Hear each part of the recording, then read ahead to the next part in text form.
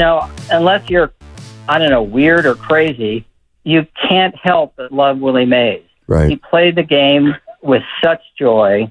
He played the broom ball with the kids in the street. Yeah. He was always a smile on his face. I remember seeing the highlights. I don't think the game was televised at that time of the Roseboro Marischal incident. Fight. Yeah. And I remember thinking, God bless Willie Mays. He got in the middle of that and calmed that thing down. And I don't know anyone else on either team that could have calmed it down as good as Willie Mays could have. Scott, thank you so much. Oh, go ahead. Yeah. So I'm just going to say, thank God we all got to see him. I'm happy we got to see him. He passed away in his sleep at night. And, God bless, say hey.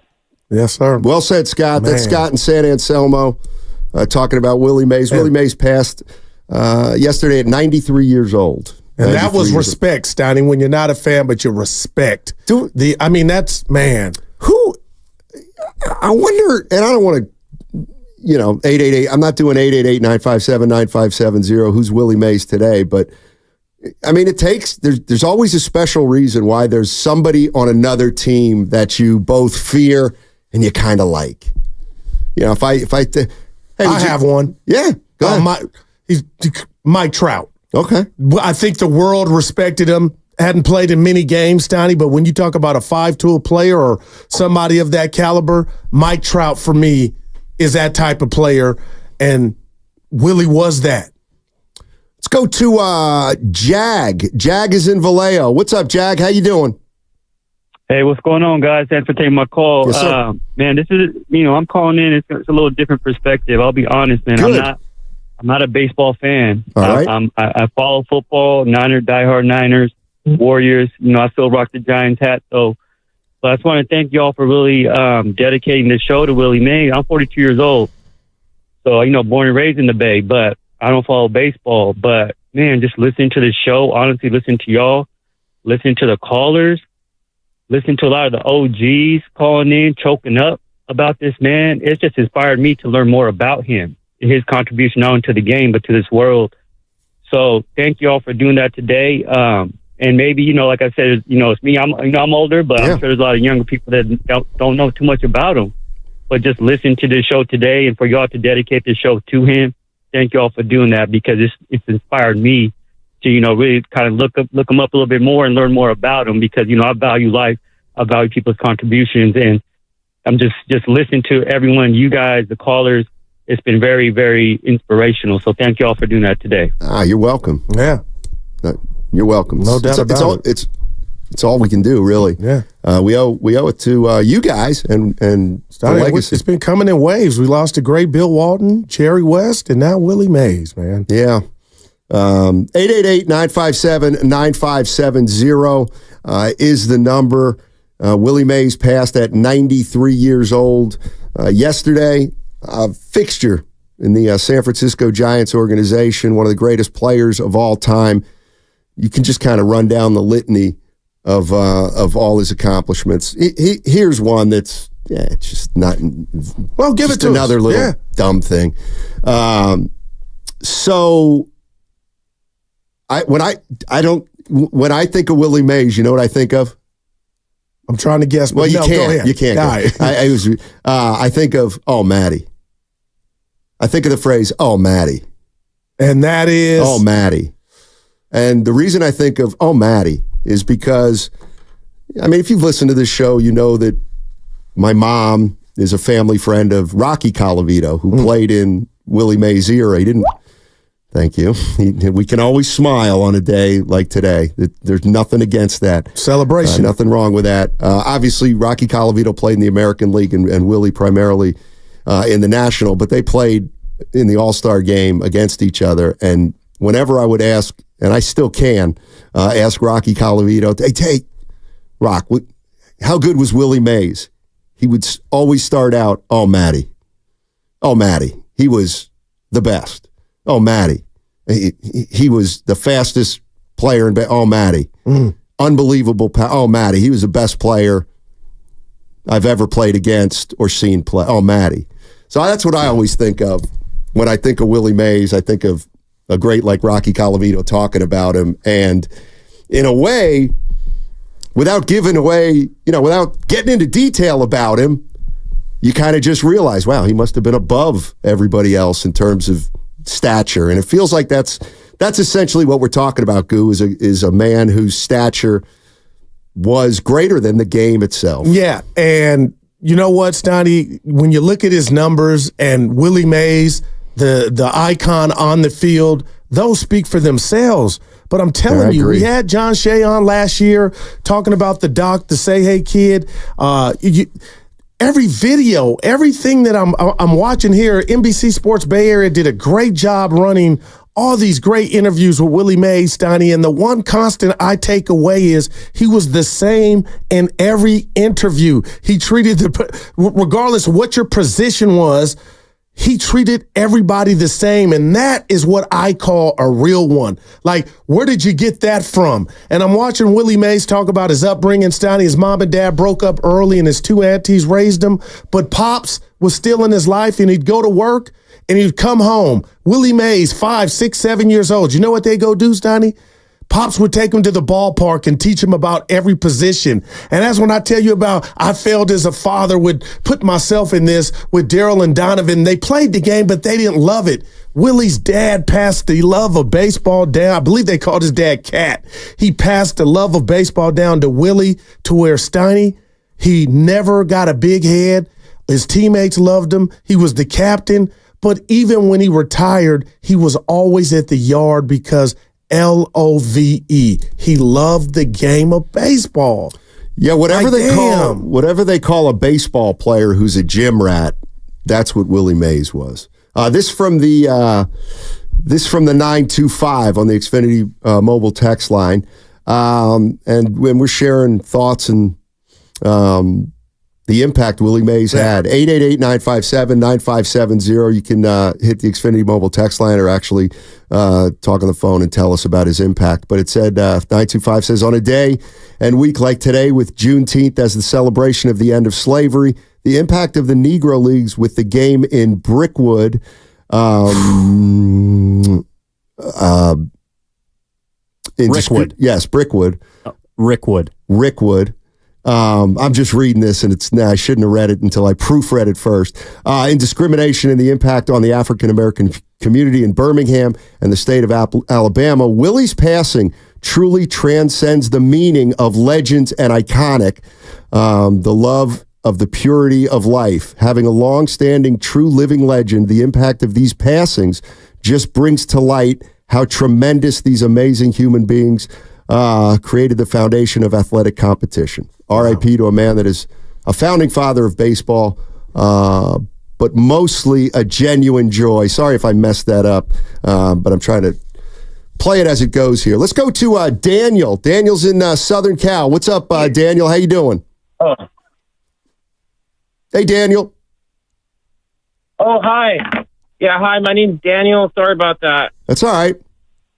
What do you got? Yeah, I'm just calling from Anaheim just to say my respects to Willie Mays. I understand, being younger, I don't think there's a lot of people out there, especially, in the African American community and the minority community like I am, or just young kids in general, that we don't take Willie for granted, but I don't think a lot understand, the impact a player like this had on the field, not just on the field, but off the field. And if you look at him too, aside from that, he's one of the best, let's just look at his record.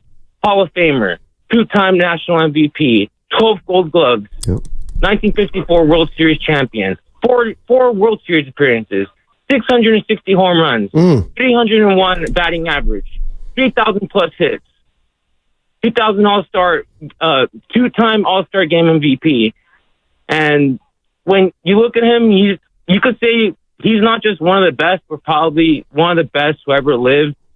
And you just can't, even by today's standards, you don't have players like that. And in my opinion, he represented everything that's great, not just about the country, but like the sport. And he serves such a great example to all the next generation. And we're just not going to have, other people like that. And we just shouldn't take it for granted. And Daniel, how old are you? I'm 34. It's pretty impressive. But I also do projections, and I call myself the Billy Bean of Anaheim, because last season I beat every expert with my preseason picks. More teams on my preseason picks made postseason versus every expert on MLB, ESPN, MLB on Fox, Are the Ringer, Giants? Ben Verlander. All right, before we let you go, are the Giants going to make the playoffs this year? I had them on my top 12 because of all the moves they made. They made all the smart moves I would have made, which I used a WAR ratio. Gotcha. All right, thanks, Daniel. Look at my guy. Trying to get hired. Nah, but he said some good stuff, and he knows his history, man. I'll tell you what, Stoney, what do you think of when I say another baseball player's name, Reggie Jackson? What I think about Reggie Jackson, he was one of my childhood heroes. So would it be safe to say he's seen a lot of talented, badass baseball players? Yeah. He said Willie Mays was the most spectacular baseball player he's ever laid eyes on, and I'll leave that there. But, I mean, now you think about it, and I got to be careful. I know what we do on Jackie Robinson Day, and we know what he meant. But, man, I do wonder if Major League Baseball, you tell me if I'm doing a little too much, Stoney, but what do they do league-wide with number 24? You got to put it on every uniform. Here's the thing. This is. I'm being serious. I just thought I had. I'm certainly not kidding. I mean, Willie Mays. I don't know if they'll do it, but if somebody said they'll retire 24 forever, I wouldn't be shocked. I wouldn't be shocked. I'm not saying they should do it or not, but Willie Mays was. He was baseball, man. He was an ambassador. I mean. He was as great of an athlete in his era or player in his sport as Michael Jordan was in basketball. But there was just so much more about Willie Mays that I think impacted people who weren't just sports fans. But Willie Mays, for whatever reason, was the player on the other team that for some reason you didn't hate. You just didn't hate Willie Mays. Nobody didn't like him. Yeah. You didn't want him to beat you, but he was loved by all fans. 888-957-9570 is the number. We're talking about the passing of Willie Mays, 93 years old, one of the greatest baseball players of all time. Man. And Pete Rose. Pete Rose was on with Willard and Dibbs yesterday. And we're going to get to some of this sound right now because there are a lot of people better than Goo and I who can talk about Willie Mays and what he was like. Here's Pete Rose on Willie Mays' competitiveness. I was the opposition, and he was real friendly to me. And I know he wanted to kick my ass when the game started. That's the way Willie was. He wanted to win the game. And when I got to play with him at the All-Star game, before the game, and when the president of the league would have a meeting about how important the game was, Willie'd always have a few things to say to the players, like he was assistant manager. I mean, that's how much he believed in the National League, and that's how much he believed in winning the game. So Willie will live in my memory forever. That was Pete Rose yesterday with Willard and Dibbs. Great Pete Rose. If you want to share anything about Willie Mays, his career, his life, it's crazy, Goo, because you'll hear stories about people that had an encounter with him, and they'll talk about him. And then we're going to talk to a lot of people today that never had an encounter with him, and yet they all have a story about Willie Mays and what they may remember of him, even though they may never have seen him play. Yeah, and Stoney, it's like, I got to bring this up because it's real and it happened. We talk about his upbringing in Alabama and all the racism he had to deal with, playing for the Black Barons. And, when he went to AAA, I believe it was, Trenton, New Jersey, and all the N-words he was hearing left and right. He would call his dad after the game, and Pops and other people in his life were telling him, dude, don't respond, just shake it off. But there were some in the black community, Stoney, that thought he wasn't loud enough. And I'm like, man, you telling me years ago that was still going on? And it bothered him. But you would never know it bothered him to the point to where he would change up and change who he was and the effect he had on other people. And that's why I keep just looking at that picture of him playing stickball and being available for young kids. He was giving them time, which we know now is more than any dollar. But this dude was a hell of a selfless man, Stoney, and I think that's why he was at the Yard all the time and lived to be 3 years old, which we know is a blessing. All right, 888-957-9570 is the number. Willie Mays passing yesterday at 93 years old, and obviously he meant a lot to San Francisco and the Bay Area. If you want to honor Willie Mays, now's the time to do it. If you have a story, if you have a remembrance, feel free to share it here at 888-957-9570. Willie Mays, one of the greatest players of all time, has passed, and we're trying to celebrate as much as we can his life and his accomplishments and how much he touched people during his lifetime. What's coming up on the game is presented by Fremont Bank, celebrating 60 years of full-service banking with no compromises. That segment was also sponsored by Chilton Auto Body. Have you been in a car accident? Chilton Auto.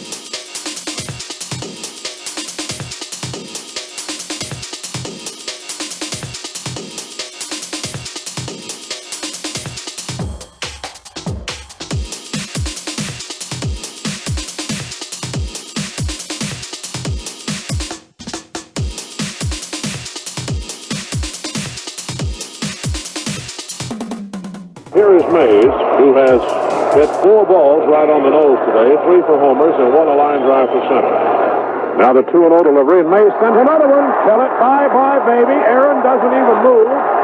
It's from far up into the center field bleachers. Willie Mays has tied a record, 4 home runs in a game. The County Stadium is going mad.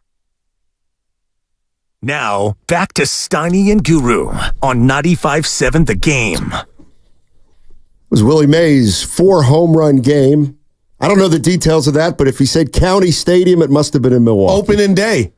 Oh, really? I didn't know that. Well, what did he not do? Gold Glove, MVP, World Series champ. You want me to be a little sarcastic? Hold on. Let me see what's Steiny humor. And we got something to talk about before we leave it, too. He didn't hit 4 in a row. Okay, all right. Rocky Colavito once hit 4 homers in a row and then flew out deep, but got caught. Well, that's awesome. What do we have to talk about? No, we'll talk about before we go. There we go. No, my had to out. Oh. What? We talked about. No, it had nothing to do. No, let's not talk now. about It'll be greater later, I think. You got to let it marinate sometime. Just let it marinate. We'll get to it. Odyssey app, rewind link. The YouTube chat you were was phenomenal, down. too. Sonny, I couldn't. You did great. There's no manual for that. Listen, you did great. Sometimes life your introduction happens. was so phenomenal. It was to who? To which one? Well, John. we do have a guest coming on at 12, not named John. Yeah, I'll believe Bowmani that. Jones. Yeah, I'll believe that when I hear it. Oh, man. I have confirmed that one. I got you. All right. It's a funny little story, but... Let me ask you a question about Willie. Yes. So, he had to start in New York. He was a New York Giant. And then he came to San Francisco and became what he was, an icon. Both play. How do you differentiate, or do you think he did it all? You know, his time in New York and San Francisco, because he was always a Giant. But how do you think there was any, or those were just memories? I was in New York, and then I come to San Francisco, and it is what it is. And the reason I bring that up, I forget who was doing the interview. They said, if you notice, Willie never had a San Francisco. He had the G. The G was for Giants because, and I thought to myself, wow, I put myself in his shoes. Or are those just memories, and you separate the two, obviously, Stein? You got love for both places. Because I look at it, believe it or not, I look at it as the other way around. I look at it as he was a player in New York City, and he played a lot of his career there, and he obviously made a crazy impact on... Oh, my gosh. New York City, and everybody was watching baseball back then in the Northeast. And then he came to San Francisco and clearly won over baseball fans out here. And now you have 2 places who celebrate him, along with, quite frankly, everybody's celebrating him today. So, I don't know if he felt differently about New York than he did San Francisco. But I think I can say with certainty that New York and San Francisco think the same of him, which is he was among the greatest ever, and he had an ability to capture something outside of baseball. It's amazing. Well said, but, I was out last week when Jerry West passed, and you and Evan did a great job, but something that just it'll stay with my person is you said sports heaven. What could you watch? If Steiny, for me again, I just keep going back to watching Willie Mays, man, in the Negro Leagues, roam center field, or you know what I mean? I wish we had that footage, and we don't. Man, so no doubt. Yeah. That would fit in perfectly to that thought. Let's go to Riff Raff. Riff Raff's in Daly City. If you want to share anything about Willie Mays, 888-957-9570. And coming up at noon, Bowmani Jones. Bowmani Jones is going to join us, host of The Right Time with Bowmani Jones, for more perspective on Willie Mays. Thanks, Riff Raff. How you doing, man? Good. How are you? Good show, guys. Oh, thanks. Hey, Willie Mays memory. I'm an older guy. Okay. I've had the privilege to see Willie Mays play the greatest baseball ever, and Jerry Rice, who was voted the greatest football player ever. in my lifetime. And listen to the great Lon Simmons broadcast Niners and Giants games. Lon Simmons was phenomenal. My Willie Mays story was when I was a kid, my dad said, we're going to take you out of school tomorrow and play hooky. And I'm like, what's hooky? That's when you get to skip school. And he said to me, we're going to go see Willie Mays play tomorrow. He didn't say we're going to go see the Giants play. He said, you're going to see Willie Mays play tomorrow. And Willie, later in the game, it was at the old stick, was like a horseshoe. There was no stands in the outfield. My dad yells at Willie, Willie, I got my son here. And he caught a fly ball to end the inning, and he threw it to my dad right on target. Of course, my dad dropped it.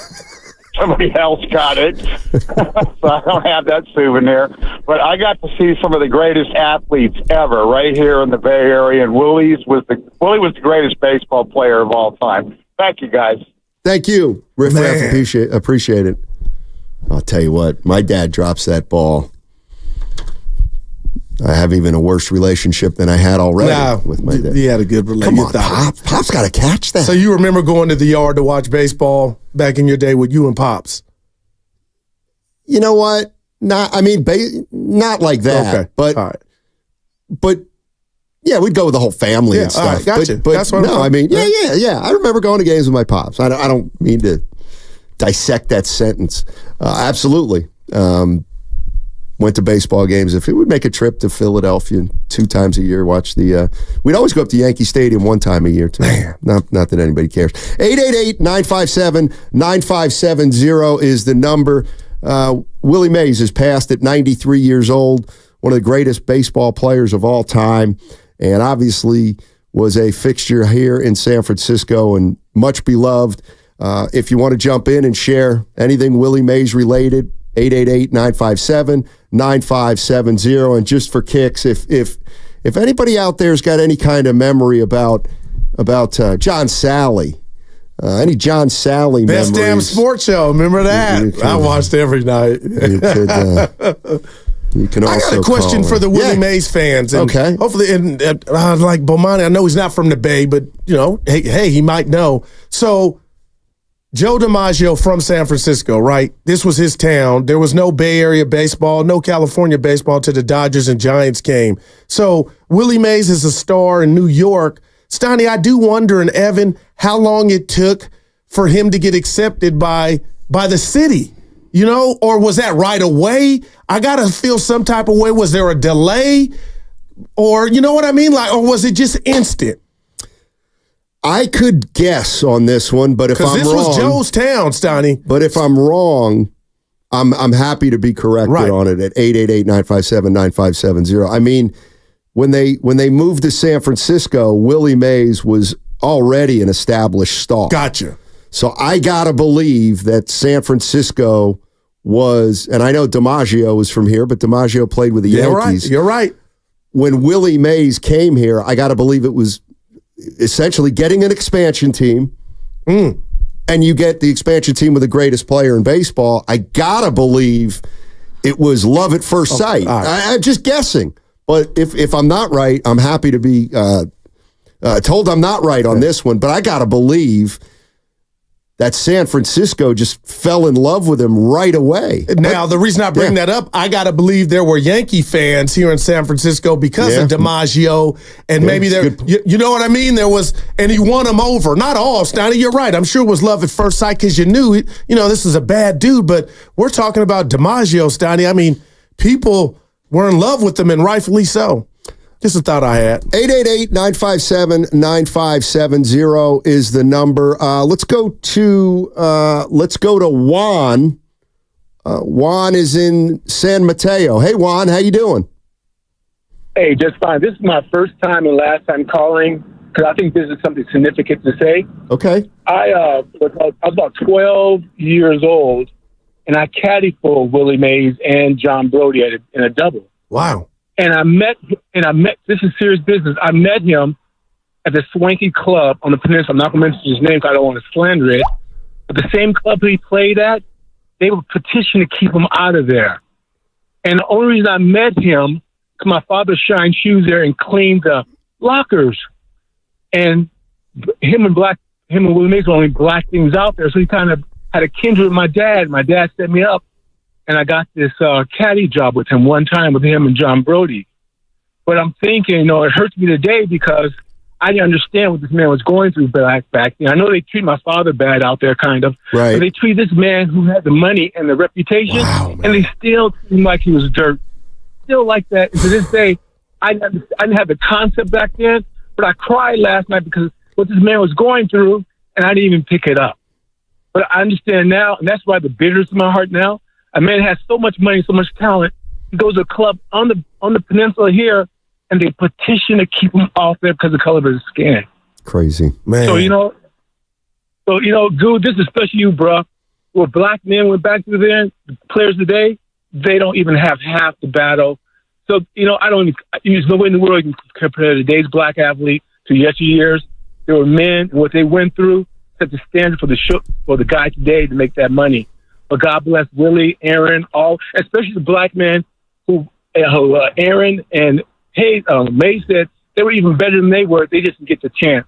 Hey, let me add this. Oh, go ahead. I'm sorry. No, I was just going to add.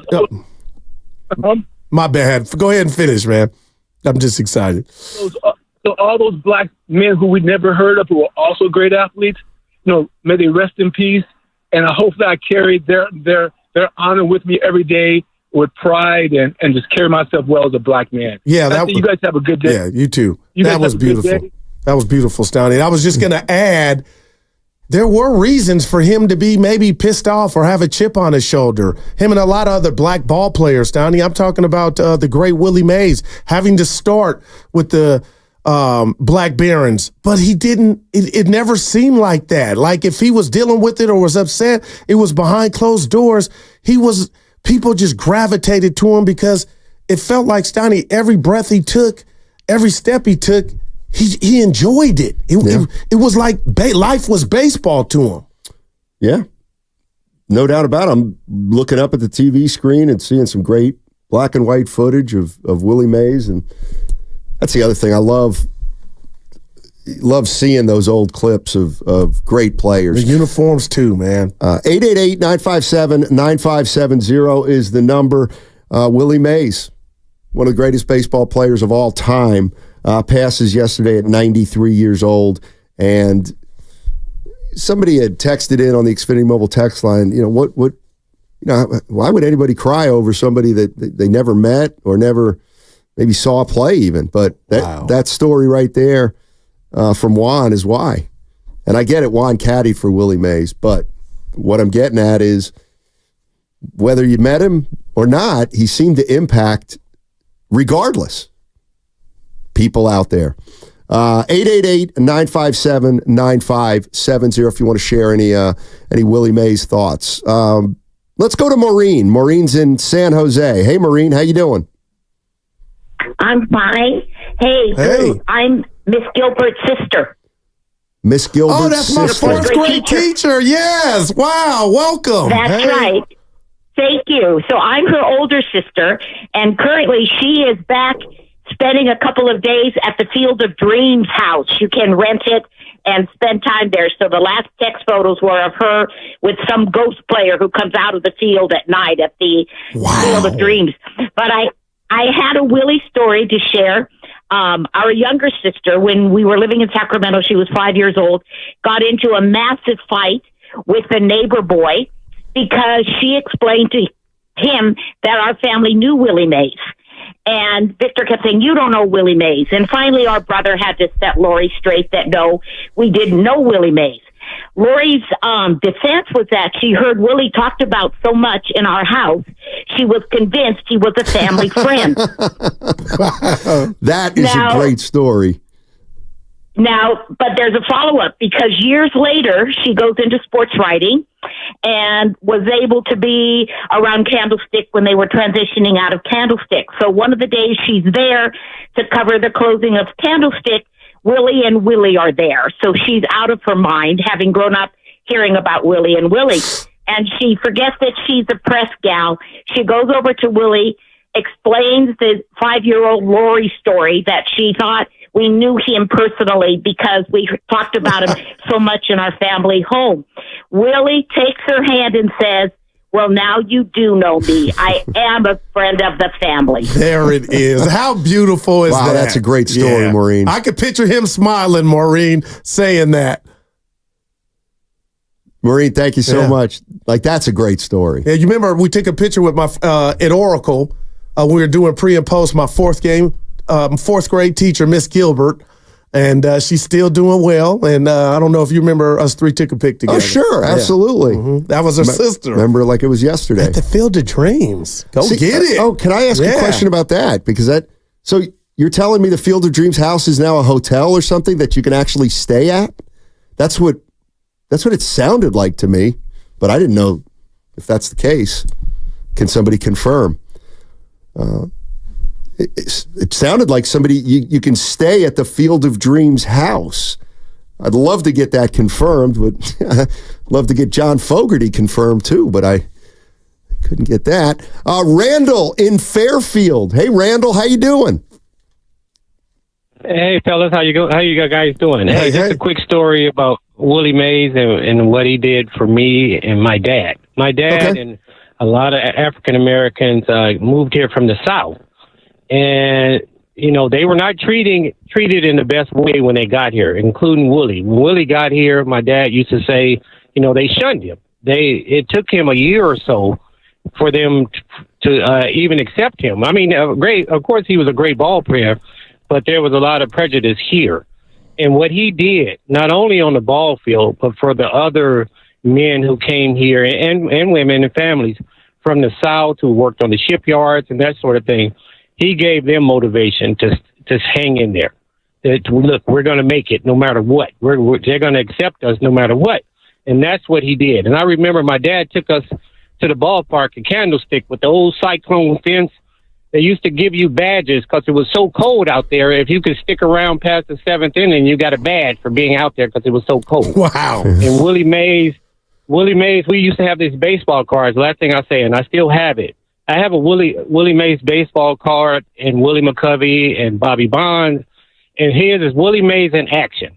And if you look at this card, his right leg is above his head when he's about to throw the ball. So that tells you what kind of athlete he was at that time. And, man, he was the greatest ball player, in my opinion, who ever played, but also what he did for the ones who came here from the South. You can't put it in words what he did for them. He was their role model. He helped them make it and hang in there and stay here and change the way people thought of people who they're not based on their skill colors, but the way they perform. So that's all I have to say, fellas. And thank you guys for letting me share. Absolutely. Thank you, Randall. Appreciate the call. Yeah. And rumor has it, Stoney, that Jackie Robinson told Blanche Rickey and the Dodgers about Willie Mays, and they watched Willie Mays and thought he couldn't hit a curveball, Stoney, so they passed. So that's how he became a Giant. So if that's actual fact, just imagine that, man. You know what?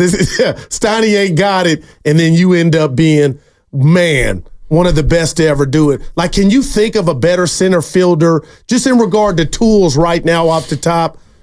And that's why when Evan said, there was 5 tool around before Willie, I'm like, dude, you might be, I think you might be right. I mean, power, the consensus, arm.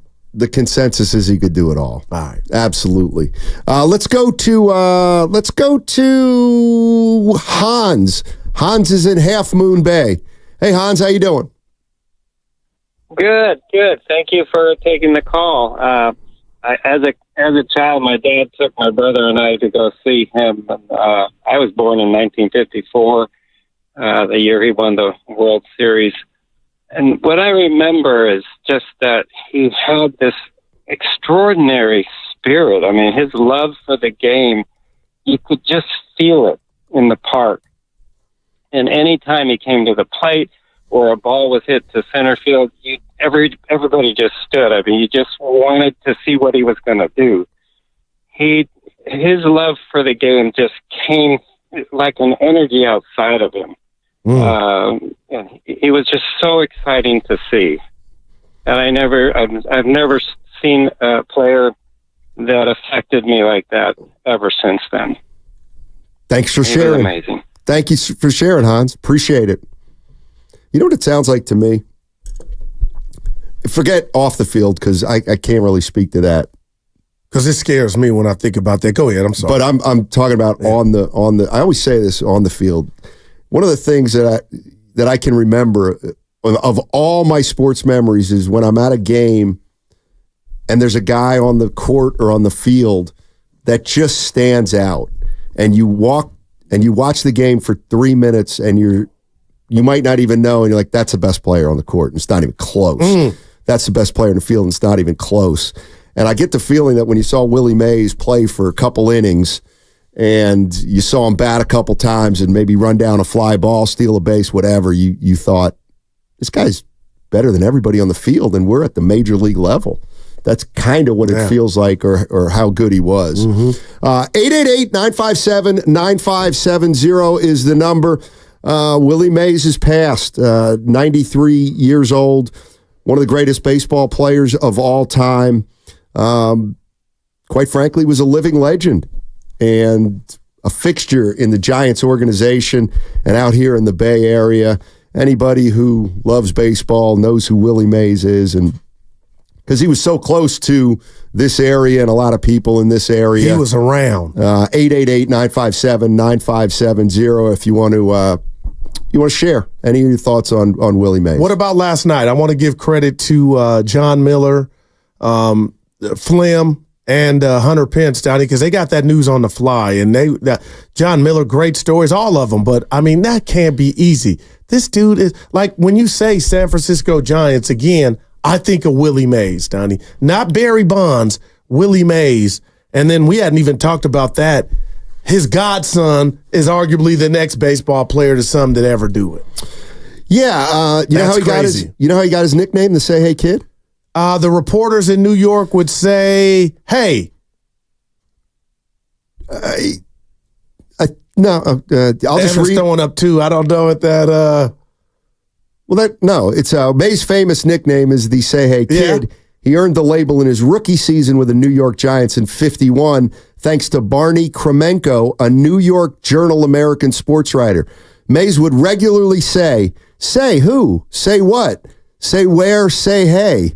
Kremenko took that and ran. He referred to the rookie as the Say Hey Kid in his story, and the name remains popular today. Say hey was Mays' way of speaking to someone, kind of if he didn't remember your name. Okay, gotcha. Say hey. Oh, I would have used that Willie, one. Willie, say hey. Yeah. But that's from... that was his version of me when I'm out and about. How do you spell your name? Exactly. Excuse me, how do you spell your name? K-I-M. Kim. There you go. Oh, that's you. Okay. 888-957-9570 is the number. Again, Willie Mays passes at 93, one of the greatest baseball players of all time, and one of those athletes that impacted not only sports fans, but people outside the sports world. If you want to jump in, 888-957-9570. And Bowmani at 12. Bowmani Jones in a half hour. Download the Odyssey app directly from our QR code on both YouTube and Twitch. Brought to you by First NorCal Credit Union. For a low-rate auto loan, apply online or just ask for First NorCal financing at the dealer. Hey, everybody, it's time for excitement of summer sports, and I say the best way to take summer sports excitement to the next level is with Prize Picks, America's #1 fantasy sports app. Game on. The quickest and easiest way to place your Prize Pick bet within 60 seconds. And tonight, I have the San Francisco Giants pitcher over 4.5 with more than 4.5 strikeouts. You can make Prize Pick lineup in as little as easy as 60 seconds, and you could turn $10 into $1,000 during a single game this summer. Just pick more or less on 2 to 6 player stat projections and watch your money roll in. Please talk about everything under the sun when it comes to Prize Pick. All you do is use my code GURU957 for a first deposit match up to $100. Enter code GURU957 on Prize Picks for a chance to win $100. Pick more, pick less. It's that easy. PrizePicks.com now. At Lawton Skilled Nursing and Rehabilitation Center.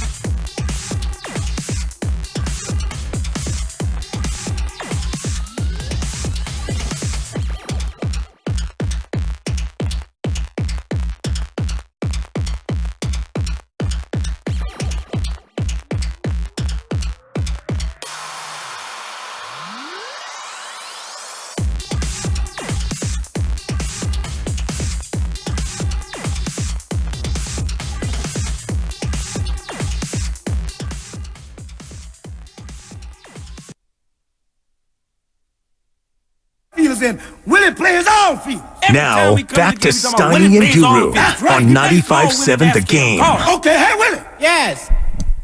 Are you Willie Mays? Yes. Whose ball was that? Why was it? In left field. Well, that's Irvin's ball. I told you that. Every time we come to the game, we got to talk about it. The next time I'm going to sit in the grandstand. Say, hey, fellas, what's your name? Say who? Say Willie. Say hey.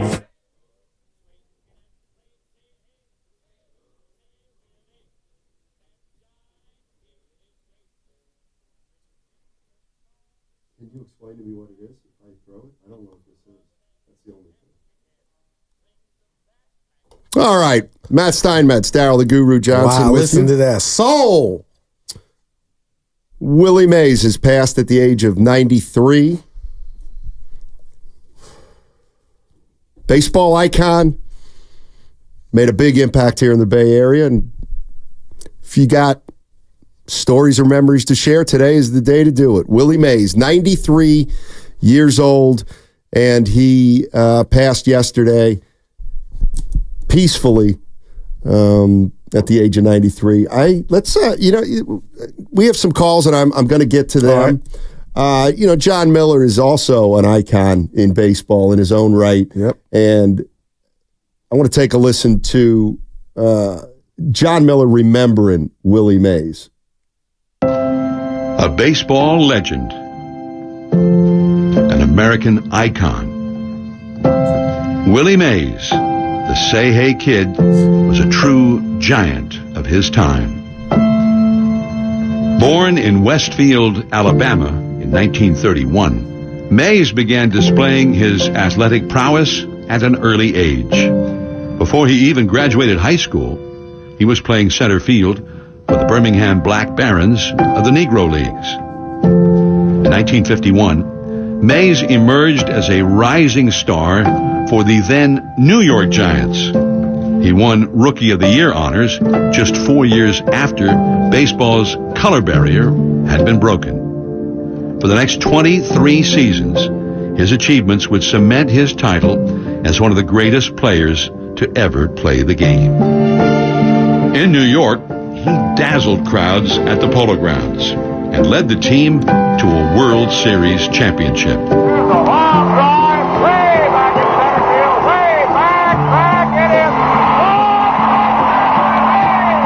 His charisma and joyfulness were infectious. He was often seen playing stickball with kids in the neighborhood. When the Giants moved west in 1958, he brought his exciting brand of baseball to a new audience in San Francisco. Making impossible catches, speeding around the bases, launching home runs. Willie's showmanship and style were undeniable. Here's the pitch to Willie. Swung on, hit deep to left. That one is way back, way back, way back. Well, that's goodbye. Number 600 for Willie Mays and the bye-bye Baby Bonanza. He was one of the greatest home run hitters of all time, with an incredible 660 career homers, even though he missed nearly 2 full seasons serving in the Army during the Korean War. He played in 24 All-Star games, tied for the most in National League history. He won 12 Gold Gloves and 2 Most Valuable Player awards. But his accomplishments off the field were also impactful. He remained a presence in the Giants clubhouse after his playing days, mentoring hundreds of young players. Forever a kid at heart, he also committed himself to supporting underserved youth throughout the rest of his life. Willie's impact echoes throughout the baseball community, from the tree-lined promenade of Willie Mays Plaza to the halls of Cooperstown. And in 2015, he received the Presidential Medal of Freedom to honor his remarkable contributions to our country and its national pastime. As baseball endures, so do Willie's values of consistency, dedication, and courage. With an indelible mark on our hearts, he leaves us with a lasting reminder to work hard and find joy in this great game and this extraordinary life. Say hey, Willie Mays, the best there ever was. Wow. All right, that was John Miller talking about Willie Mays, one of the greatest to ever do it. And this is your time to talk about Willie Mays. If you would like, at 888-957-9570. Willie Mays passes away at 93 years old. Let's go to Billy in Oakland. Hey, Billy, how are you? Good. How you doing today? Doing well. Yeah, it's a sad day. Now, I grew up in New York. My dad was a huge baseball fan, and he passed it on to me. And I was born in 1955. So I grew up hearing about the golden age of Mays, Mantle, and Duke Snider in the outfields of New York. And I was a big Yankee fan because my dad was a Met fan, so I had to, be different. Right. But I remember when I was just turned 17 in 1972 when Mays was traded to the Mets. And my dad said to me, we're going to a Mets game. I said, Dad, I don't want to go to a Mets game. I'm a Yankee fan. Why do the Mets stink? And he said, you're going to go see Willie Mays. And you're going to be thankful to me someday that you got to see Willie Mays. And it was so true. The guy was amazing. I don't know what to say. It's just so sad that, he passed just before the Rickwood game. That would have been nice. Yeah. But, what do you say? The guy was an icon. Thank you, Billy. You just said it. Thank you for sharing. Appreciate it. Man. Willie Mays got traded to the Mets in 72 and 1973 was his last year in the major leagues. Last year in the major leagues was 1973. In 1972, he played 19 games for the Giants and then 69 for the New York Mets. James is in Vallejo. Hey, James, how you doing? You want to? Finding yourself? Yeah. Hi, James. First time caller. How you doing? Hanging in there, buddy. What do you got for us today? Can you hear me? Yes, sir. Loud and clear. Turn your radio down, please. 1972, he played. Let's go to Tim in San Jose. Hey, Tim, how you doing? Talk about. Hey, guys, how you doing? Doing well, man. Doing well. First time, long time. I just wanted to say a quick story. Sure. One time I got to meet Willie. It was during the recession. It was a couple years, obviously, before we won we had the dynasty and the 3 championships before. We lost him.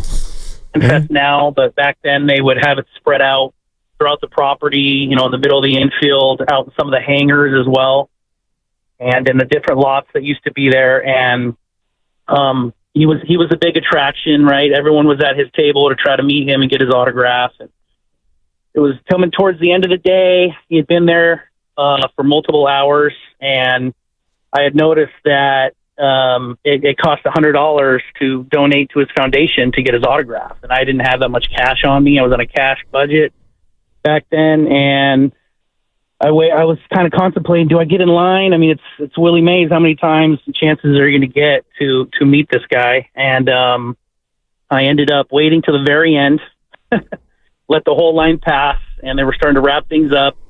And I was at the very last, the end of the line, and I came up. It was my turn, and I said, "It's a pleasure to meet you, Mr. Mays." Shook his hand. It almost broke my hand. I don't know if you guys ever shook his hand before, but he had a death grip and a huge hand, just engulfed my hand, and I got to beat him. And I said, "Mr. Mays, I do not have $100, and I have my wallet in my hand." And he takes it from my hands. He goes in, pulls the $62 cash inside of it, sets it down on the table, and he says, "You're good, son." And he takes the baseball I had, sweet spots it with a Sharpie, and now it's the centerpiece, obviously, of my baseball collection. But shook his hand one more time and said thank you, and that was my meeting with the GOAT. And I think, with all the legends we have from Bay Area sports, with Joe Montana to Steph Curry, to Rick Barry, Jerry Rice, I think Willie's at the top of that list. You know, he's the best. That's awesome. Thanks, Tim. Appreciate the call. Thanks for sharing. Steiny, correct me if I'm wrong. I think I found out this morning talking to you and Evan, the great Rick Barry wore 24 because of Willie Mays. Yes. Wow. That is accurate. Wow. Rick Barry wanted to play center field, and he wore number 24 in honor of Willie Mays, and then he took it to the NBA or ABA first, and then the NBA. Let's go to D in Oakland. Hey, D. How are you, my man? Hey, how you doing, Steiny? Doing well, man. Doing well. And Guru. What's up with you, Guru? All right. A sad day, man. We're celebrating Willie, though. That's right. Listen, so what it is, my grandparents, also from down south, they came out here. Of course, the Giants come out here with Willie. And, they used to go to Candlestick, of course. And my granddaddy told me that he used to sit in the bleachers on purpose because, Willie played center field. Candlesticks was open, if y'all know back then. It wasn't enclosed. So that wind was blowing, you know what I'm saying? And then the thing about it is also Willie, because of the fact that Candlestick was open, he himself said, I would have hit way more home runs if Candlestick had got closed when we got here, which I believe. But my personal memory, though, is like, Steiny, you know this. I think, Guru, you probably do, too. Back in the days, man, Major League Baseball had old-timers games. Yes, right? Absolutely. Yeah. And so it was great, man. My greatest, and I'm not even a Giants fan. I've always been an A's fan. But, man, I took my grandpa to see his hero. This is in 1982. I'll never forget it. July 1982, right after the All-Star break. So we get out there. We on the third base side of Candlestick. And, of course, the greats, McCovey and them, and Mays comes over. And I had a picture of Willie Mays. And I asked him, please, Mr. Mays, could you please sign this for my grandfather? He's, you're his hero, blah, blah, blah. He said, sure, son. Come on over here. Bring it to me, like that. Yeah. I said, man, okay. So I gave it to him, but my dumb self didn't have nothing for him to sign it with. I didn't have no pen or nothing. Oh. So I'm like, yeah. So he's like, son, you got a pen? I said, no. I said, I'm looking around. Hey, anybody got a pen? So another fan, I don't know who he is, but God bless him. He pulls out a pen and said, here you go. I said, man, thank you. So I gave it to him. Willie signed it for my grandpa. My grandpa was still kind of, sitting where he was sitting, he was elderly at the time and whatnot. And then I said, thank you so much, Mr. Mays. I'll never forget this moment, Sure. But then at the end of it, after giving it to my grandpa, he was so happy. But that ain't the end of it. Let me tell you, Willie, I think, was in his 50s. He had to be in his 50s at the time. Like I said, 82. Man, his second time up, home run to left field, rocked the whole stadium. He was the only old-timer who hit a ball even far enough to clear the fence. Man. That's my greatest memory. Rest in peace. No doubt. Thanks, D. Yeah, that's awesome. Thanks, D.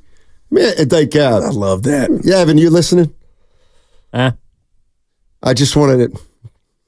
You got starting to make me laugh. But that's the worst thing to do. Laugh is because that'll encourage him. But nevertheless, we'll laugh later. Like, have you ever heard Old Timers Day? Have you ever Old Timers Day? Yeah. Just what do you know about it? Anything?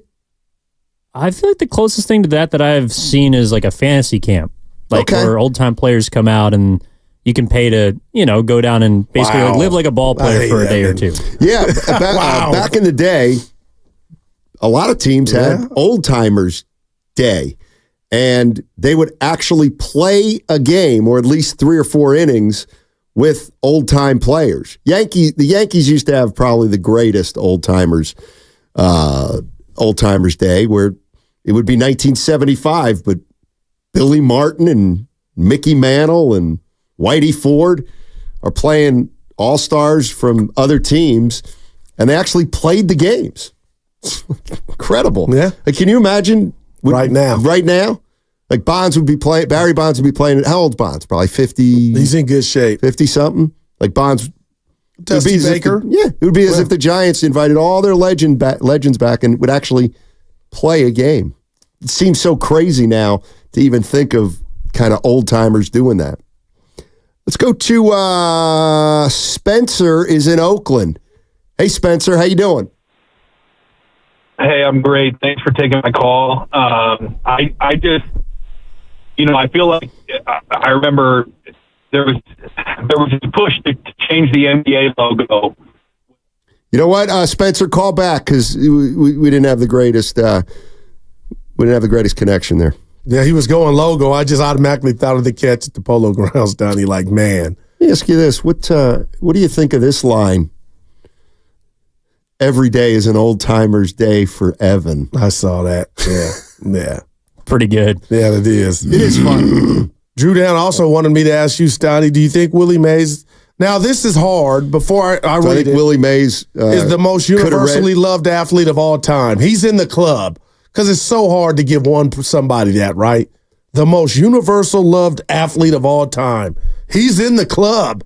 It could be him, but I don't want to do a disservice to anybody else. You know what I mean? Like, that's heavy praise. I'm trying to think who would fit that bill. Well, I think it's also unique. There's probably not a lot of black athletes that fall into that category from his time period that are universally beloved. I think that's probably true, for sure. 888-957-9570 is the number. We're talking about Willie Mays, who passed yesterday at the age of 93. Let's go to James. James is in Vallejo. Hey, James. Hey, how you going? Hey. Yeah, the first time caller. Just want to say my condolences to the family. And I can say Willie Mays, he was the greatest center fielder that I know of. You know, I got a chance to visualize, see him in the early 60s. And he got a chance to come to Vallejo, California, which I stay. And we had a park called Wilson Park.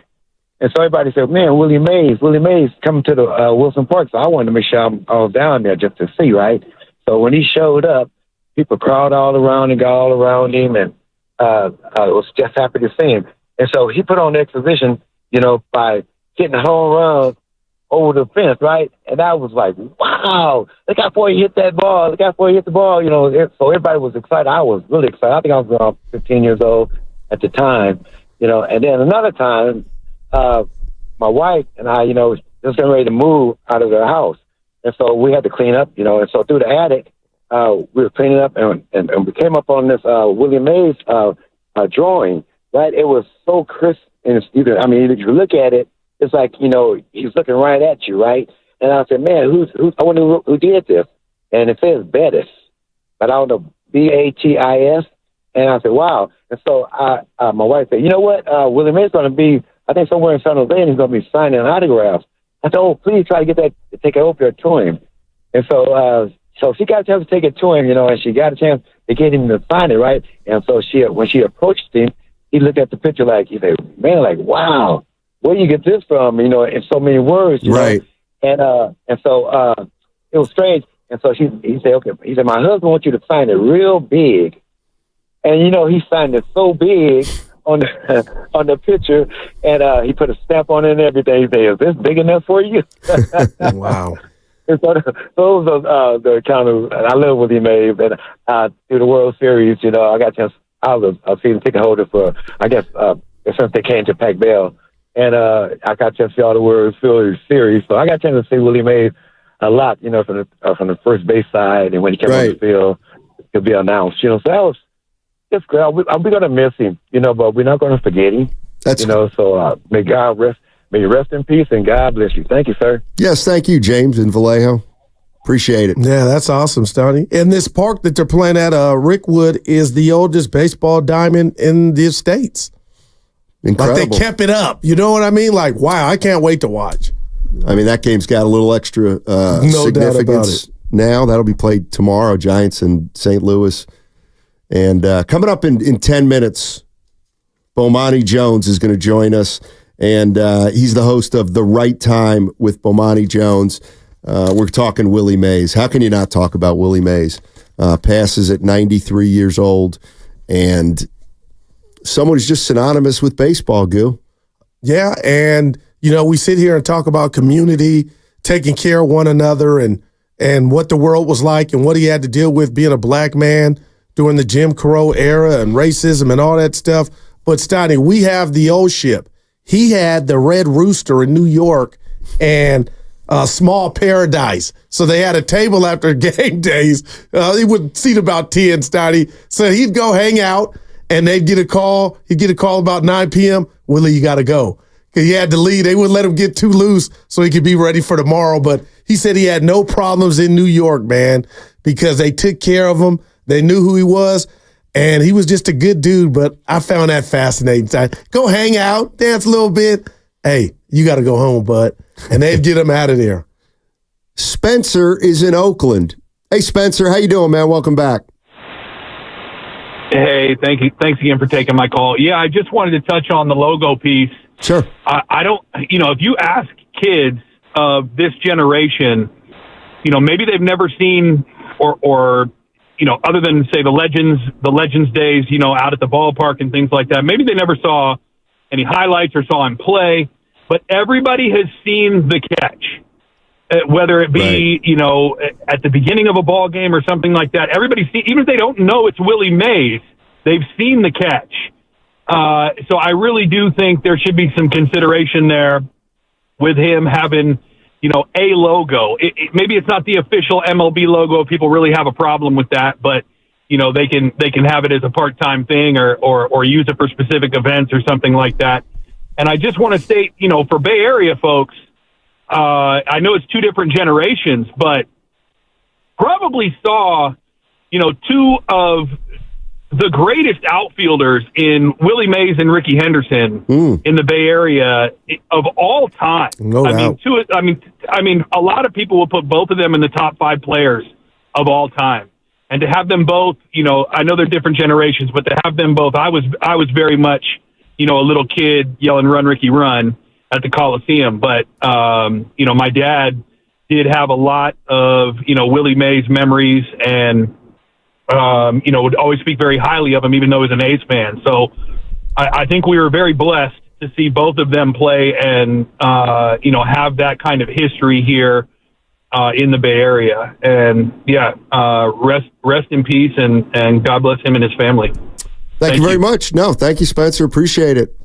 From the 510, I'm a 32-year-old white guy and have been deeply moved by hearing everyone's stories. Man. I've cried like 4 times today. It's incredible to hear about how he touched everyone's soul. Seemed like a real-life superhero. I love you guys so much. Well, thank you. We're just listening along with you. And just think about, I keep going here, Steiny, because I, as a black man, I just couldn't imagine living in times during the late 50s. I couldn't be a cop. I couldn't be a fireman. You know what I'm saying? I couldn't be a sheriff. Like, those things were, just because the color of your skin, Steiny, you could not apply. That could not be your dream. He lived through that era, and every time I saw him, he had a smile on his face. Yeah. All right. Willie Mays passes at 93 years old. He passes yesterday. And joining us on the other side is Bowmani Jones. Bowmani Jones is an Emmy Award-winning executive producer. He's a sports commentator. He's also the host of The Right Time with Bowmani Jones. Hey, download the Odyssey app directly from our QR code on both YouTube and Twitch. Brought to you by First NorCal Credit Union. For a low-rate auto loan, apply online or just ask for First NorCal financing at the dealer. That segment was also brought to you by Safeway. On the other side, again, Emmy Award-winning executive producer and sports commentator Bowmani Jones to talk about Willie Mays on 95.7 The Game. Head to Safeway this week for tons of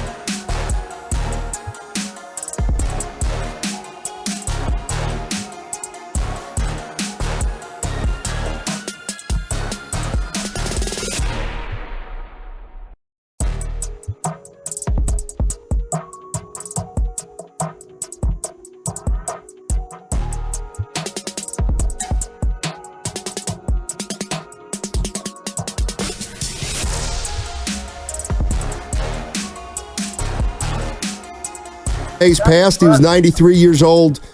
Tell me something about Willie Mays. I mean, he's, I think, without question, one of the three greatest players in the history of baseball, right? Like, in some order, you're going to have Ruth, Mays, Bonds, in all likelihood at your top three. There's no way around that. The thing that's fascinating to me about Mays is that Mays is from an era where baseball players look like regular people. Like, I mean, you look at it now because they got these little teeny tiny ballparks and everything else. Everybody weigh 250 pounds, right? You got shortstops that's out here looking at, 6'3", 225 pounds. Willie Mays is 5'11", 170 pounds. Now, part of that is that the stadiums were so big that having somebody that was just so super duper strong didn't even necessarily translate to mean that you were going to hit home runs. So it was really just about having dudes that had quick wrists and hit line drives. So what Willie Mays was Mr. Line Drive and Mr. I can go suck up and catch any line drive that you hit. So in an era where center field at his home stadium is 480 feet away, he's playing center field, right? Like, that's like cover, that's like being in the NFL and it's a cover three, but you got two of them all by yourself. Like, that's, I mean, what he is and what he was as an athlete, on top of being the historical figure that kind of bridged the entire map, going from New York to San Francisco to play baseball. It just doesn't get to be a lot more important than Willie Mays. No doubt, Bo. Thanks for joining us. Let me ask you this: that catch in center field in the World Series, to you, where does that rank? Because when I think of like iconic plays just in sports, the basket catch, the confidence to even pull that off, where does that rank for Bowmani Jones? I mean, as iconic, it's probably number one. The only problem with it is I don't think that people have an appropriate context in modern times, because when you see the clip, all you see is Willie Mays running in a straight line, catching the ball, stopping, throwing it back at the fence. But if you don't understand that the fence is 480 feet away, man, I don't think you have a proper grasp on what we're talking about here in terms of turning around and running it down. Like, if the fence is at 405, right? How impressive is this thing that we're really talking about here, and stopping on a dime and turning around and throwing it back into the infield? When you really know those numbers, now it's something else. Nelson George has a doc that ran on HBO, I want to say last year. I'm sorry, I don't remember the name of it, but it was about Willie Mays. And I think it gave kind of an appropriate athletic context for what that play was, because I think, especially now that we got HD, it's one thing, that thing in black and white, like, it looked like in one of the things where somebody run the crank by their hand. Like it's hard for us to conceptualize that amazing athletic feats happened at that time. So just remember, that was 480 feet away from home plate. Yeah, you're listening to Emmy Award-winning executive producer and sports commentator Bowmani Jones. We're talking about Willie Mays, who passed at 93. One of the things that we're hearing a lot of is that he was one of the most universally loved, if not the most universally loved athlete. Why was Willie Mays universally loved as opposed to other athletes who might have just been loved by the fans of those teams they played for? Well, I think there's something important to remember, is that he became a star in New York, and then he became a star in San Francisco, but he's not the one that moved the Giants, right? So there's no reason for New York to fall out of love with you when you make that move. Like the example I made about the Giants moving there in the 1950s and him being on the team, he's the best player in baseball, and San Francisco gets him. That'd be kind of like in 1986 or 87, if LL Cool J is the best rapper in the world and hip hop is catching on everywhere, and he just decides he's going. Obviously Mays didn't decide it, but LL Cool J now moves the franchise to San Francisco. And this is what y'all's rap is now. Y'all got LL Cool J at the peak of his powers. That's basically what happens when you talk about Mays. So, you add that to the fact that amazing athleticism goes a really long way. And he was an amazing athlete for people to watch. Add that to being not a particularly controversial figure, which was a conscious decision on his end, and boom, you got a perfect combination of things. Bo, that's where I was going. I'm a brother. I know you are, right there. This guy started in the Negro Leagues, and we know why. Had to deal with Jim Crow, segregation, AAA and New Jersey, and they're calling them the N-word left and right, and everybody's trying to tell them, just look the other way. But some within the black community way back then, Bo, were like, you're not loud enough. And he wasn't at the Cleveland Summit. And there's a doc on HBO Max, Say Hey, And that bothered him, but you could never tell because he never let you know. But when you hear that and you know, I were to ask you about the Cleveland Summit and him not there, what comes to mind? That there's arguments on both sides. No doubt, man. Right. I think that's the best way that I can put it. I also think that people generally have a tendency to want everybody else to be a little bit more revolutionary than they themselves would actually be in the moment. Wow. So I try to be a bit self-aware about that. It's easy for me to spend somebody else's money, right? It's easy for me to spend somebody else's freedom. There were people who were there in those moments and they stood tall and they deserve all the credit in the world. But I can also understand the argument that somebody might make. Also, at that point, Willie Mays, I want to say with the Cleveland Summit, we're now talking about somebody in his mid to late 30s. Mm-hmm. The revolution typically is led by people in their mid-20s. Like, that's who typically does that. He had kind of aged out of that. People his age give you money to go do the stuff. Right. Like, if somebody wants me to go burn something down right now, I give you $5 and tell you to run to the store and go get some gasoline. You know what I mean? Like, I ain't that age no more. So, I mean, I get where people were coming from in that time because it would have meant so much if Willie Mays could say something because his voice was so resonant. But I don't take it.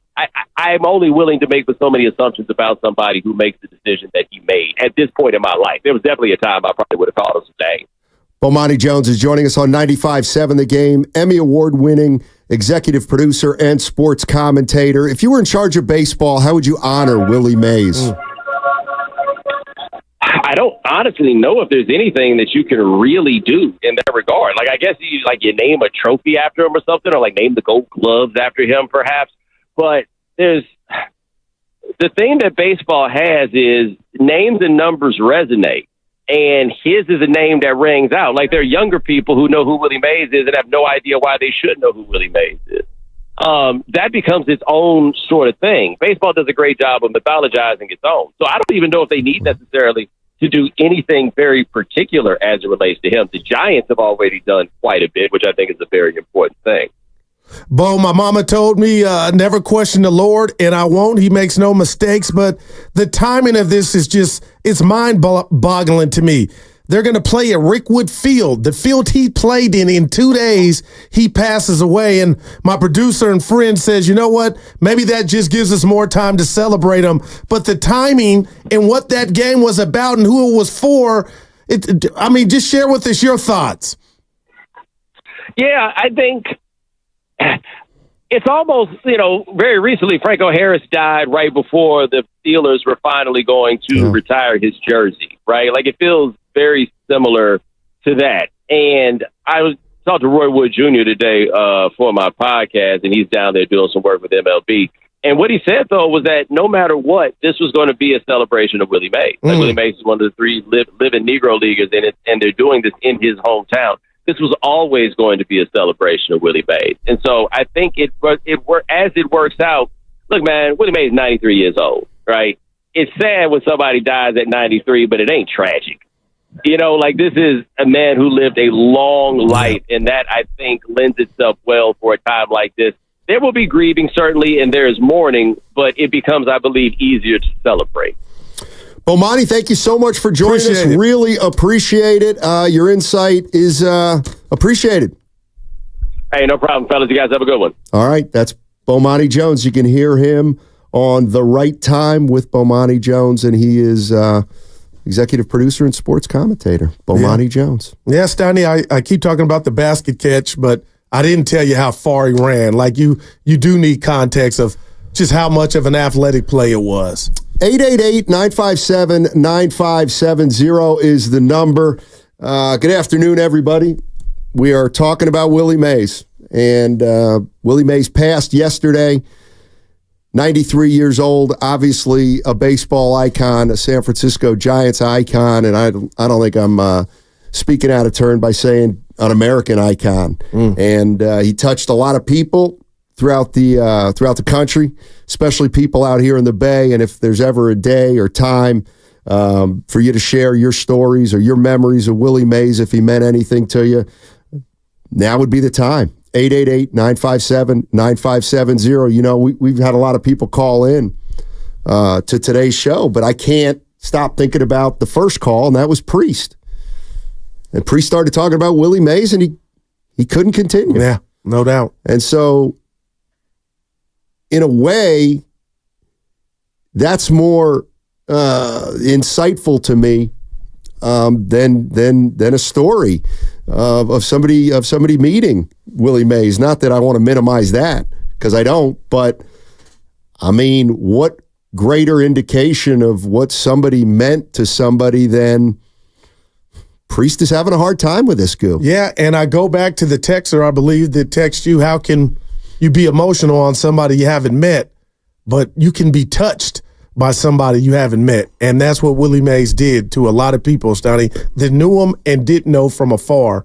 And I got to be careful here because I'm not comparing the great Willie Mays to Luka. But when we talk about Luka, what do we say? Oh, he's playing against grown men at 17 years old, 16 years old. Stoney, he was playing in the Negro leagues, Willie Mays that was, at 17 years old, making $1,000, $2,000. So it was like he was destined to do what, leave his imprint, not just on the diamond, but off the field as well, and he did that. 888-957-9570 is the number if you want to engage in this conversation about Willie Mays, one of the greatest to ever do it. Charles Barkley, TNT Sports. I mean, this is, you might say, well, why are we listening to Charles Barkley? Well, oh my gosh. Because Willie Mays affected Charles Barkley like Willie Mays affected many. Well, it's interesting. That's a great question because, we're so young.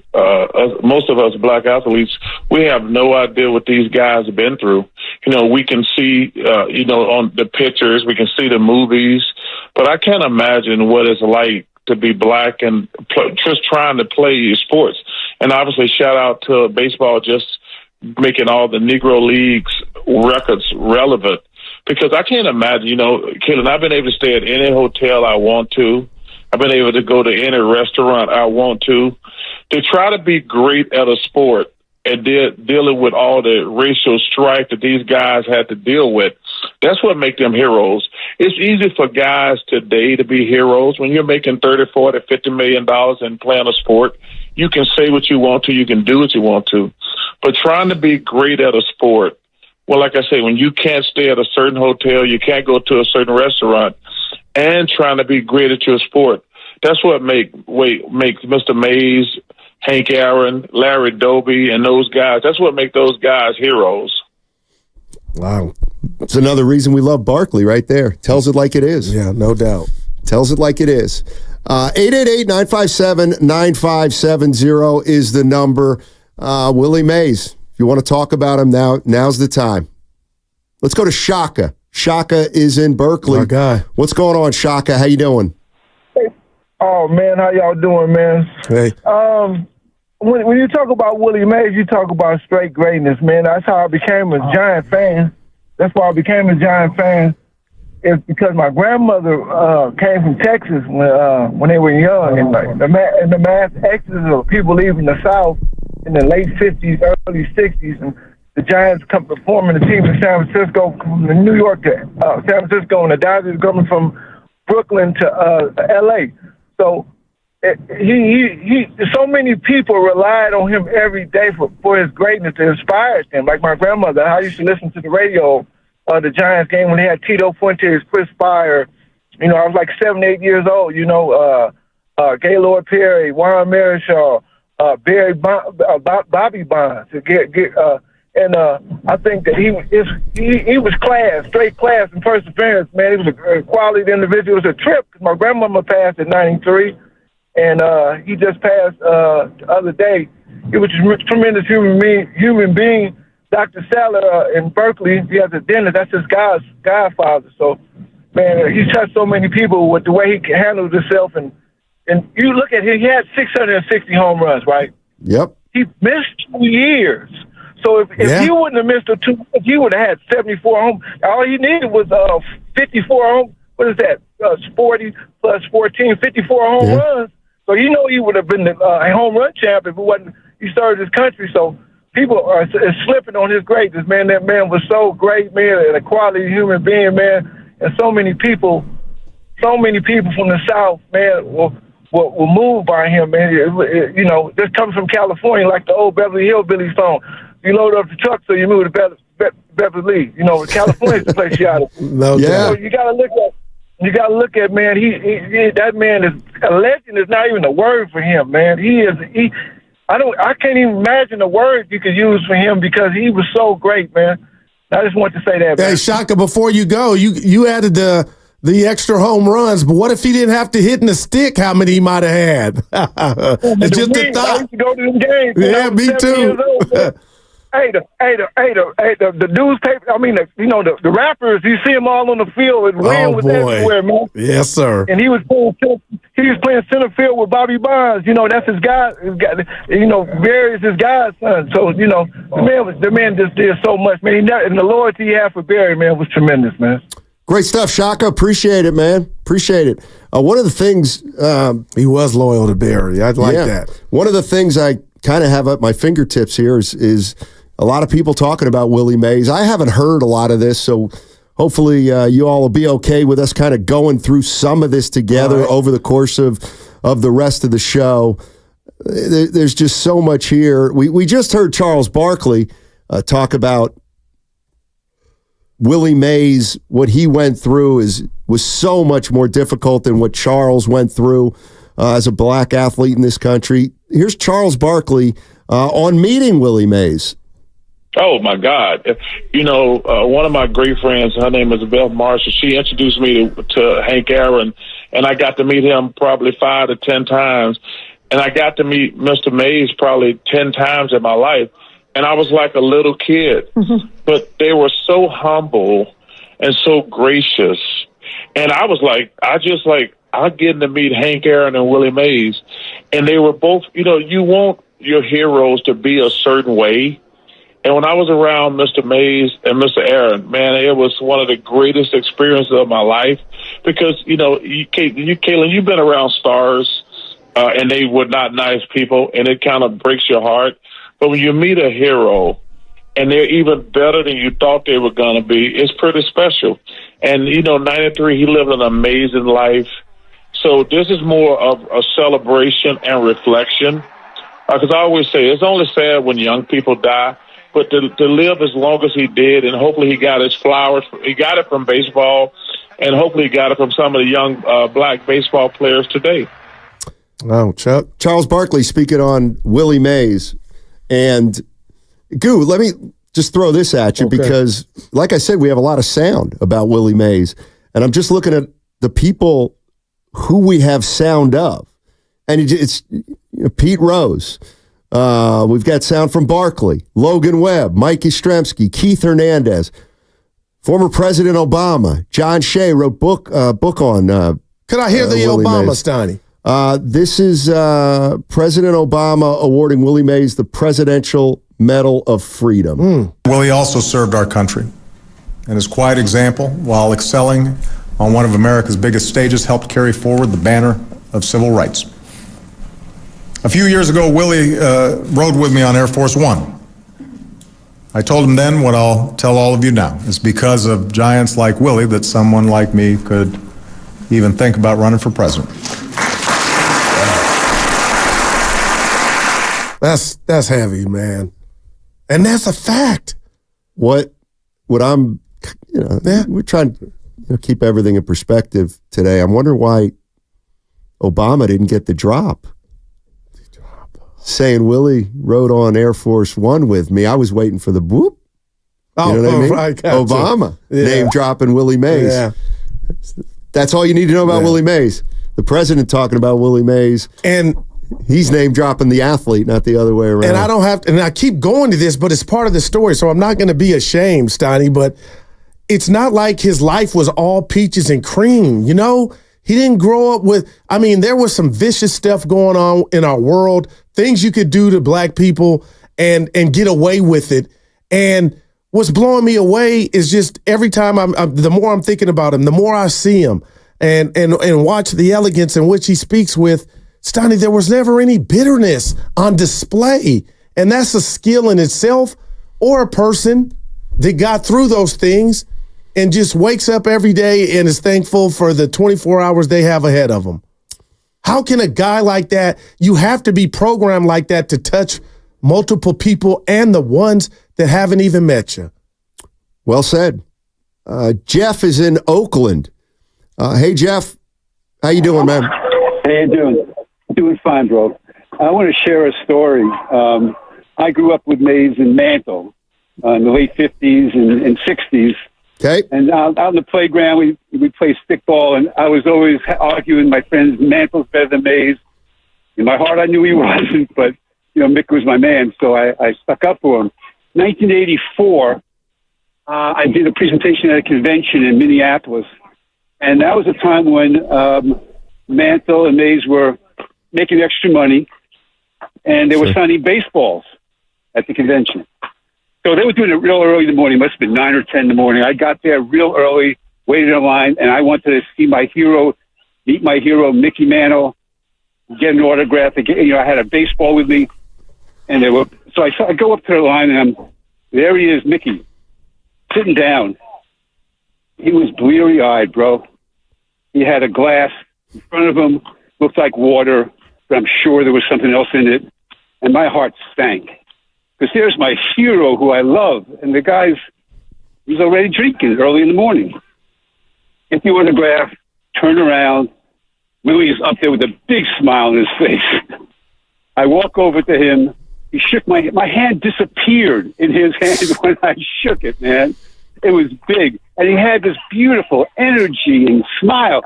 And he signed it, and he said hello, and he asked me a question. I left that room floating out on one hand, and my heart sank on the other for my man, Mickey. But that's my story. That's my story, man. God bless. Thanks a lot. No, thank you, Jeff. Mickey would have told you it was 12 o'clock somewhere, Donnie. Thank you for sharing it. Of course, Mickey Mantle had his own alcohol demons. The saving grace for Mickey Mantle is he actually did get sober later in his life. But obviously, we talk a lot about that part of Mickey Mantle. 888-957-9570 is the number. Willie Mays passes yesterday at 93 years old. I was talking about this a couple months ago. Sometimes we throw icon out there a little too liberally. Well, in this case, it's obvious. Yeah, it's absolutely positively obvious. Let's go to Nick. Nick's in the city. Hey, Nick, how you doing, man? I'm good. Thanks for taking my call, guys. Sure. God, what a. You're right. Icon is used so often, but God, is there anyone in Major League history with a more complete resume from the dark times all the way into the better times where everyone's able to play ball? It's just Good point. So crazy, man. Like I grew up in the Bay Area, still here, obviously, but even as a 30-year-old with parents who are diehard Giants fans from the city, it's taught very early the magnitude Willie had on the Giants in the Bay Area. And God, I ran right to Barry's Instagram once I heard the news just to see reactions and everything. And God, it's just, the magnitude, it's still such a shock, but what a wonderful 93 years he had on this earth. And just the magnitude, man. I mean, even someone like Ted Williams to say, what was his quote? He said they invented the All-Star game for Willie Mays. Like, there's not enough you can say about the man. It's just, I think, honestly, beyond Barry Bonds, I think Willie is the most complete ball player of all time, and that's as a man as well. And just, I don't even know what else to say, man. Just what a wonderful man, a wonderful career, and just, God, the magnitude lives on from Willie Mays, man. Appreciate the call, Nick. Thank you so much. 24 All-Star appearances. Yeah. Is that enough for you? Man. That'll do it. I do have if you're listening to the whole show, I've said this before, but one of the things on days like, I love to hear contemporaries of Willie Mays speak. Yeah. And I love to just kind of ask questions about something that may have happened when I wasn't even old enough. And can anybody describe to me what was going on in 1958 after the Giants moved from New York to San Francisco, and anything about the feeling you had? And I get it. We may need an old timer to expound on that, but the idea that you were getting a team, and the team had probably the greatest player in the game on it, I don't know. Now he's yours. I wonder.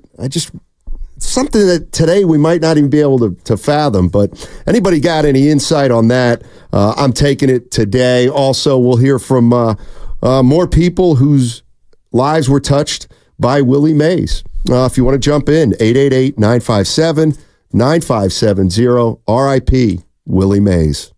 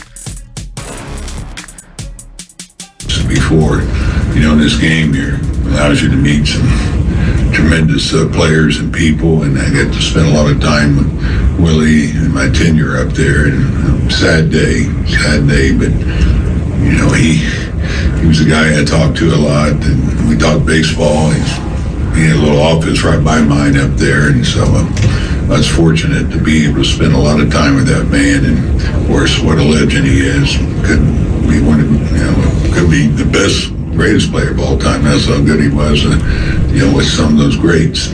Now, back to Steiny and Guru on 95.7 The Game.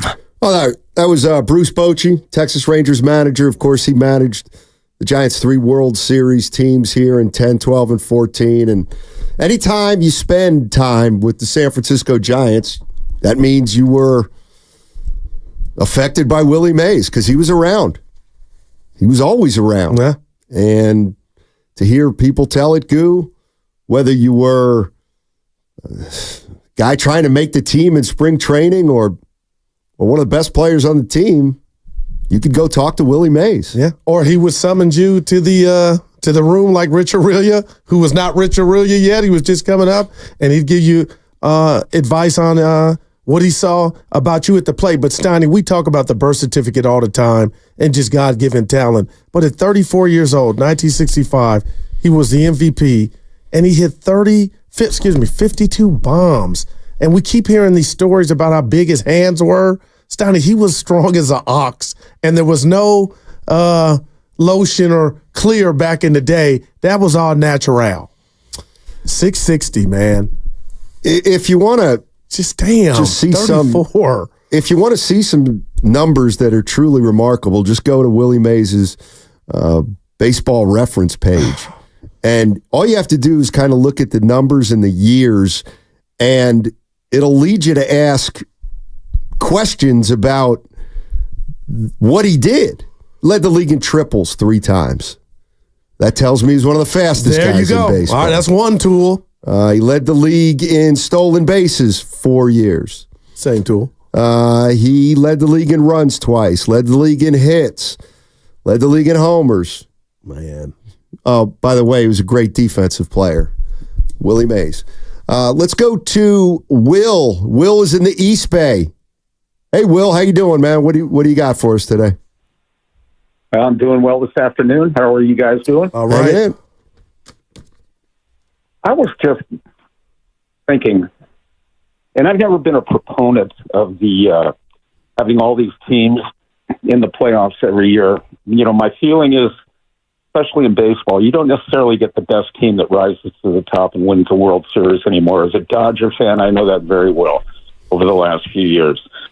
But growing up in Southern California, all that mattered was not even what was on the news. It was getting the newspaper, getting the sporting green out, checking the box score, see how the Dodgers are doing, see how the Giants are doing. In the mid-'60s, when I grew up down there, that's all we really cared about.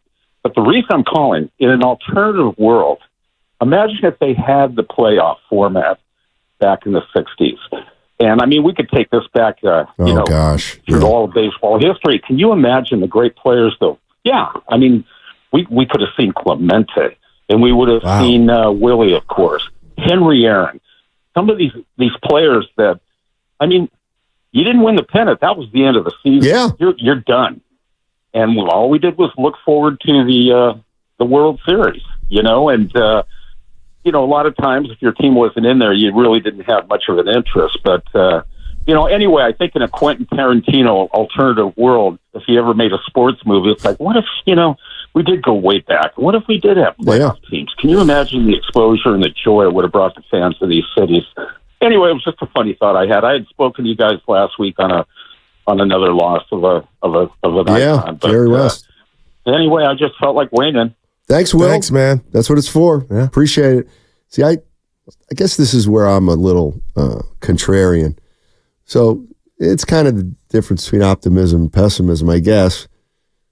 Caller said, yeah, it'd be nice if back in the day they would have had a lot more playoff teams. Yeah. Yeah, you know what I think? I think what if today we only had what we had in the past? I wouldn't study. Half the stars we think are stars wouldn't be stars. Oh. That's your angle. I ain't mad saying. at that, but damn. I remember delivering the paper as a young kid, Stoney. There were 4 berths, 4 playoff spots. Yep. Man. Jim is in Marin. Hey, Jim. How you doing?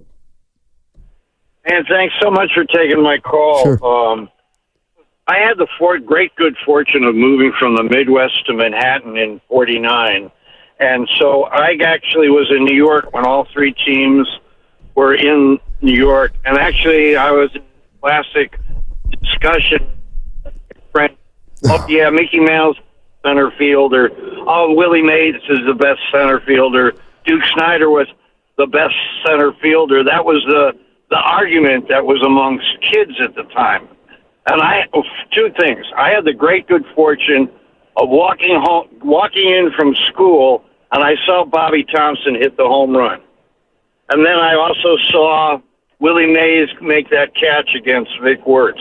So I've been so blessed to, have this wonderful history of sports, of baseball history to refer to. And the one thing I'd like to mention is Willie. You see how he ran with speed, but yet almost like abandon. And I don't remember him getting that many injuries. I mean, I could be wrong about that, but he seemed to be so athletically gifted that his body held up under it. I would refer to you guys about how much. Well, let me ask you a question, Jim. Were you in New York in 58 or 57, the last year of the New York Giants in in New York before they came to San Francisco? You remember? Were you there? Anything about it? Oh yeah, because I lived in Manhattan till about 59, and then moved up to Westchester and went to college in the Bronx. But the point of it is, it was like such a big deal. And of course, the thing is, the other factor, being a Yankee fan at the time, still hate the Dodgers, right? Because they were always the competitor in the World Series. And a few years ago, my dilemma was, who do I hate the most, the Dodgers or the Red Sox in the World Series? Because if you're a Yankee fan, you grow to hate the Red Sox, but we always still all hate the Dodgers. Oh my God. Can't stand them. But I love, the great thing about baseball and sports, you learn to love the great competitors, like Hank Aaron and Willie Mays. It doesn't matter if they're on your team because you admire the greatness that they exhibit. Wonderful. Thank you, Jim. That's great stuff. That's the kind of stuff I look for in a day like today. Mm-hmm. I mean, I don't know why this didn't hit me, but I guess it never registered that the Giants and the Dodgers moved out west the same year. Yeah. And both those teams came from New York. And the Giants beat them in the first game they played each other ever at Dodger Stadium. Giants won that game. What a gut punch. You want to hear a funny story? Sure. Some all-stars, including Willie Mays and Vic Wertz, were on Ed McMahon's show. And it was after he made the catch in the World Series, Willie. And Ed asked him, how does a guy make a catch like that? And just as smooth and cool and calm. Willie goes, I worked on that last offseason, on the basket catch. But the guts and the audacity and the swag, I give Ricky Henderson all that credit because he played with that flair. But Ricky probably saw, Willie Mays do it, Stoney, and master it. But Willie was special, and Vic standing right next to him, talking about the ball he hit in the World Series. And there's old Willie just being mild-mannered, Stoney, talking about how the offseason he wanted to add something to his repertoire, and that was the basket catch. Yeah, we had Bowmani Jones on earlier in the day, award-winning writer, executive producer, and he was saying the context of the Willie Mays catch was that the center field wall is about 480. And clearly that's a home run in just about any other ballpark. Let's go to Dave is in Fresno. Hey, Dave, how you doing?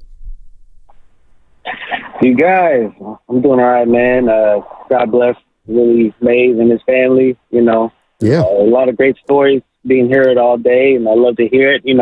I'm speaking as a 39-year-old man. I've obviously never watched Willie Mays play, but I pride myself on being a student of history, whether it be baseball, football, basketball.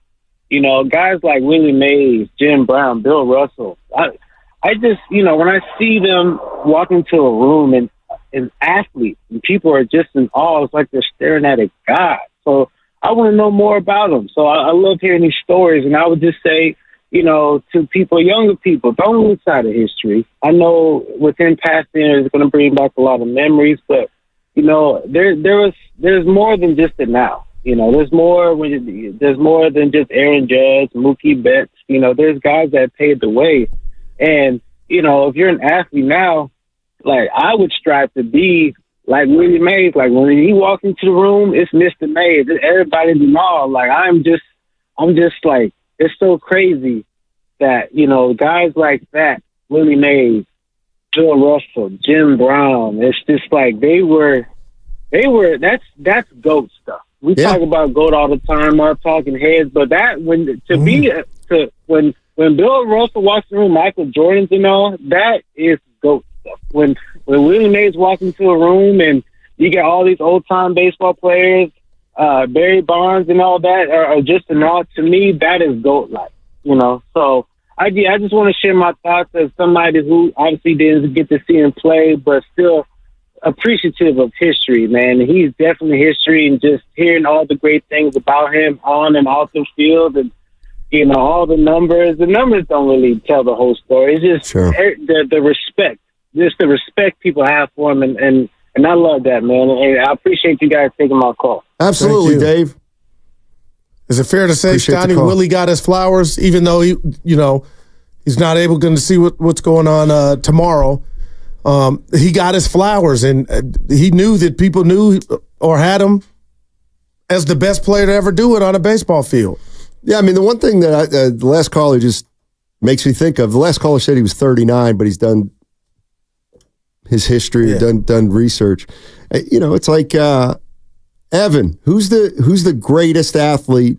I always say this, you're 30, 28. Man, I hate it. Are you 28 or 29? Like it matters. Was there a question? Yeah. Sorry, what? What are you, 28 or 29? Oh, 29. Thank you.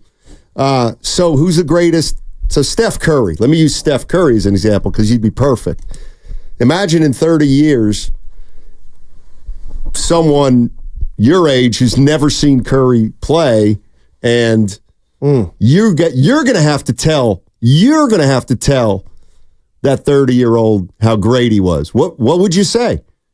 What would you say about like Steph Curry to a kid who's just being born right now? Because that's what essentially we try to do with Jerry West and Willie Mays. And I get the timing's not perfect. It could be LeBron for you. It could be. My first question would be what they think about him. Like, I'm curious to know, just for a future generation, what they feel about the athletes that came before them. I wouldn't look at it as correcting them or anything. Like, that's their truth. No, I know that. What I'm saying is, how good would you tell them they were? Exactly. What would you tell somebody who's being born right now who'll never see Curry play except in highlights? Hey, Dad. Hey, Dad. There you go. Yeah. Was Curry any good? Tell me about Curry. I would use the comp of whatever athlete comes later that child or that member of the generation beyond us grows up looking at and saying, I've never seen that before. So I don't know whatever athlete that is, but I don't know, it could be Wembanyama. I don't know. You know, like some athlete that's probably like 6 years old now. May not even be here. Because in 20 years, that's the athlete that's going to captivate audiences. And I would just say, that's what it was like. Like whatever you look at and see that makes you expand the possibilities of athleticism and sport, that's what it was like watching Steph. So it's kind of indescribable, but just apply it to whatever athlete that captivates your imagination. That's what it was like. That's fair. Yeah. And it's not wrong. You want for a little something different. Yeah. Well, oh my God, there's no chance in hell you could ever imagine how great he was. I mean, my God, he shot it from 35 feet. Exactly. Exactly. Yeah, except the issue between Steph and Willie Mays, I can't go back and watch Willie Mays games. I can tell that person to go back and watch Steph Curry games, and he will be able to access those archives. Assuming.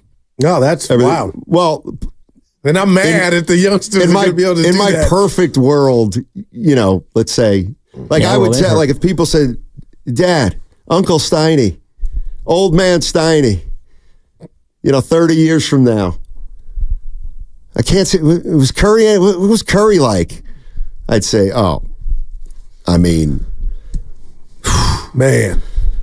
Well, put it this way, son. I'm sorry, great-grandson. When Steph Curry came into the pros and in college basketball, nobody could even conceive of a player shooting the ball from as far away from the basket as he does and making the percentage that he did. Like, nobody, when they put that three-point line in, nobody could even conceive of a player who could shoot it from so far and make as many as he made. That would be on the court. Yeah. Well, to take a word out of, or a sentence from Bob Costas, who's going to join Wilder and Dibbs at 4 o'clock later on today to discuss Willie Mays. Statistics don't do him justice. Yeah. Like, the stats cannot do the athlete justice. Let's go to Dwight in San Leandro. Hey, Dwight, how you doing? Sonny, Guru. Hey. Wow. I feel like a family member. I lost a family member yesterday. I heard it. I was watching the Giants game, and I had to go back and say, did I really hear what I heard? I did too. Well, meanwhile, it turned out it was true, and I said, wow, I can't believe he's gone. Nevertheless, he's gone, but never forgotten, because I'm 73 years old, and I saw him in his prime. In fact, I saw a Giants game in 1962. It was the first time, and I couldn't keep my eyes off Willie Mays out there in center field. And even though he didn't get a hit that day, but all in all, I will always love Willie Mays. I just have to say this about 1958, Guru. The first game was against the Dodgers, but it was at Seal Stadium back in those days, and the Giants won 8-0. Also, when Willie Mays wanted to get a home in the area, there was still redlining. Right. And he couldn't get a home, but George Christopher, I believe, was the mayor at that time, a Republican mayor, and he said, Willie, come live with me. And so he stayed with the mayor. The mayor was opening and welcoming the great Willie Mays. And so he saw him for who he was and appreciated him, nevertheless. And I always got to say, it's always the thing I always feel like, black love is usually late on arrival if it ever gets there. Wow. And so in this case, it got there with George Christopher. And also about the Vic Wertz home run, Don Little was the pitcher that threw that pitch that went into center field that when Willie made the miraculous catch. And Don Little, I understand, upon leaving the mound, because he only pitched to one person that day, and upon leaving the mound, he told the reliever that was coming in, well, I got my man. Can you believe that? That's pretty great. Can you believe that? Yeah. In that park, yeah. I mean, as though, well, I can understand that. I'm in the World Series. I have to get a guy out, and he did get his guy out, but it was Mays who saved him. Oh gosh, let's put it that way. That's good, White. Thank you so much for sharing that. Yeah, Little. Postseason ERA 0.00 if he only faced one batter. Yep. He's a fly ball pitcher, Little. Let's go to Marty in Oakland. Hope I'm saying everything right there. Marty, hey. Yes, this is Marty. In the time that Willie Mays was there, he could not buy a home. He might have stayed with Christopher, whatever, but he could not buy a home. Willie Brown could not buy a home.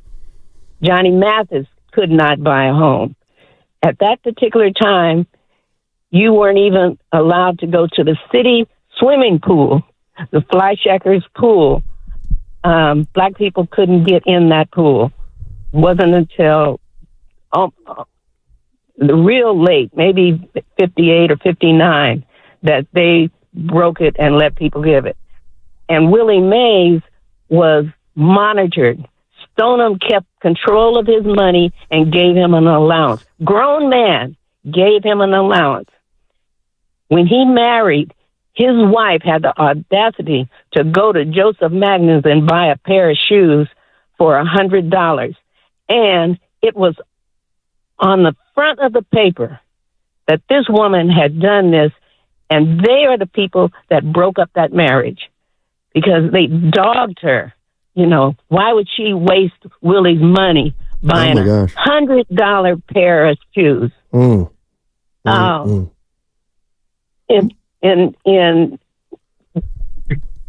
Marty, when Diamond Heights was first built, there was one black couple and they were both doctors. They lived there, and as soon as they moved in, the people came and broke out every window in their house.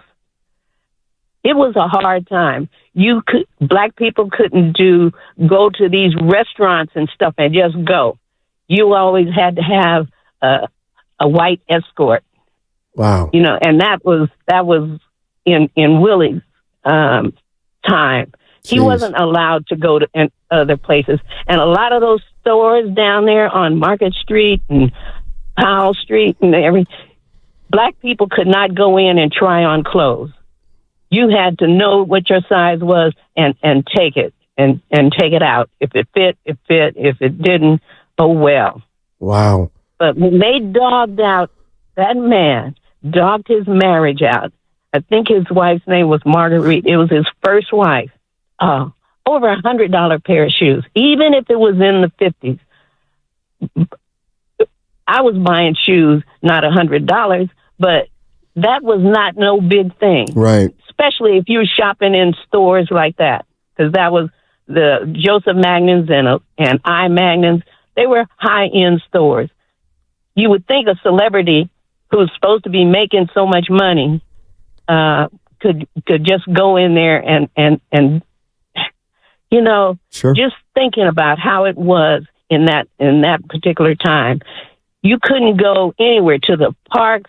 Yosemite, you could drive through Yosemite, but you could not stay in any of their little huts and those cabins and stuff they had. It wasn't until the 60s that they started letting black people rent those places and stay. Yeah. You know what? You just hit all of us in the cardiac muscle. And on the documentary Say Hey, they mentioned that Willie and his wife tried to buy a house on Miraloma Drive, Stoney, and he got accepted. And then they found out he was black, and the deal was off. And he kept trying and trying. He finally got the house. And Stoney, when they moved in, windows would get busted out, things getting thrown through the window. And they say that had a lot to do with his first marriage not, working out because his wife was scared at the time. Marty, how could you not be? Marty, I'd like to personally thank you for those stories.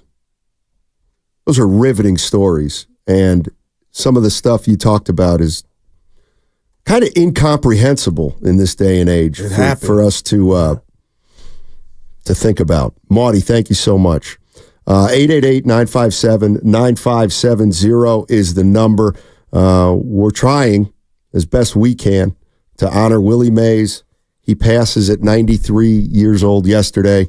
One of the greatest baseball players of all time, but clearly after a day like today, what hits you is far, far more than a baseball player.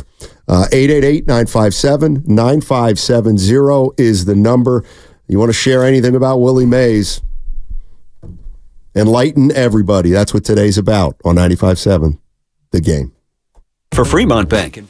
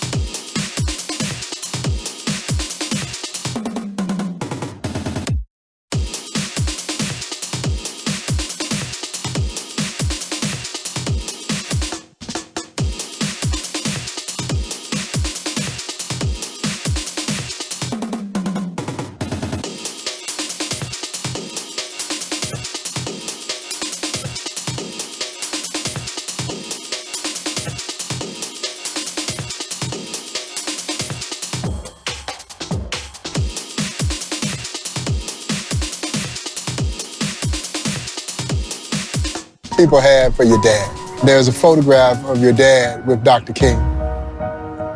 And the look on Dr. King's face, being in the presence of Willie Mays. You know, he's the greatest civil rights leader of our lifetime, and he is literally just a fan at that moment in the presence of Willie Mays. That's why his persona is larger than life, because in many ways... Now, back to Steiny and Guru on 95.7 The Game. It was Michael Mays talking about Willie Mays, his father. Steiny, he never walked in a room to where he wasn't Willie Mays, the icon. You know what? That's respect. And yet there weren't rooms he could walk into. That was, wow. Pretty amazing. That's a fact. 888-957-9570 is the number. Willie Mays passed yesterday at 93 years old. One of the greatest players of all time, an icon here in the Bay and all over the country. Obviously, a person who touched a lot of lives that he never even knew about. He didn't know who many of us were, but we all can say something about Willie Mays. And the interesting thing is, all generations have something about Willie Mays that calls to mind something positive.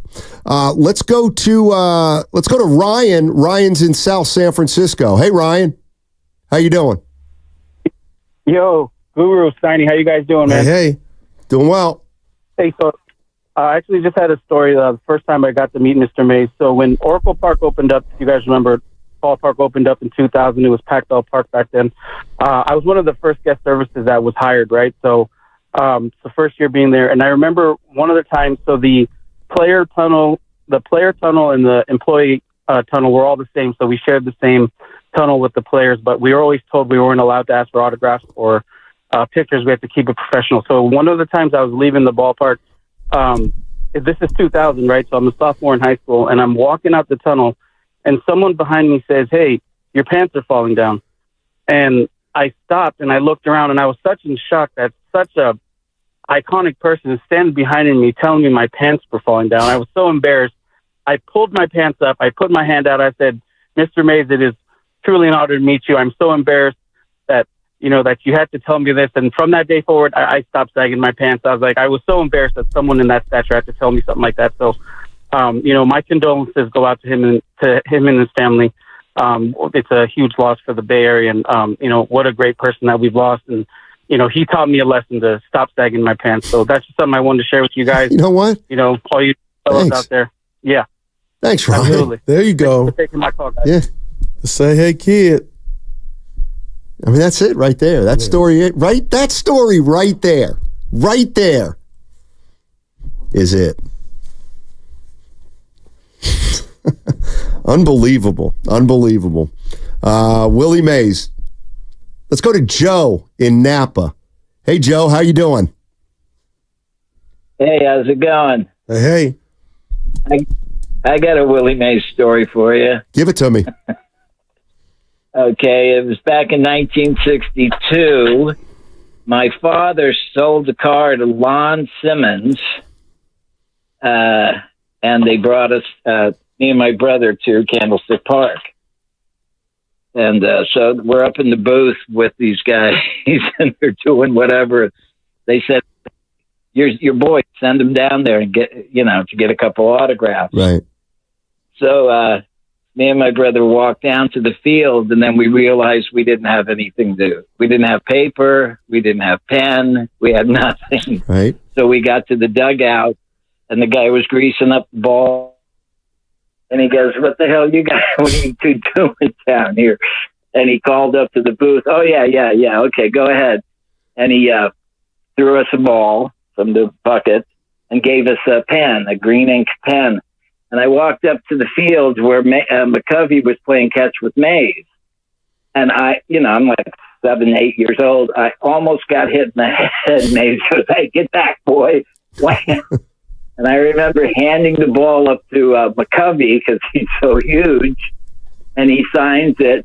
And then he throws it over to Mays, who didn't want to sign it, but he did. and threw it back to McCovey, and then they whistle for the guys to come in. So I got a few autographs on the ball here. I'm just looking at it. I got Mays, Jose Pagan, Filippo Lou, Chuck Hiller, of course, Lon Simmons, McCovey, Mays, Wes Watson, and Matty Alou, another Alou. And that was it. I still have the ball right here. Wow. Thanks for sharing that, Joe. Appreciate it. That's what it's all about. I still have the ball right here. Yeah. You got anything like that, Goo? No. Something from way back in the day that, I don't know, you remember something like a souvenir program or just a memory of like when you were a kid. Well, Milt May telling me he wouldn't give me an autograph. Remember that at the Giant game. That scarred me. But other than that. So that's your Julius Erving story. Yeah, that's my Julius Erving story. And then the Chris Washburn story. I was, fifth grade. We caught the Bart to the Coliseum. He didn't have his jersey under the warm-up. And wow. But other than that, I met Bobby Bonilla's dad or uncle at Candlestick because I saw him communicating with Bobby Bonilla before the game. And, I'm by myself. True story, called in sick to work. It wasn't a Thursday. And went and talked to him. And he said that was my nephew. And he introduced me after. So that was pretty cool. I mean, when you meet your heroes, you never forget it. 888-957-9570. Hey, Brian is in San Leandro. Hey, Brian. How are you? Thank you very much for taking my call. I've been listening to your guys' radio station. Willie is RIP, man. Great.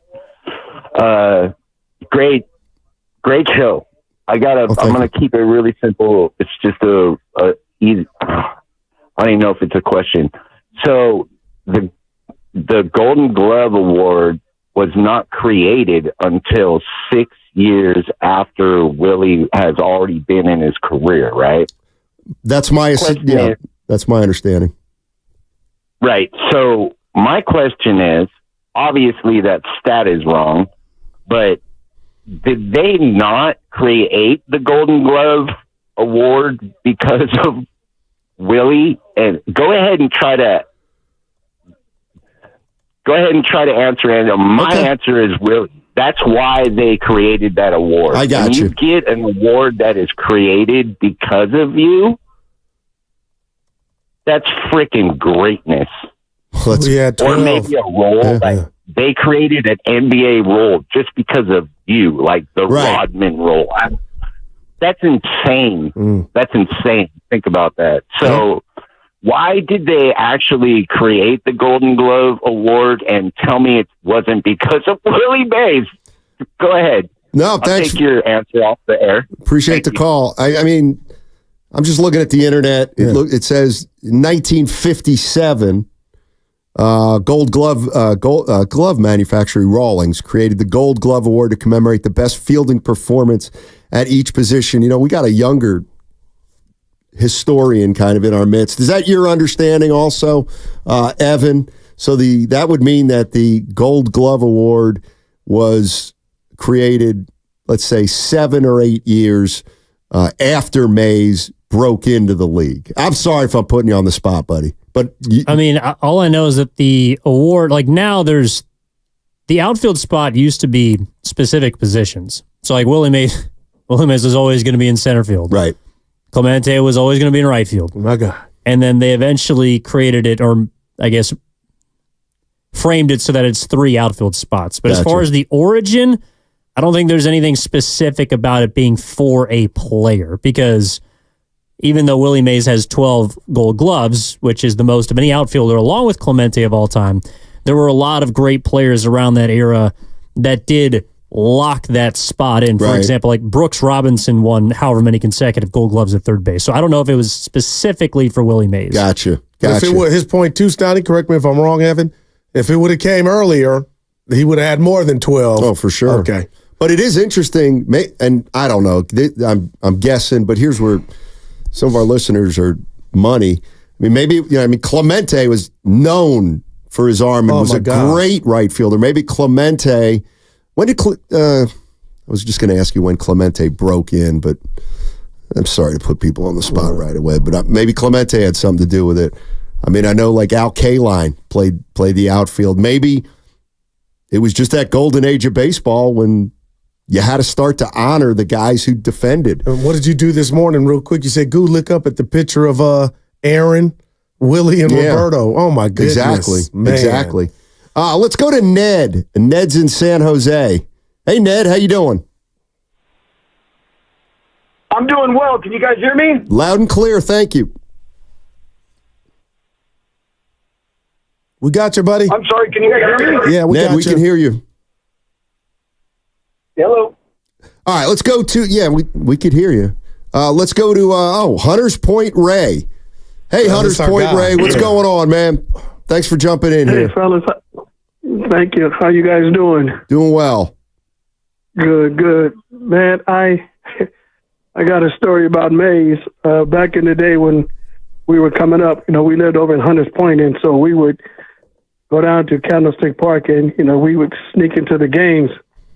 But after the games, we would go to the parking lot, and that's when the players would, park in the parking lot, and so we would go, and the Giants, they had Bobby Bonds, Willie Mays, McCovey. I don't know if you guys remember this guy named Jim Ray Hart. Sure.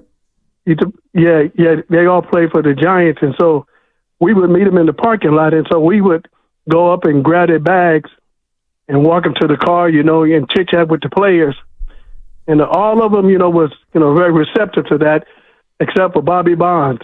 He didn't like no one, taking his bag. Right. And so him and Mays, many days, Mays cussed him out, because, he wouldn't let the kids carry his bag, but that was just Willie Mays, he was a people person. Right. He really was, and so, we would hang out with him, and another thing they would do during the game when they would crack their bats, they would give them to us, and then we would take that black electric tape, yes. and tape the bats up, and like play ball with them. But Mays, man, that was our hero. That was our hero. Back up in Hunters Point. I just wanted to share that with you guys. Let me ask you this before you go: was he the greatest baseball player you ever saw? Oh man. That's not even a debate. Okay, gotcha. That's not. Yeah, no. That's not even a debate. I gotcha. Hey, Mays had speed. He had an arm. He had a glove, and he knew the game. And so that's something that we don't see this day and time. Ray, let me ask you this too, because what I always heard was you were either it was Mantle, Mays, Mantle. Obviously, they both started in New York, and then Willie moved out to San Francisco. But I don't want to say a rivalry, but was there a racial component to that? If you liked Willie, did you not like Mantle? If you liked Mantle, did you not like Willie? Can you speak to that at all? Oh, Steiny, yeah, absolutely. Unfortunately, now think about the times. So it was definitely a racial thing to that for sure. I mean, Mays had it, but hey, he was a black player, and he wasn't liked, by the other side of the race. That's just the bottom line to it, and so you can never remove that part of it. No, it was definitely racial for sure. Thanks, Hunters Point, Ray. Appreciate it. You know what, Stanley? I do wonder if anybody approached Willie about his thoughts on baseball, including the Negro Leagues in the stats. I wonder what guys like Willie thought of that. Yeah, I don't know. I mean, maybe I don't know how Willie was doing at the end. Yeah, no doubt. But I'm sure he didn't hate it. Hunters Point Ray. Oh, he's on it. Priest, Marty. We had a bunch. Hey, man. I'm sorry. That's what it's all about. Really appreciate everybody who's sharing something today about Willie Mays. It's kind of what we were. He's my greatest player I've never seen play. Who would be yours? I mean, I don't know, but like I would. Yeah, Guru mentioned this earlier. I have this goofy little thing where have an idea called sports heaven, and it's after you die, you go to heaven, but it's a sports heaven, and you can go back and see every sporting thing that's ever happened. And in my world, Guru could go back and watch a Negro League baseball game. In my world, I could go see Chamberlain score 100. And so we play that game a lot. We see Willie's catch in the Polo Grounds. I'd probably want to see Mays. I'd want to see Mantle, DiMaggio, Ruth, clearly. Man. You know what? I'd probably want to see, believe it or not, a guy named Bob Feller, who I heard of him. Walter Johnson was way before him, but Feller apparently threw the ball harder or as hard as anybody in the game. But was it Feller or Johnson that they measured his fastball by throwing it against a speeding motorcycle? Come on. Yeah, it was one of those two guys because they were the hardest throws of their day. By the way, Willie Mays was a fan of the integration of Negro League statistics into the official database. Appreciate that, Evan. 888-957-9570 is the number. Mike Yastrzemski yesterday at Wrigley Field was asked about Willie Mays. And obviously, Mike Yastrzemski's grandfather was Carl Yastrzemski. Carl played in the American League, Willie in the National League, but they always overlapped at All-Star games. I'm talking about players from both leagues. This is Mike Yastrzemski. Him telling me that I had no business being in right field, that I should have been playing center field when I first got called up. So it was pretty funny because he told me he couldn't really see much of the game, but he could see that. So that was pretty cool. Mike Yastrzemski saying Willie Mays told him to go. He should play center field. Logan Webb, he was on the mound yesterday and got the news later in the game. I think he came around last year one day, and I got to say hi to him, and could tell he was struggling a little bit, and it was sad, but being able to see him, it's really sucks that it happened 2 days before we're playing at Rickwood Field, and but we're going to play in his honor. So Willie is kind of the giant, right? Like, he is the guy, so we're going to play for him. Logan Webb, yesterday. He is the Giants, Donnie. I agree. I mean, that's one of the cool things about the fact that Willie Mays was around is, how old's Logan Webb? 25? Something like that? On the one hand, you don't have to answer specifically, but what's Logan Webb, 25? And on the 27. One hand, 27. On the one hand, I think people old say, what the hell is Logan Webb? Cares about what Logan Webb got to know this guy. All the Giants guys could get to know Willie Mays as much as they wanted or as little as they wanted. So, I mean, who better than I don't want to guys who are with him a lot to talk about him? I said this to you before the show, Scotty. I don't want to sound like a homer, but I mean, who does it better in Major League Baseball with their alma mater, bringing them back, having guys around? I know it happens, but it just seems like it happens all the time with the San Francisco Giants. And Willie came back, Stoney, I believe, because he loved baseball. He loved the game. So, we have some people retire from sports and teams, guys and players, and they need to get away or, unplug. Willie wanted more, just injected in his veins. So I got to give the Giants credit for that, man. We see a whole lot of their alumni on different nights, and then some just at the game, like we saw Will Clark. Yeah, last season. Will is in Marin. Hey, Will, how you doing? Hey, guys, thanks for taking my call. Yeah, so I'm 36. I never got to see Willie play, obviously, but I had a really awesome off-the-field experience with him. I want to say about 15 years ago. I took my grandmother and my cousins from New York to a Giants game. They really wanted to see, at the time it was Pac-Bell Park. They really wanted to see it, so it was for my cousin's birthday. I saved up some money, got us some behind-the-plate tickets. As we were going in, it was kind of crowded, and the king himself, Willie Mays, was there, and he was going in, and I was like, oh, man, look, Tyler, that's Willie Mays. And he's like, oh, that's so cool. I was like, that's the greatest guy that ever did it. I was like, that's the greatest guy that ever did it. He's like, that's amazing. Well, we were going through, and we kind of got cut off, and he noticed that my grandmother was struggling to get the door. Willie Mays, my grandmother was 83, which made Willie 80 at the time.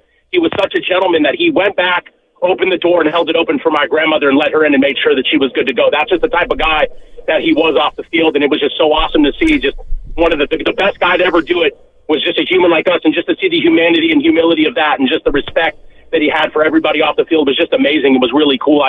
You just never really think you're going to see that from a superstar, but he was that's the type of guy he was, and it was just amazing. That's pretty much all I got for you. And wow. I will say this. I asked my grandmother one time, I said, hey, because it was during the height of Barry Bonds when he was great, and I said, hey, Grandma, I want to be honest. I never got to see Mays play. How did he compare to Barry Bonds? And my grandmother said, Barry Bonds is amazing. He makes it look easy, but Willie Mays the game looked extremely slow to him everywhere, like in the field, out and about, like everything. He just said that it was just uncomparable, and she believed that even Barry Bonds itself would admit that he was better, and I believe my grandmother because she was so sincere. But yeah, I just wanted to share that. Willie Mays is awesome. I hope he rests in paradise, and I hope he hits a dinger tonight in the Field of Dreams. Thanks, guys.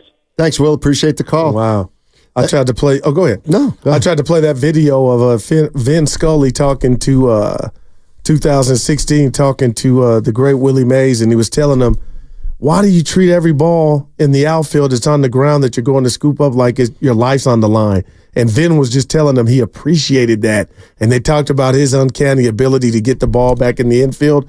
But Stoney, as aggressive as he was getting to those balls, not taking anything for granted, Willie Mays, I felt like he did that in every interview, whether it be Bob Costas, Willard Dibbs, or just somebody in high school interview.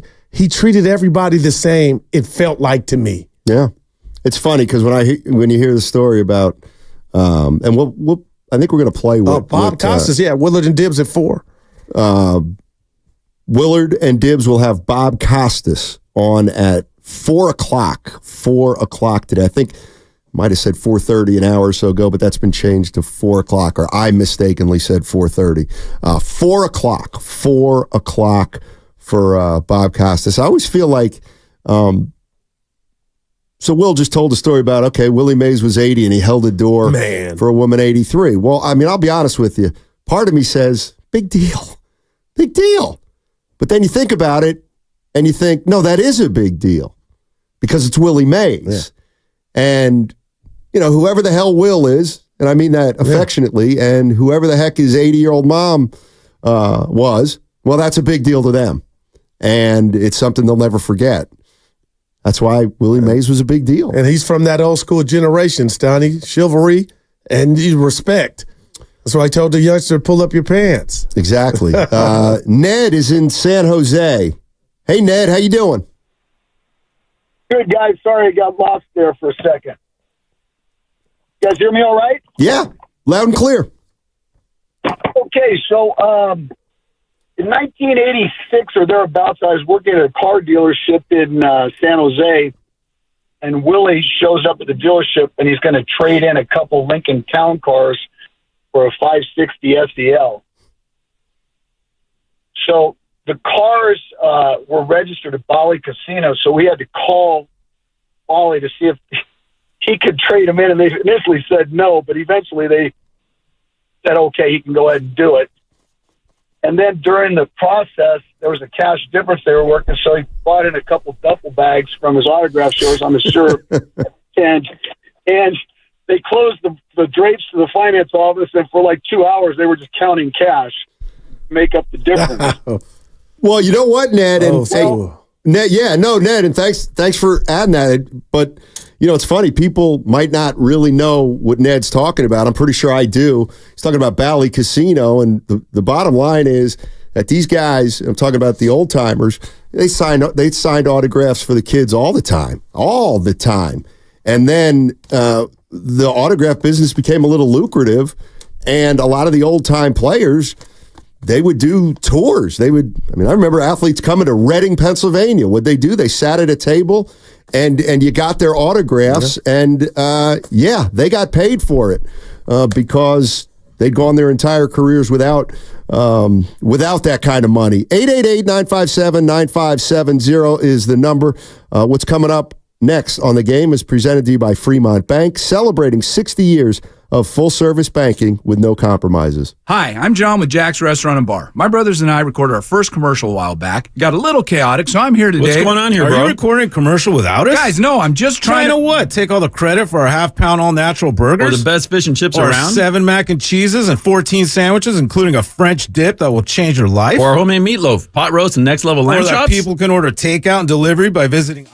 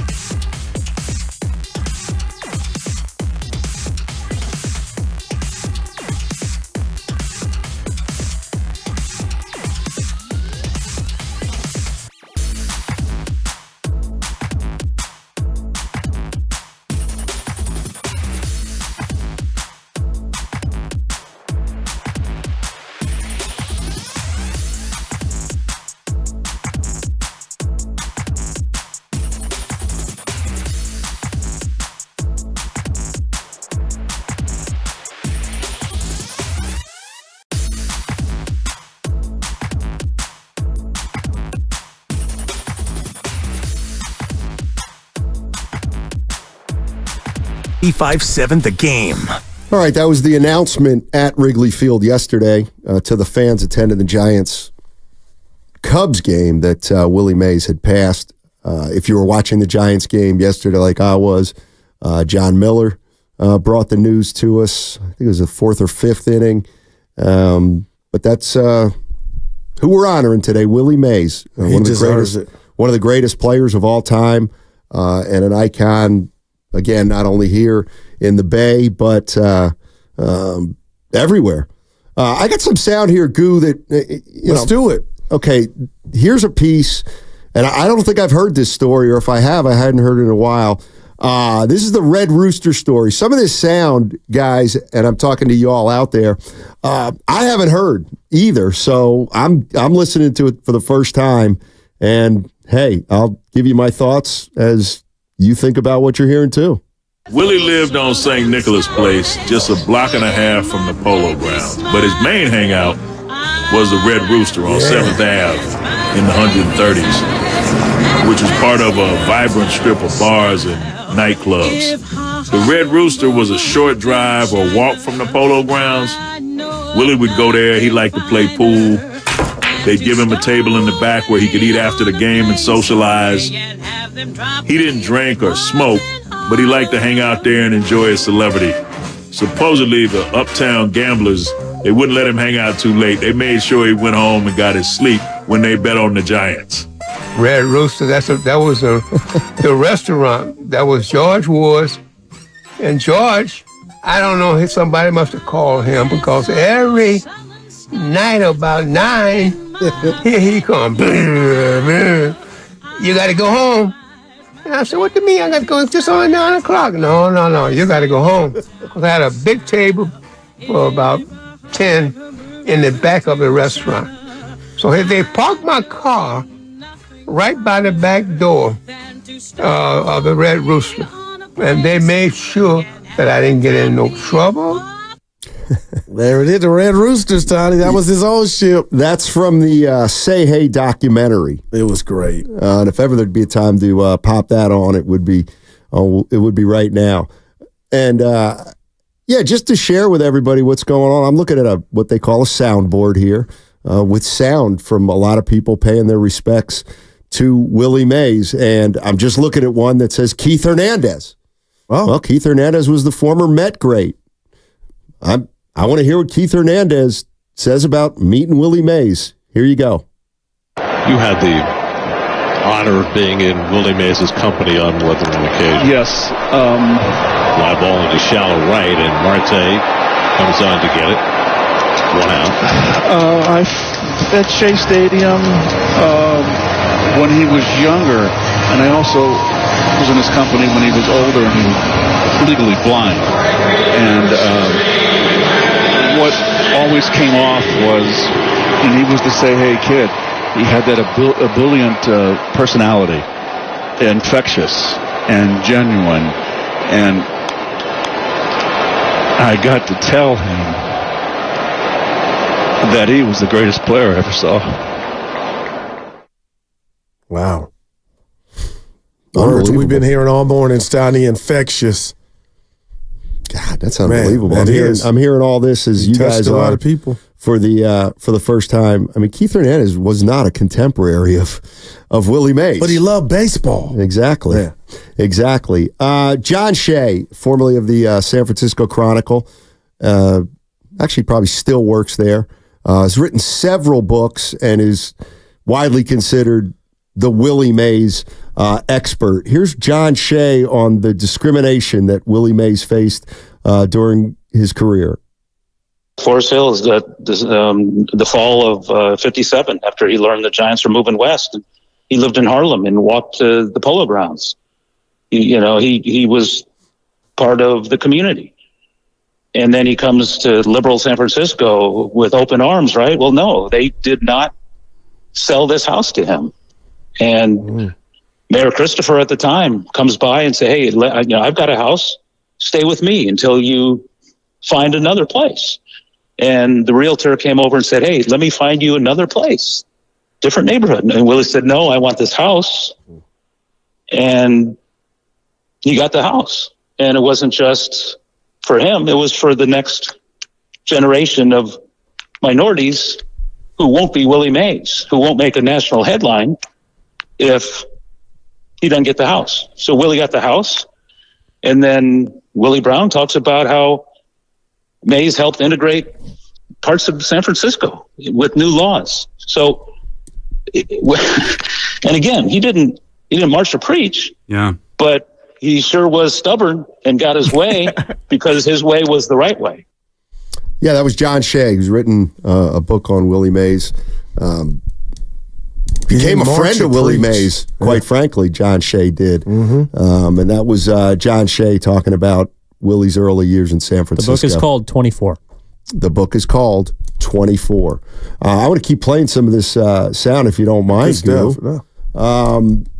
This is Ken Griffey Jr. He's on a Q&A with Brian Kenny, and they're just talking Willie Mays. This is about 2 minutes, so take a listen. It's very interesting, and then we'll go to break and have our crossover. My heart is on the floor. That's the best way I can describe it. I mean, I was supposed to go see him a couple of weeks ago and got a call saying, hey, the doctor wanted him to rest. And, to hear the news today is devastating.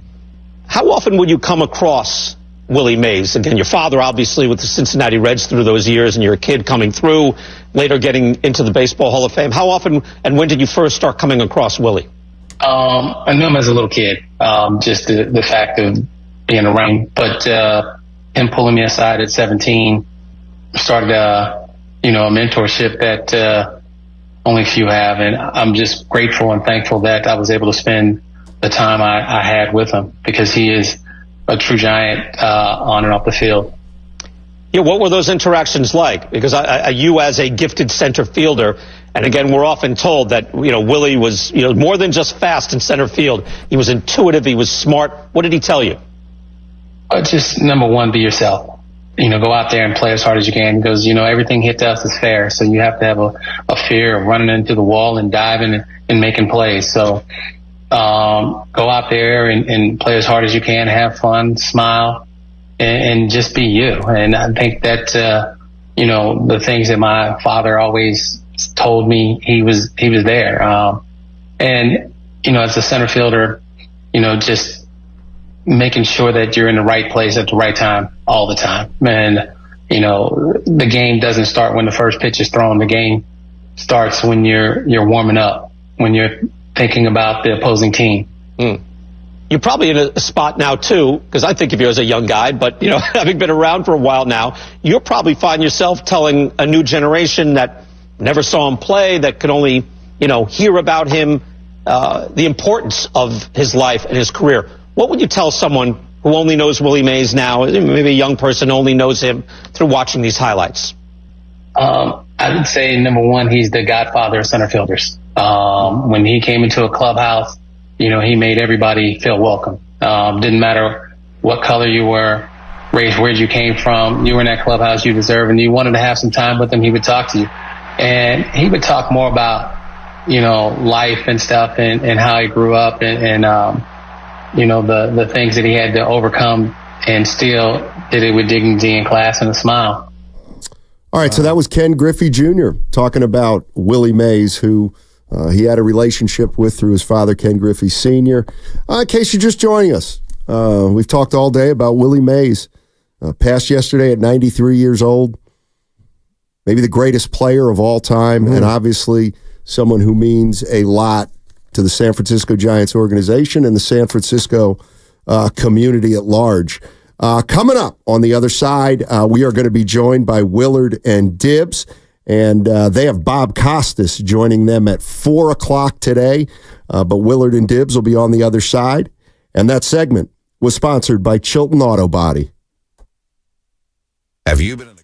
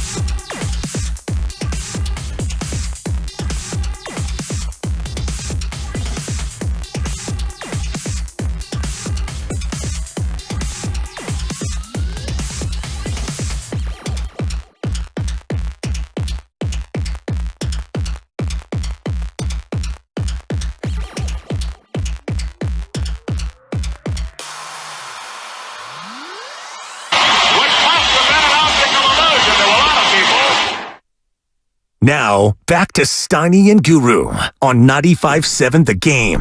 All right. Matt Steinmetz, Darryl the Guru Johnson, Mark Willard, and Dan Dibley. Talking about Willie Mays, who passed yesterday at 93 years old.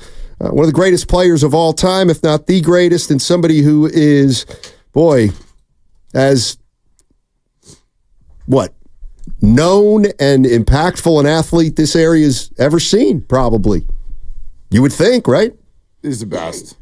Exactly. He's the best, and you know, I imagine, am I speaking for anyone? No one in here saw him play, right? No. I mean, he retired in Almost. the really. You might have. Almost. I mean, you had the best chance. Even as a pup. If I close my eyes. Well, he was. I mean, he was born when he was 9. Let me answer. You don't need to tell me my age. Tim's coming in with your social. 59. No, I don't. If I close my eyes, I can remember him in a Mets uniform, but that's it. Yeah. That's it. It's interesting. So you saw him play. Yeah. At a time. You're welcome. I've done so much sort of reflecting about this in I call it 24 hours. It's only been 20, right? Wild situation yesterday for Dibbs and I. This thing comes across when we've got like 3 minutes of the show left, and all of a sudden emotion is just flying through the room and on the phones and on our computers and everything. And so just a lot of reflection, and as much as everyone loves to and should talk about 660 home runs and the way he played center field and the way he ran the bases and scoring from first on a bunt, to me, anything that's like statistical baseball just takes a back seat. And I don't mean even just who he was. I mean the way he affected people. The word that keeps coming to the top of my mind when I think about this is joy, and just the joy with which he played. And I hope that this is what I take from Willie Mays. I hope for every human being listening to our voices right now that you get to have that much joy in whatever you do for a living or whatever you do on a daily basis, the joy that Willie Mays had. Because when you have that, it is very much like Steph Curry in a Warriors uniform. When you have that, you do become the Pied Piper. Do you know you have it? Because it's a gift. And that's what I've been telling Stoney, guys. He was the same smiley guy with everybody, regardless of, do you think he knew he had it, or that was just how infectious his personality was? I think he knew he had it, but you don't ever take it for granted, and you live your life that way, and you do it intentionally. It doesn't happen by accident. And we all think about our lives and what we try to do and who we try to be. And I try to be a certain way every day, and there are days that I'm not that. Yeah. And there are days when I'm able to do that and be that person. And, it seemed like he was more that person each and every day. But I will never forget where I was and how it all went down, because he and I were 5:54. And we've got 2 to 3 more minutes until we do he does his usual, hey, Grandy, what are you leading off with? Best of. What are you doing at 6? And then it's a shoot your shot. It's all you got. And so we're all clock watching in that last segment, as Steiny is at 2:08 with the backpack on his shoulder. It's a little bit of a different vibe. And I'm talking about Brandon Ayuk's contract and where it might land and what it might mean and this and that. And I'm trying to make eye contact with my partner, and he's clearly talking to them. Yeah. And then I see his eyes go down, and then I see an expression on his face that I don't often see, which is one of basically pre-nausea. And I was looking at him, and I'm like, Ayuk, it could be 26, it could be 28. Right. And, if he wants, I'm on raw money and this and that. And I'm just yammering on, waiting for him to, re-engage. And finally, I'm like, I got to stop talking, and I got to figure out what the blank is going on. And his face basically went, whiter than normal. Yeah. And then all of a sudden the breaking news sounder goes, and I'm like, what could this be? Yeah. And so I immediately go to my Twitter and I hit refresh, and I see it. And as he's starting to talk, he can't even talk. He's like, and I was like, oh no. 2 days before the game was going. And that's couldn't believe God it. makes no mistakes, but my goodness. I can't Or maybe believe we it. get more time to celebrate. Well, right. I mean, today's Juneteenth. I want to acknowledge the importance of today. And the importance of tomorrow, and how much Willie's name was already front focused, and then the man up and passes away, and it's like, I heard Charles Barkley say this. You guys played it on my way in, and I didn't agree. I did. Well, okay. Death is all sad. Of course it's sad, but I look at today more as like this is a moment where just it's time for us to express the emotion that Willie brought up in us, not necessarily sadness, because when someone has that effect on people, has that full of a life and makes it to 93, I would argue, you won. That's the over, if you will. No doubt. You know what I mean? And so it's not like that's not the right word for me, like that it's sad. It's filled with emotion that we are all ready to express.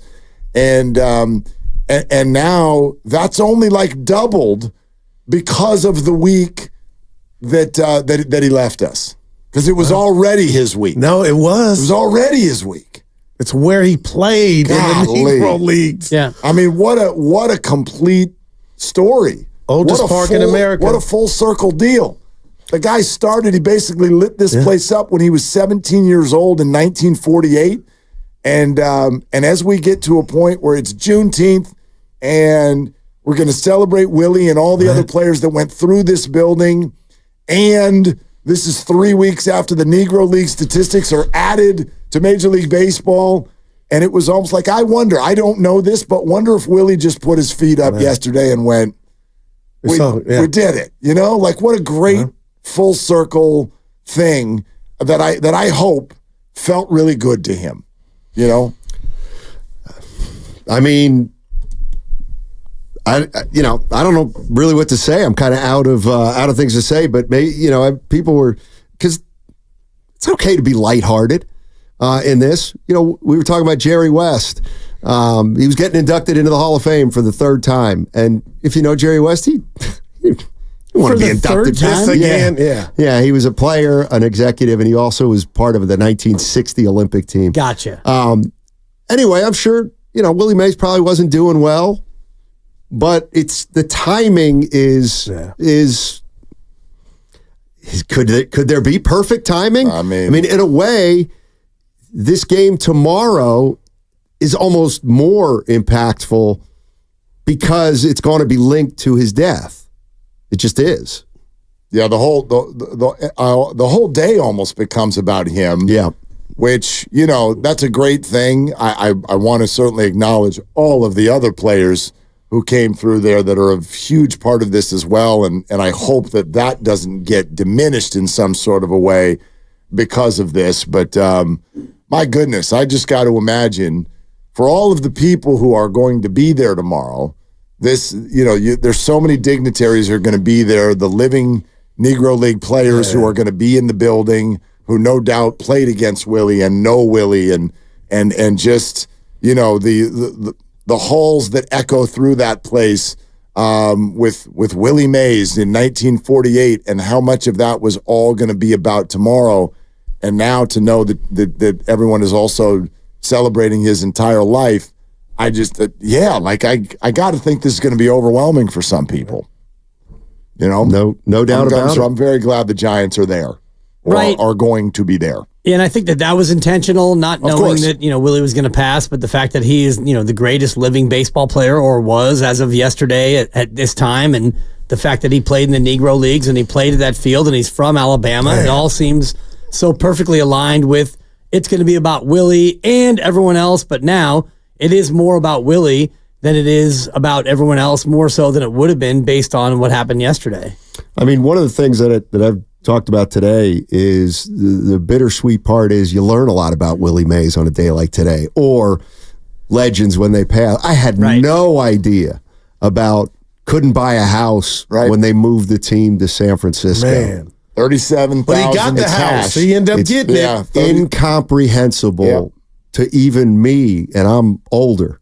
You know what I mean? Right. I can't even imagine if young people think about that. I mean, it's just incomprehensible. And that's where I think Barkley was brought home. Absolutely. You know what I mean? And, Barkley is a full generation ahead of where the players are today, and he's a full probably 2 generations behind Willie Mays and when he played. But Charles Barkley never had to worry about those things like hotel rooms, as he said in his cut, and I'm sure we'll play a little bit later, but just the modern player, I wonder how much appreciation they have for, the Barkley generation, let alone 2 generations earlier when it's Willie Mays and Jackie Robinson and Larry Doby and all the rest of them that truly broke through and broke the barrier and were able to make it so that players today, 70 years later, can enjoy the creature comforts that they can. He played a huge role, and one of all the things that I've read this week, this last 24 hours, one of the things that stood out to me came from Tony Clark, the head of the Players Union, and who is obviously a baseball historian, and many know. I think now, maybe some of you don't know, that there was.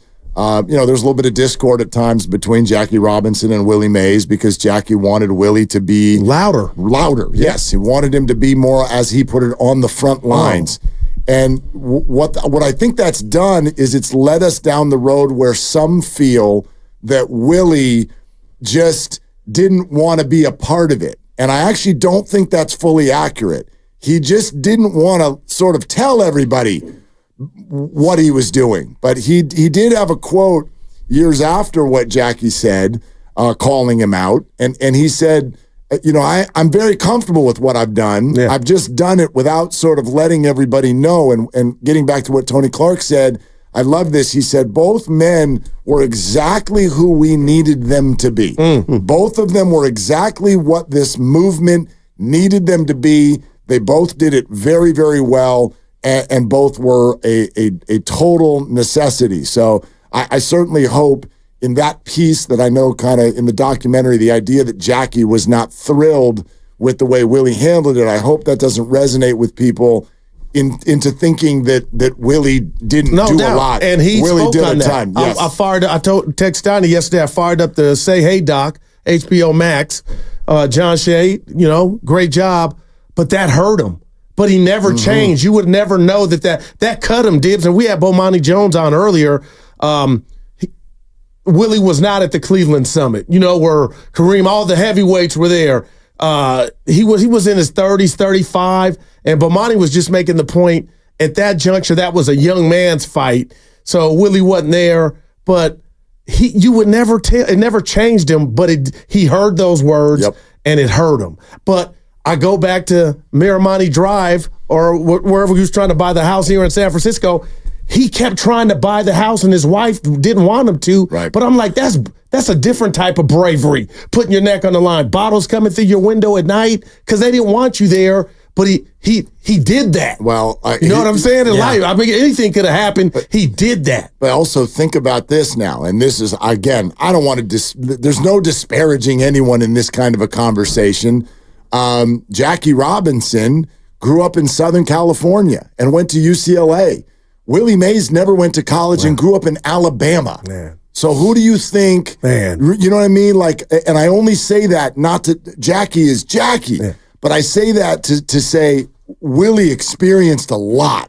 Willie was put through a lot. Willie just wasn't the first through the door. AAA, Trenton, New Jersey, they were calling him N-word left and right. Jackie was the first through the door. Willie was the third black man to play for the Giants. So there's not that label, but they all experienced this at such a level. Well, it's not like I admire all of them for that. When the first one broke through, it wasn't like, okay, now acceptance for everyone. Right, not at all. Still, there had to be a long evolution, and still in this country, unfortunately, we're still fighting with those same issues that Jackie and Willie and Larry Doby and the rest of them had to fight through. And that's, to me, the true tragedy of this country is we are now like almost 80 years removed from Jackie Robinson, and let alone almost, I think it's 180 years or 170 years removed from Juneteenth. Man. And yet we're still, the progress we've made as a country is not even anywhere near where it should be with that much time. Well said. Well, Jerry West passed a week ago today. Yep. And I was just thinking, after doing two of these shows, they had two things in common at least. And one is they were both superstars who weren't necessarily hated by opposing fans. Mm-hmm. There was a respect and an even a like there. It seemed to be. And then the other one that seems to jump out at me is neither of those guys begrudged the younger generation what they never had, whether it was money or the fame or the stardom or the attention. Like both those guys stuck up for this generation when a lot of our generation doesn't really do that. Willie always carried himself that way, and that's why I go back to the word joy. And I know for a lot of people, going back to the Jackie Robinson thing, that was part of that conversation, which is, don't just sit here and be happy. We've got work to do. But I think that people who carry themselves that way and have that sort of view on life have no choice but to carry themselves that way. Like that was Willie Mays. He was happy. He was good. He was not going to let anybody take his joy. And you can feel that when there's someone like that in the room. You can feel it. You can smell it. You can see it around the corner. And the exact opposite too, right? Sure. Yeah. Sure. Of course. You're listening to 95.7 The Game, KGMZ FM and HD1 San Francisco. Always live on the free Odyssey app, Twitch and YouTube, powered by First NorCal Credit Union. Bob Costas, you guys have coming on at 4. That's big. 4 o'clock. And Bob, it's a big boy. Yeah, well, Bob, one of the dynamics I'd love to dive into today, like this is when I was working down in LA, this was kind of my version of Kobe or Shaq. Like even though they were on the same team, you had to kind of pick a side. Were you a Kobe person or a Shaq person? I can't wait to get Bob's perspective on, like, his childhood. There was a Mays and Mantle. Like, were you a Mays guy or were you a Mantle guy? And he said, look, he grew up in New York. He was a Yankees fan. It was easy for him to choose who he rooted for more. But what I loved is but deep down, I knew which one was the better player. Okay. I knew, even though I rooted for Mantle, the core, I knew Mays was the better player. And obviously there was a race thing there as well for a lot of people, and that and many, many, many other pieces of this. I think Bob will be a wonderful conversation we're looking forward to. Yeah. All right, guys. I'm going to let you have it right here. I know it's a little early, but take over. I'll tell you what. Guru and I had some incredible calls. Yes, you did. From people that clearly knew what they were talking about at a time that I can't relate to. So I learned a lot today. So thank you to the listeners who called in and educated me. Where did you learn so much? You know what? Thanks, Dibs. You're welcome. It is okay to smile on a day like today. It is. Especially if you're on 95.7 The Game. They're longtime friends. Let me tell you something real quick about Dibs that I'm sure not everybody knows. And first-time partners. Hang in there, big guy. There'll be brighter days ahead. Now these two homegrown Bay Area boys finally come together to take over sports talk. Get the hell off of my doorstep. Major League Baseball, you stink. It's Willard and Dibs on 95.7 The Game. Well, what a day. And I love what Steiny just said. And I want to reiterate it and put it out to our audience right now. Because I think today is maybe about 3 things. And the number one is each and every one of us, starting with you and I, because we're the hosts of the show. I would say it's about us sharing our stories, our perspective, whatever we have. Right. But my goodness, I certainly don't want to act like anywhere near some sort of foremost expert on Willie Mays and never got to see him play.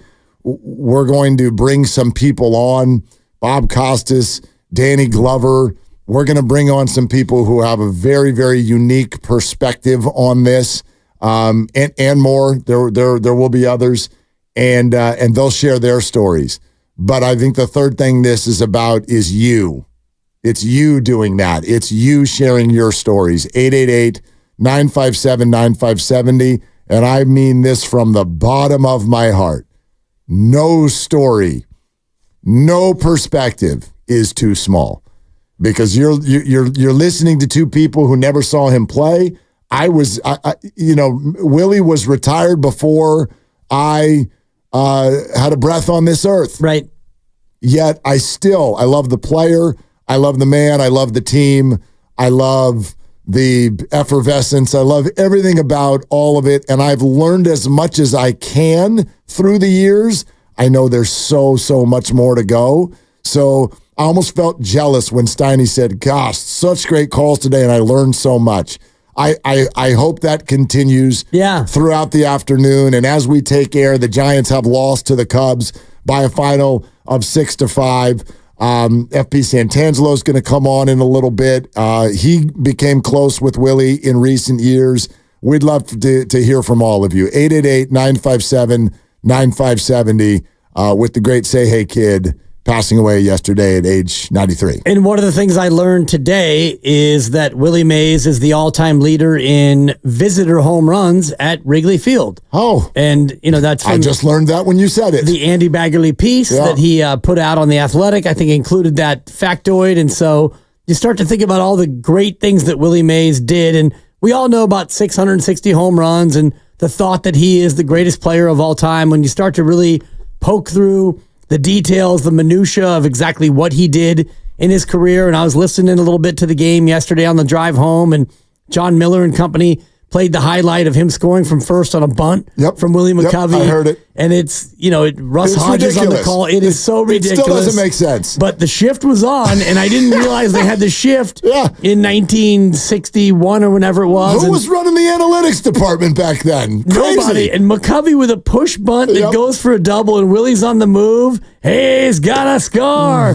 And it just, the idea of that, and you close your eyes and you can picture Willie Mays, and we all talk about 5 tools, and then you watch all these clips and all these highlights, and you realize that there really is no one in this modern game even close to him. No. I mean, Mike Trout would have been, if he was healthy, probably the guy in my mind, might have been the closest, but Willie's running, hitting with power, fielding and throwing.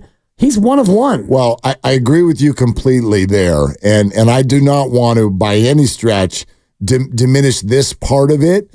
This is just me, like what I've been thinking about the last 24 hours, the last 20 hours is a lot less about stats or the baseball player is just so much bigger than that. I don't want to like brush that off. We've all watched whatever highlights we can, learned whatever stories we can, listen to those who watched him play, and I have absolutely no hesitation in agreeing with you that this was pound for pound and eye for eye, the best person that's ever played the game of baseball. I'm with all of that said, I'm even more enamored with, and I don't even, it's too small to even just say the person. I'm just more enamored with the story, the effect he had on other people, all of the achievements, both on and off the field. And I am flat addicted to people who show that kind of joy and get an opportunity to share it with the public. I'm just addicted to that. I think it's the best thing that can happen to anybody in life is to have a talent or a gift or a job that you just can't wait to get to, and you look and feel like a kid out there. I hope there is just one fraction of 1% of that sound on our show every day, because I love what I do. And a lot of us here, we're in a job that is somewhat easy to love. And Willie maybe had that more than anyone that I've ever seen or listened to. It does make me think of Steph Curry. Yeah. It may, like Willie Mays makes me think of Steph Curry. And it's way too early to say that, but I do think that one of the reasons Steph has the footprint that he does is that. Like every damn day he shows up and makes people feel so happy that you there's no price on that. Right. That's the best stuff in the world. On the court, off the court, in the community, abroad, in Africa, with his wife, supporting her, father of 4, all the rest of it. And you look at Willie and the way he comported himself in his 80s, in his 90s, as an ambassador, as somebody who was thrilled to be connected with the Giants, even though his playing days had ended 50 years ago, literally 1973. So 51 years ago is when he hung it up. Yet between then and now, he continued to be an ambassador and a representative not only of the Giants, but of baseball as well. If you've met Willie, if you saw Willie play, if you were inspired by the documentary, if you feel a certain way, Dibs, I have heard about more people crying in the last 20 hours who Never even met the man. Never met the man. Right. Hell, I'm one of them. I barely got through the legal ID at 6 o'clock last night. Yep. I never even got to meet Willie. He's been in the next room at the ballpark, here or there, whatever. I've never shook the man's hand. I never got to speak to the man. But my God, what a profound effect on my fandom he has had. If you have anything that you would like to share with regard to Willie Mays, fire away. That's what we want to do today. 888-957-9570. And I'll share just the quickest little thing that I was able to share last night with you. But because this all came together very quickly and at the end of our day at 6 o'clock, and we ended up staying on the air for an extra half hour to talk it out, it is one of the first things that comes to my mind. My love of this sport is not just from going to Candlestick Park when I was a kid, which I was lucky enough to do a lot. My parents cared about it and took me there a lot. But the sport as a whole and playing Little League Baseball was wrapped up in a love of larger-than-life figures, these baseball players. I was obsessed with Will Clark as a teenager. And prior to that, I was in my front yard trying to mimic Chili Davis's stance from both sides of the plate. Right, both sides. Switch hitter. And his leg was a little bit in front. His right leg was in front of his left when he was hitting from the left side, but they were a little bit more lined up from the right side. Like, I watched this stuff. And these are the people that really got me into the game. But what got me there first was a present from a family member when I turned, I don't even know what. Call it 6 or 7 or 8 years old. And a present that I was given, which was 2 boxed up, framed, and just beautiful old vintage baseball cards. And one was Willie McCovey and one was Willie Mays. And just holding those in my hand and how that just felt like, to me right now, it feels like childhood. To look at these 2 little cards and think, these 2 men they're just that. They're larger than life. And my love of this game and my love of this team was born that day. And so Willie Mays and Willie McCovey, both of whom I never saw play at a game live, both of them have that attachment for me. And I'm thankful for that to both of them. Yeah, and just the iconic nature of both of them, and especially Willie Mays with this franchise, and symbolic with the move from New York. And that was obviously way before most of us were even alive. But just growing up, you knew about Willie, and you watch Willie McCovey if you're maybe my age, or I think he retired in 1980. I was 12, so I do remember going to Candlestick and watching Willie McCovey and watching him hit a couple into the football bleachers and right, and you're thinking, oh my, this is the guy. And I was raised to know that this is the guy. And there was another Willie that came before him, Willie Mays, who was even more the guy. And you learn about the history of, the World Series where Willie lines out and ends it on a line drive, the 1962, I think, when they would have won the World Series. And so you go back and you learn all the history of it. And then you listen to a guy like Butcher Boy yesterday, who he called in the show after us with Grandy and Evan. And he spent about 15 minutes kind of working his way through it and talking about what it meant to his father and his grandfather, who's still with us. And Joe Shasky's dad died about 6 months ago. And so it brought up all those feelings again for Joe, for Butcher Boy, about his dad. And I texted him earlier and just, sent my condolences again, because, these things make you feel a certain way. And just hearing that Willie Mays passes reminds me of my dad, who would be about the same age as Willie. My dad would be 89 right now, which, God, I wish my dad was still here, but he's been gone so long. And you think about your dad every day. And when something like this happens, it definitely reminds you of those days and being a kid. And like you said, a couple of baseball cards turned you into a Giants fan forever. Think about that. That's what you just said. That's what's on my mind today. Right. Think about what a gift it would be to wake up, go to work every day, have a gift or a talent or a skill set or something like that is so profound that all you do, you just go do you.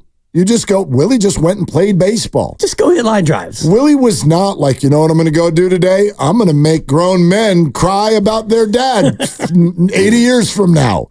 No, he just was an incredibly gifted athlete and had the power that Willie McCovey also had, that Steph Curry has, and George Kittle has. And we could go through all of. They smile. The love of what they're doing is just so clear to see. They have an effect on others. That's what I'm talking about. For someone to live their entire life and simply do what they do, and it has such a profound effect that almost 100 years later, you're making people all over the Bay Area and potentially all over the world, certainly all over the country, think about their dad, their mom, whoever raised them, whoever brought them to their first baseball game. What an incredible power, what an incredible effect to have on other people. And I think Willie was aware of that, and it's why Willie acted the way he acted throughout retirement. You know, I was reading about his 90th birthday celebration, which came just as we were coming out of COVID. Yeah. And let's just be real. From a physical standpoint, Willie was not doing well. Willie could barely walk. Willie could barely see. And so these things were not easy. To get down to a baseball field and shake hands and wave to people as they cheer, that becomes very difficult. But here comes a bucket of baseballs and a Sharpie that gets stuck right in front of Willie. And what does he do? I can only imagine if I were 90 years old and I could barely see and barely walk, wouldn't most of us just be like, Sonny, get this out. I just want to go lay down. Exactly. Willie picks up the pen and just starts signing because he's so damn thankful, even though he got put through hell sometimes. Right. A lot of times. That, to me, I don't know what you could say better about a human being than that. That's just, that's what we all want. Don't we all want in the end to just be that happy, be that thankful, even though there were all the moments that felt like hell? Right. That's just eyes on the prize. I love that. I love that about this man. Well, and to still do it all the way, like you said, into your 93rd birthday and 93 and beyond, and still he releases a statement about 4 days ago talking about the Rickwood game in Birmingham that he unfortunately is not going to be able to attend, and he gives you reasons why, and he gives you perspective on what it was like to play there and how much it means to him. Even at 93, 2 days or 3 days before he eventually passes away, he's still giving you great perspective on how great of an event this is. He's still giving back to the game, even though he's 3 or 4 days away from dying. We want to hear from you. As I said, really, really want to open up for everybody to share. I called this morning to make an orthodontic appointment for my daughter. And right there on the line, I don't know if she's listening, but hi, Leanna. Leanna, who I've got 2 kids now that have had braces here in the last 3 or 4 years, so I've gotten to know the people at the front desk at the orthodontic office. Cash me out one time. More than one time, but yes. Thank you. She knows what we do for a living, so she takes the appointment down and goes, hey, before you hang up.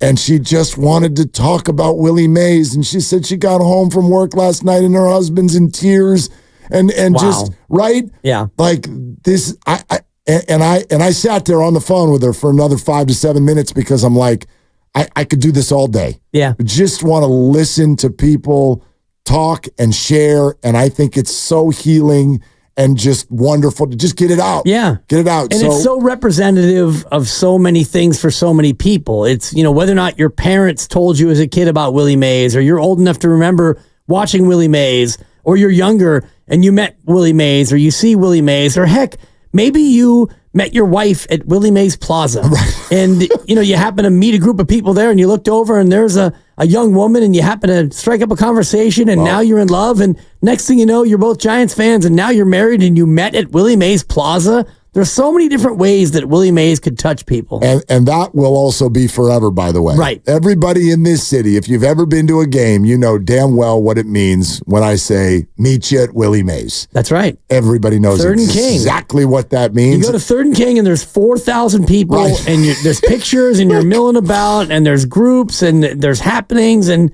It's definitely the place to go. It's kind of funny because everybody wants to meet you at Willie Mays, which makes it very difficult to meet you at Willie Mays. No doubt. But we're going to keep doing it for the rest of our lives. Let's go to Big Smooth in Oakland with Willard and Dibbs. Hey, Big Smooth, thanks for calling. Hey, thanks for the platform, of course. So thank you guys for that. Yeah, I just, it just brought back memories as a kid running into Willie Mays at the airport, and just him being so gracious, and asking us questions. Where are we from? What are you? Just never forgetting that. Simply because he was just right there. He's talking to us, and it was great. And then also, that dynastic run of the A's from 72 to 74, so three in a row. Who does that anymore? And I just recall the 73 series against the Mets, and they were making a big deal out of this being Willie Mays' last year. Of course, the A's had to put that whooping on him, which is, as an A's fan, that's what you wanted. But I just remember them focusing on Willie Mays. I think he only got in the game one time to pinch run for Rusty Staub. But just always remembering that, and just my personal encounter. It wasn't from the television. It was just him having a conversation. So that just remembering how nice he was, and the fact that he even took a moment to ask us questions. And then the way he died, like they were going to honor him for this upcoming game. And against the Cardinals, and look at this, the same day. I think I heard a statement from him the day before saying that a statement put out from him saying, I think he said in the statement, I wish I was there, but I don't get around that good anymore. I remember just reading that yesterday, I believe, before I even heard he died. That is correct, Big Smooth. This man did an interview about 48 hours ago. 48 hours ago, and I know he said, I don't move around that good anymore. Yep. You know what?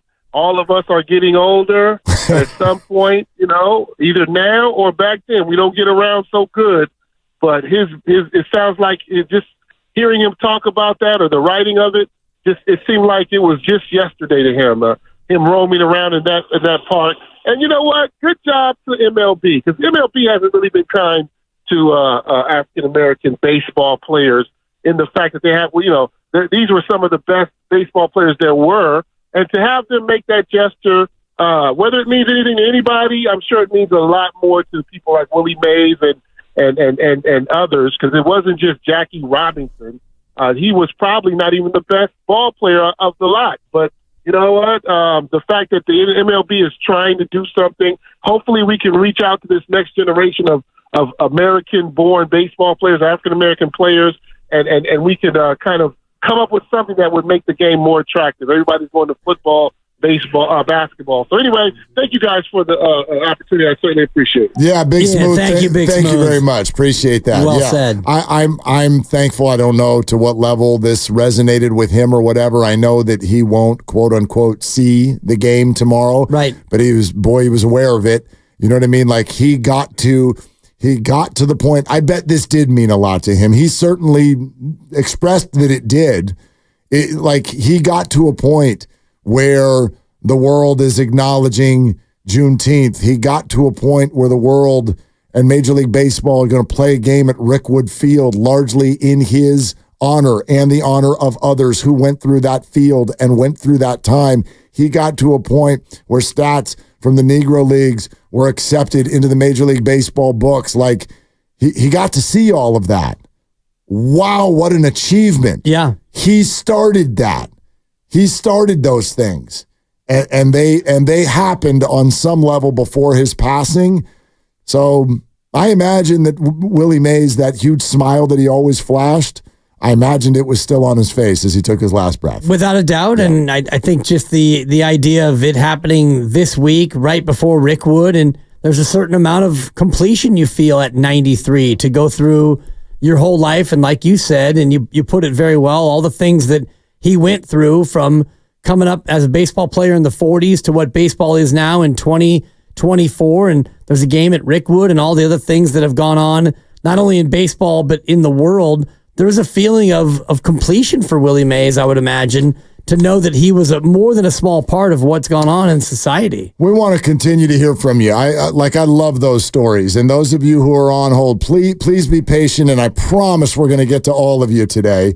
FP Santangelo is going to hop on here in a little bit. Danny Glover is going to hop on in about a half hour. Bob Costas is coming on in about 90 minutes. We're sponsored by KTVU's Fox Local streaming app for your connected TV. Live stream mornings on 2. The 10 o'clock news and all Fox 2 newscasts. Plus watch Like It or Not and more. Fox Local, free and easy to use. No subscription required. The great Willie Mays, gone at age 93. This is Willard and Dibbs. I have a busy house.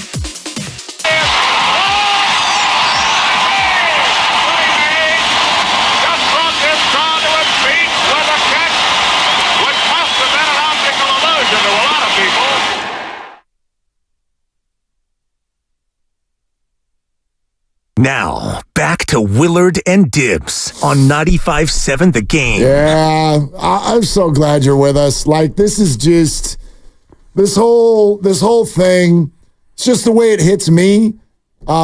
This is a moment, as I described on the, as our next guest, FP, calls it, the handoff thingy. Yeah.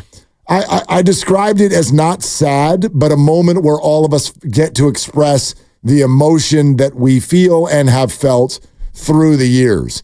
And for me, it's hitting in a way that is like, yes, there's that, I guess we'd call it sadness, like there's that sort of well up your eyes type of emotion. But I also just feel such joy because he did, because that's what he meant to me, is somebody who just exuded joy in playing baseball, but also meeting people. And why don't you go ahead and share the story right now, FP, of when this guy came up to you in the clubhouse and told you, I listen to your show every night. Oh, well, thanks for having me on, guys. And it was a sad day for me yesterday because like, when you're a kid and you're going to games at Candlestick Park and you're a Giants fan and you grew up a Giants fan, you're like, in my wildest dreams did I ever think I would become friends with the greatest player ever. So, I mean, just to get to talk baseball with him and be around him. And half the time I did, I really didn't hear what he said because in my mind, I was thinking, this is Willie Mays. And, you know, he had that much of a presence. But while he had that presence, he also had the presence of being your friend. And you guys have all met great athletes and superstars. And sometimes we're all fanboys and we're starstruck. I never felt that way around Willie completely. He just had this way of making you feel like he was just another one of the guys. Like he was the 25th guy on the roster, and here he is, maybe the greatest player ever. But I mean, not to make this about me, but as a tribute to Willie and to show you what kind of guy he was. I'll never forget. It was maybe my first or second month with the Giants, and it was a day game at Candlestick, and I'm sitting there eating my, powdered scrambled eggs and burnt bacon before the game. No offense, Murph, but Murph wasn't the greatest cook in the world. And I'm sitting there at the table, and I was playing that day. And usually when I played, it wasn't like yuck it up at the table. I had my game face on, and I was thinking about maybe the pitcher or the at-bats or whatever. And Willie asked me if he can sit down at the table with me. And I look up, and the guy asked me, and it's Willie Mays. The greatest player ever asked me if he could sit at the table I was at. Like, usually that just doesn't happen. You know, somebody just plops down and sits. And I said, of course. And he sits down, and we're talking about center field, and he starts to tell me about the wind currents at Candlestick Park. And he said, well, if it goes to right center, you got to get on your horse. That's where it really carries. So anything hits your left, you got to really giddy up and go after it. He goes, if it hit to left center, it knocks it down at Candlestick. And, you'll start to go back, but then you got to come in. And he went on with just the best clinic of wind currents and how to play one of the toughest center fields ever in the history of baseball, one of the toughest outfields to ever play in the history of baseball. And all the while, I'm sitting there thinking, this is the greatest player ever. Willie Mays is giving me tips on how to play center field at Candlestick. So while I was soaking it up in one ear, the other ear's not even paying attention because I just can't believe I'm having breakfast with Willie Mays. And I think, the best way to pay tribute to somebody like that is to paint a picture of the man that he was. And like I said on my Instagram post last night, I never saw Willie play. And everybody says he's the greatest there ever was. The Willie Mays I know was the man, and he was still the greatest there ever was. So the other story, you guys, that I shared on my Instagram post last night was I had just started out on a night show in my broadcasting career, and the nightly radio show that I did in 2009 and 10. And I was walking the Giants clubhouse one day, and he was in Murph's office. And I said, hey, Willie, we used to call him Say Hey. Charlie Hayes used to scream it across the clubhouse, say hey! And that's all we used to call him, say hey! And they'd say, hey, what's up? He's like, I listen to your radio show every night. You know what you're talking about. I was like, oh, my God. Willie Mays listens to my radio show. And he did. He wasn't full of crap. He listened. He knew some things that I talked about the night before, doing the post-game show after the Giants game, and even just doing a normal radio show. So, as a fledgling broadcaster and just starting out in the industry, to have the greatest baseball player of all time and listening to your show on the way home from the game just gave me the ultimate confidence. So, I don't know. Willie's the best. it was a sad day yesterday. Still fighting to get through it today. When I hang up with you guys, I'm jogging down to Willie Mays Plaza, and I'm going to check it out. Yeah, FP Santangelo here on Willard and Dibs, and it's funny when you said, not to make it about me, but I was telling Mark before, it feels like when something like this happens, it really is all about us, and it's about what Willie meant to you. And for those people who never met him, I met him once, and I'll never forget that moment in spring training, and all the other people who have connections through their dads or their grandpas. It really is about you. And just what is it about Willie Mays that makes that connection with all of us so powerful, even though some of us met him once or never at all? I mean, he transcends the sport. There's certain athletes that, Willie Mays, in my opinion, was more than baseball, but everybody knew who Willie Mays was wherever around the world. I was trying to explain it to somebody today that wasn't familiar with the gravity of all this and maybe how much this meant to all of us in the Giants family. It was a sad day, and it's a sad time in the Giants family right now. But he was a Giant. He's the greatest Giant ever and the greatest player ever. But even Murph's story about, he was a bat boy when he was 14 or 15, and Willie was 25, and they became best friends. Came from New York together to San Francisco, and after a game one day, Willie says, "Come on, Murph, let's go." And they pull up this big driveway in Palm Springs after a game in spring training, and there's Frank Sinatra waiting for him. So it's Frank and Murph and Willie. But that's the rock star Willie Mays. But what he meant to everybody. I don't know. It was more than baseball, and with civil rights and the time he grew up in and what he had to fight against to get to the major leagues. And I don't know, man. He was just an everyday guy that was the biggest superstar. He was Jordan and everything all rolled into one. He was it back in those days. It wasn't like there's one guy for this sport, there's one guy for that. It was Willie Mays. It was Say Hey and that song. And kids used to throw rocks at his window. And he'd come out in the street in New York and he'd play stickball with kids before he went to the ballpark. Name me a guy that does that today. Right. I could go on and on, guys. It's just, and it kind of feels good. This is therapeutic for me to talk about it. I wasn't ready to last night because I was in a really emotional state, and I got a lot of text messages and phone calls from different outlets that might have been going for clicks, but you guys are family to me, and it's an honor to be able to share this with you and the listeners today. Oh, it's an honor to have you on, for sure. FP Santangelo with us here on Willard and Dibs. I think a lot of us are also struck by the timing. How could you not be? Today is Juneteenth, and tomorrow is an MLB spectacle that in many ways was already so much about him. And for this to happen this week, I wonder how you see tomorrow maybe being even different than it was going to be because this happened now. Oh, of course. It was going to be a celebration of Willie Mays, but now it's going to be a remembrance of one of the greatest players ever and what he meant to the sport. So it was going to be like, this is where Willie started. And, he was 16 years old in the Negro Leagues and just a high school kid playing professional baseball. And then he got drafted and played pro ball and the greatest player ever. And now it's going to be, more of a somber remembrance and a celebration, maybe almost like a wake in a sense, a baseball wake where we can remember more. I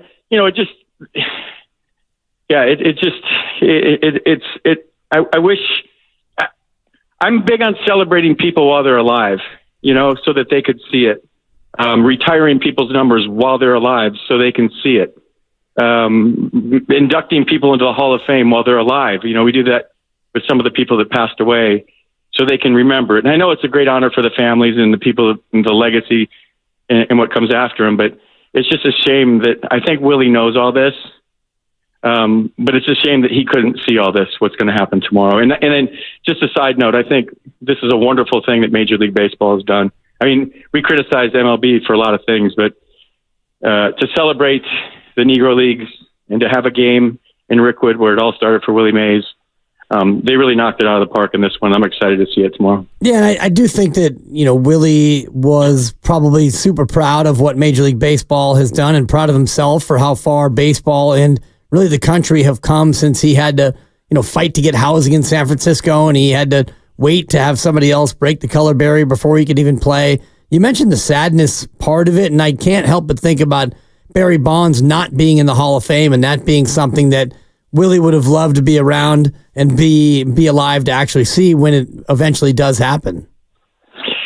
Yeah, I mean, that's a shame, and I like your attitude when it eventually happens, because it's not the Hall of Fame until Barry gets in there, and that's Barry's godfather, and, you know, when Bobby died, Barry took it real hard, and Willie was there for him, and Barry grew up in the clubhouse with Bobby and Willie, and, you know, Willie was his godfather, and it was a hard day for Barry yesterday. We texted back and forth quickly, so it's a rough day for him as well, and yeah, it would have been nice if Willie got to see it, but I think Willie knows and Barry knows, and if I had to guess, I don't think they give a crap. I really don't. I think they both know they were two of the best players that ever walked the face of the earth, and they don't need some reporter that never played the game to validate that. FP Santangelo with us here on Willard and Dibs.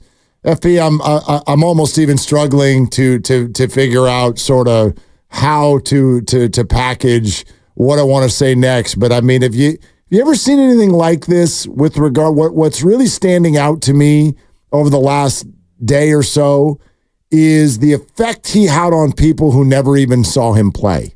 I don't know if I can compare this to anything. I've never seen someone whose time as a player was up before a group of people got to earth, and then all of those people were so affected by that player. I don't think that I can compare this guy to anyone.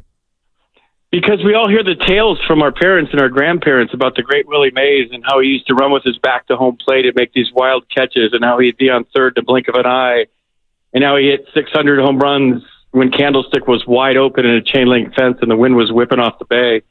And we hear these legendary stories, right? So we have this picture in our mind, almost like how you paint the picture on radio, right? We fall in love with players on the radio that we've never seen before. And the pictures that my dad has painted about Willie Mays, or my grandfather who passed that saw him play, or even people in the Giants clubhouse that saw him. So now you see the video and it kind of blends with your thoughts and your vision of what he was like as a player. And then all of a sudden here comes this guy that's super humble and nice and kind and wonderful. So it just stamps what you think about him, and it just emblazes it in your brain that now he's not just a great player, and you hear the stories, but he's a great person too. So I really freaking like that guy. I never saw him play, but damn it, I really like him. And when he comes up to a part-time platoon player and sits down and has breakfast with him and tells him how to play the hardest center field in all of baseball, I mean, why wouldn't I love Willie Mays? And every time I got to see him, I know when the Nationals came into town, I was a broadcaster for them. They had a text message that Willie's going to be in the clubhouse today, and all the players were just like Disneyland, like they're going through the gates at Disneyland for the first time. They're going to visiting clubhouse, and there was a procession, and everybody was going up and introducing themselves to Willie and taking the pictures with Willie. And I was introducing Willie to some of the guys, and he wasn't seeing too well back then, and we were taking a picture together. And I don't know if you guys saw the one I posted of us laughing. Yes. He said something to the fact that I can't even see the effing camera. I don't know where to look. And we both started cracking something to that effect. And we had a good chuckle about it. I said, I just look that way or whatever. But he's the best, man. And I don't know, Mark, if I answered your question properly, but we hear the stories, and then the person is better than the stories, and the persona is huge, but the person is humble and authentic. And I think in our world today, man, humble and authentic plays, and that's exactly what Willie was. Man, well said. So you're not going tomorrow, but then you're heading out to St. Louis to do the weekend, yeah? I'm going tomorrow, actually. I'm going to get in St. Louis a day early. But yeah, and I'm going to do the series there, and it's going to be an honor to be around the team. I thought, just a quick shout out to Dave, who on the broadcast, I thought nailed the announcement. He showed true emotion and how much he loved Willie and the Giants. And I thought John Miller on the TV side last night, you couldn't ask for a better broadcaster to do that. The balance between the action and the tribute. Seriously. Those are things that are hard, guys. I mean, when you're on a live broadcast and you get some tragic news that you didn't expect and it buckles you, and there's a balance there, right, between the game itself and the tribute to Willie. And I thought just a shout out to both of those guys who are the most talented broadcasters in the business, and we have the best broadcast team in the business. And They just did a wonderful job last night. Yeah, well put, FP. And say hi to B. Craw this weekend. I will. I'll say hi to him. I'll say hi to the guys. I'm excited to get there, and hopefully, let's get some wins, man. Let's go. I mean, the inconsistency and the heartbreak and the roller coaster, and Soler gets hot, but then this, and we don't even need to talk about the game today, but they need to be more consistent, man, because this team's a lot better than the record showing. And enough of these moral victories. There's no such thing as moral victories at the big league level. W's are W's and L's are L's. A little sloppy today and, unable to really button it up, and you lose another series against a mediocre team. Thanks, FP.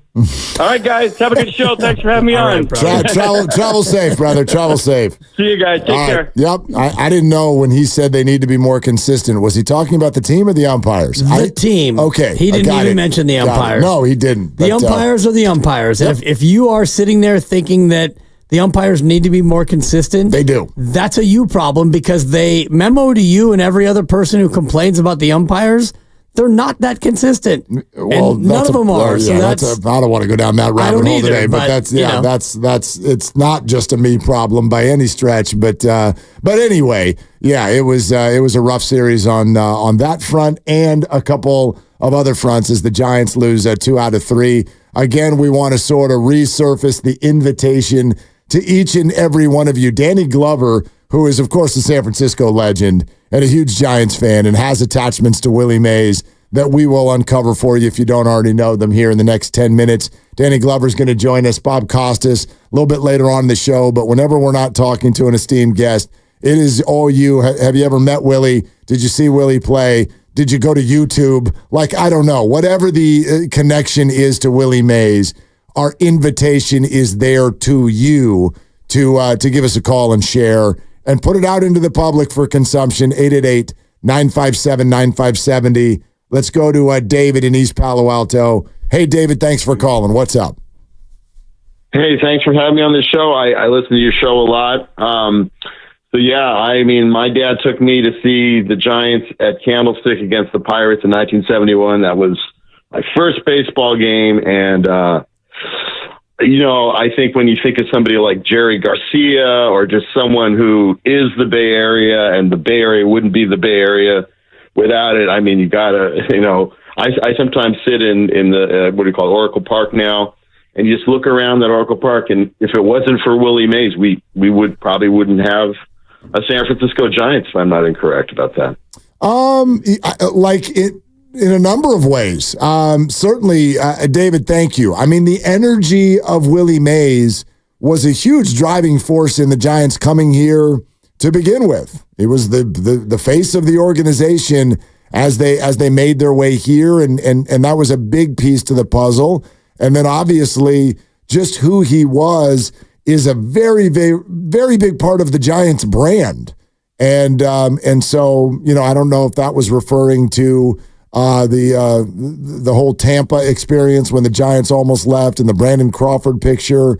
But I think you can take that statement and just make it bigger. Like, the Giants aren't the Giants without Willie Mays. Right, and the Giants coming here with Willie Mays immediately became a thing. And yes, it was exciting to have Major League Baseball here, but you had Willie Mays in center field. You had Willie Mays as an all-star already, 3-time all-star before they came here. So they hit the ground running because they had Willie Mays here. And so if you were a baseball fan at the time, you might have been able to get some reports about what was going on with Brooklyn and New York and the teams back east. But when baseball finally made it out here, you knew about Willie Mays through, going to watch those old newsreels when you went to the movie theater. And so you were excited about it. And then you saw him in person and you were even more excited. Let's go to Linda in Phoenix, next up on Willard and Dibs. Hi, Linda. Welcome.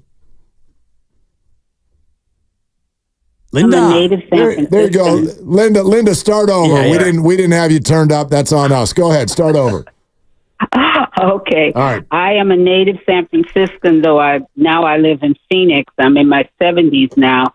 But my earliest childhood memory is sitting every evening with my grandfather on Golden Gate Avenue in San Francisco, listening to Giants games on the radio. He was the biggest Willie Mays fan in the whole world, and he taught me everything I know about baseball. And he never went to a game, so I took him to a Giants game when I became an adult. I took him out to Candlestick Park, and he was thrilled beyond thrilled to see Willie Mays play in person. So today I'm feeling sad about Willie Mays, and I'm feeling sad about my grandfather, who was my favorite person in the whole world. Linda, thanks for sharing that. What do you remember about that day? You took your grandfather to see the game, and Willie was playing. What else do you remember about that day? I remember two things. First of all, it was actually a warm, sunny day at Candlestick Park in San Francisco, and I was so glad it was warm and sunny. And the second thing is we were hoping Willie Mays would hit a home run, but he didn't. He did hit a triple, and my grandfather said what he always says when he's excited, "Lord have mercy, Lord have mercy." when Willie Mays hit that triple.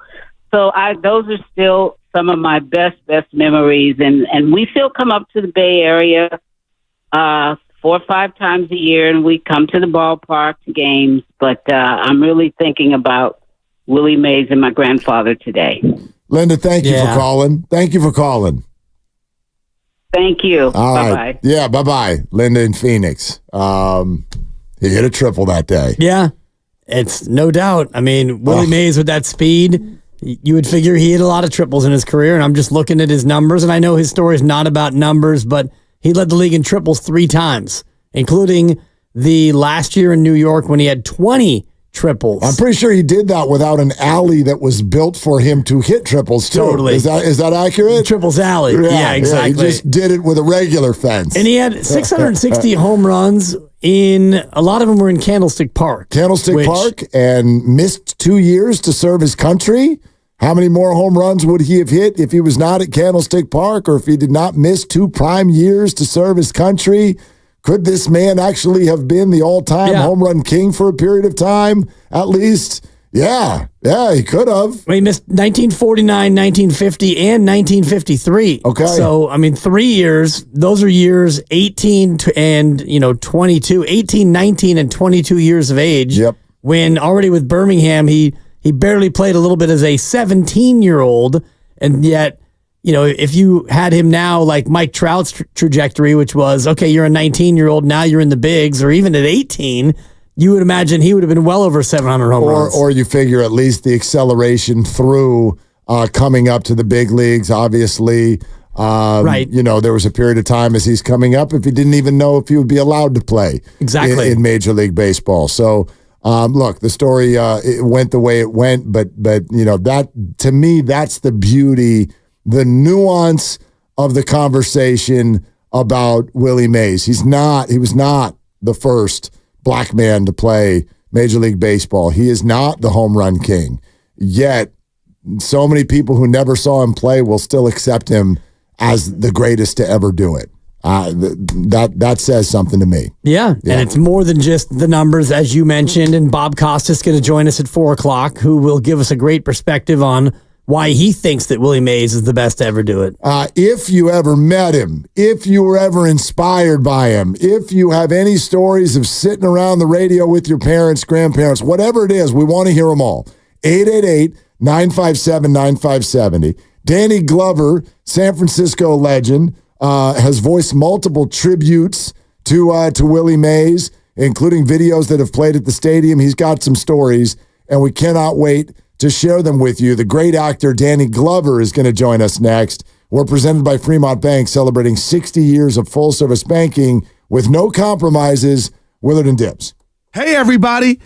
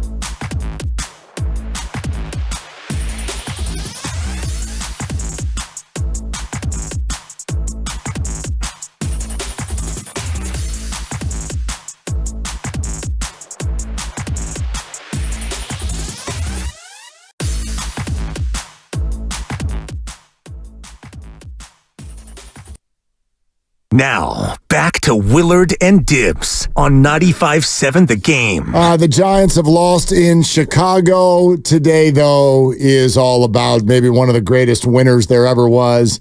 And now we start to ramp up for what's next. I still can't get over it. I can't get over the timing of this. The fact that we arrived this week ready to be like, I can't wait to celebrate Willie Mays. I mean, it's Juneteenth Wednesday. It is Rickwood on Thursday. And I think it's been a conduit to many learning more and more about the history of the game and the history of Willie Mays. And right as we're about to unfold this new baseball package, Willie passes at age 93. It is it's amazing and it's emotional, no doubt. So we're talking about it all afternoon here on Willard and Dibs, and honored to now welcome to the show an acting great, one of our own, a San Francisco legend, a big Giants fan, and someone who has worked on a number of pieces surrounding the great Willie Mays, and that is Danny Glover. Danny, thank you much for coming on. How are you doing? I'm doing good. Well, yeah, this is the Sayhead Kid. Yeah, I mean, something special. I think it's one of the great privileges of being born and raised and living here in San Francisco still, to be to go out to the park sometimes and I see Willie Mays. I came to baseball through the San Francisco Seals. So I was here when Willie came here, old enough, in my 11, 12 years old when Willie came here with the Giants. So and such, it was an amazing moment. The Dodgers and the Giants here, Hank Aaron and the Giants when he was with the Braves, Atlanta Braves, and Milwaukee Braves. It was really Warren Spahn is still one of my all-time favorite lefty, all-time favorite. He was old as dirt when he got here, you know. But he was out there throwing that ball. I think he pitched it when he was about 97. Not 97. I'm sorry, around 47 or something like that. Yeah, he was a real Cajun. Lou Burnett and all those guys who come here, and it was great. It was a great moment, I think. I think it was a great moment. It's post after Jackie Robinson and all that, how that changed the whole demographics of football. I mean, of the demographics of baseball. You know, and it was a great, all those legends, you know, all those, even the year that Warren Spahn came here to speak to play a year as well. Yeah, 1965. He was 44 years old, Danny. You're right. Danny Glover here on 95.7 The Game. So take me back to that time when you're 12 years old, and the word is that the Giants are going to become the San Francisco Giants, and Willie Mays is going to be the face of this franchise. What did that mean to you as a young 12-year-old African-American living here in San Francisco? It was so we walked. I lived in walking distance to the old Seal Stadium, and it was amazing, you know. And my dad, because he worked the graveyard at the post office, so we would go to see the day games, you know, and because he loved baseball, you know, and particularly the Dodgers and the Giants. It was always something, an opportunity to see them, you know. It was really magical. And I mean, if there was one play, if the one sport, if I could be an athlete, because I wasn't very much, I'm not that athletic, it would have been baseball. You know, in fact, I used to play first base when we did sandlot baseball and everything else, because I wasn't fast, you know. And so I was there. They would always call me Willie McCovey. You know, I always played Willie McCovey. I think Willie McCovey had a rough time getting down to first base, man. He wasn't going to beat out an infield single most of the time, you know. but it was great. It was great. But he hit that boy. He was something else, man. They were all, you know, Philippe, the Lou brothers, you know, Philippe and you know, just, you know, and then, like I said, one of my favorite team was the Braves, you know, with Eddie Matthews and Hank Aaron and Lou Burdett and Warren Spahn, El Spahny. Yeah. So it was really great as a kid, you know, to go to the game, and certainly the Seal Stadium was real nice, real cozy. Real. We take our own little lunch, you know, with our own sandwiches and stuff like that, and some potato chips. And my dad would buy some popcorn and stuff like that, and peanuts and stuff. So, but it was a really, in fact, one of the great moments I had with my dad was when the new stadium was built, and I had seats, and I watched a great deal whenever I could, and when I was around home, Barry Bonds, you know, and it's great seeing him, you know, that moment, that other moment here with Dusty Baker. Dusty Baker's back too, so I'll go out there. Dusty Baker, he won his he got his World Series. Yes, he did. He wanted to come home, man. You know, Dusty's from Sacramento. You know. Yeah.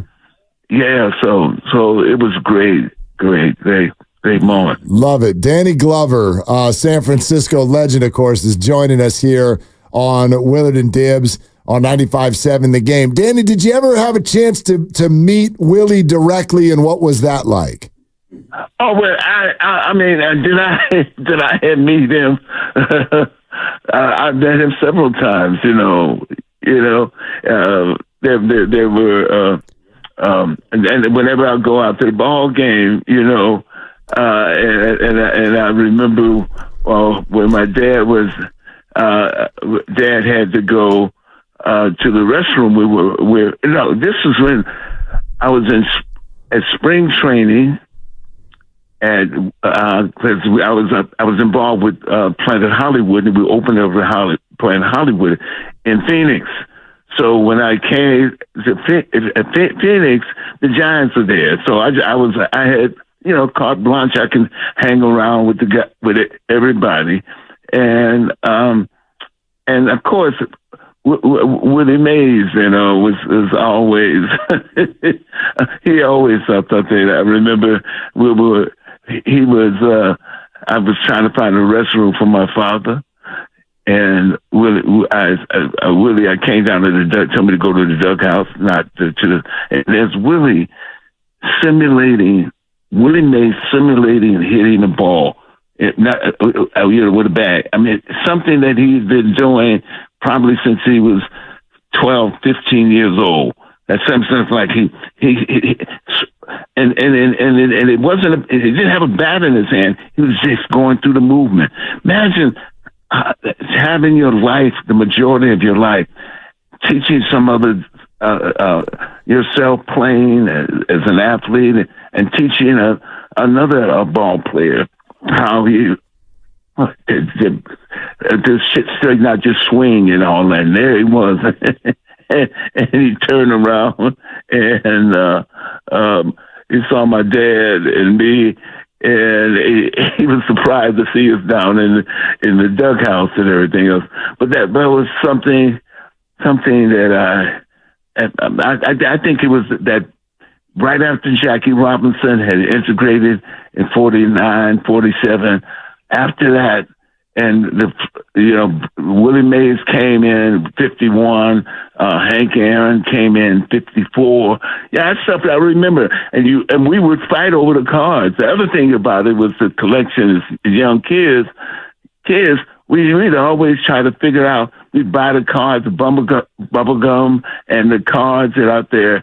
And you know the ones which cherished, the ones with Willie Mays and the ones with Hank Aaron and all those great stars that were a part of that post-World War II look of baseball. In the middle of also what we saw in terms of the movement, the civil rights movement as well. So all this energy, it wasn't, football hadn't been integrated yet, but it was all this energy that was happening around baseball. And it was basically the America's game.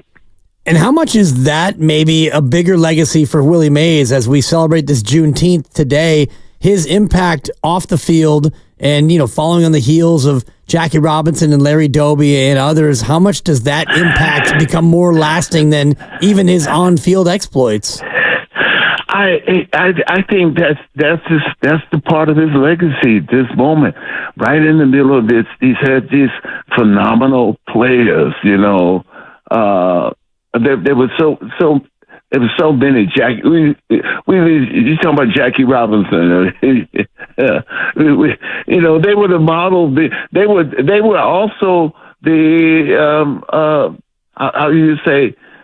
The heroes for Dusty. Dusty was a young boy at the same time. Imagine the influence. It wasn't basketball that people weren't playing as much. It was baseball.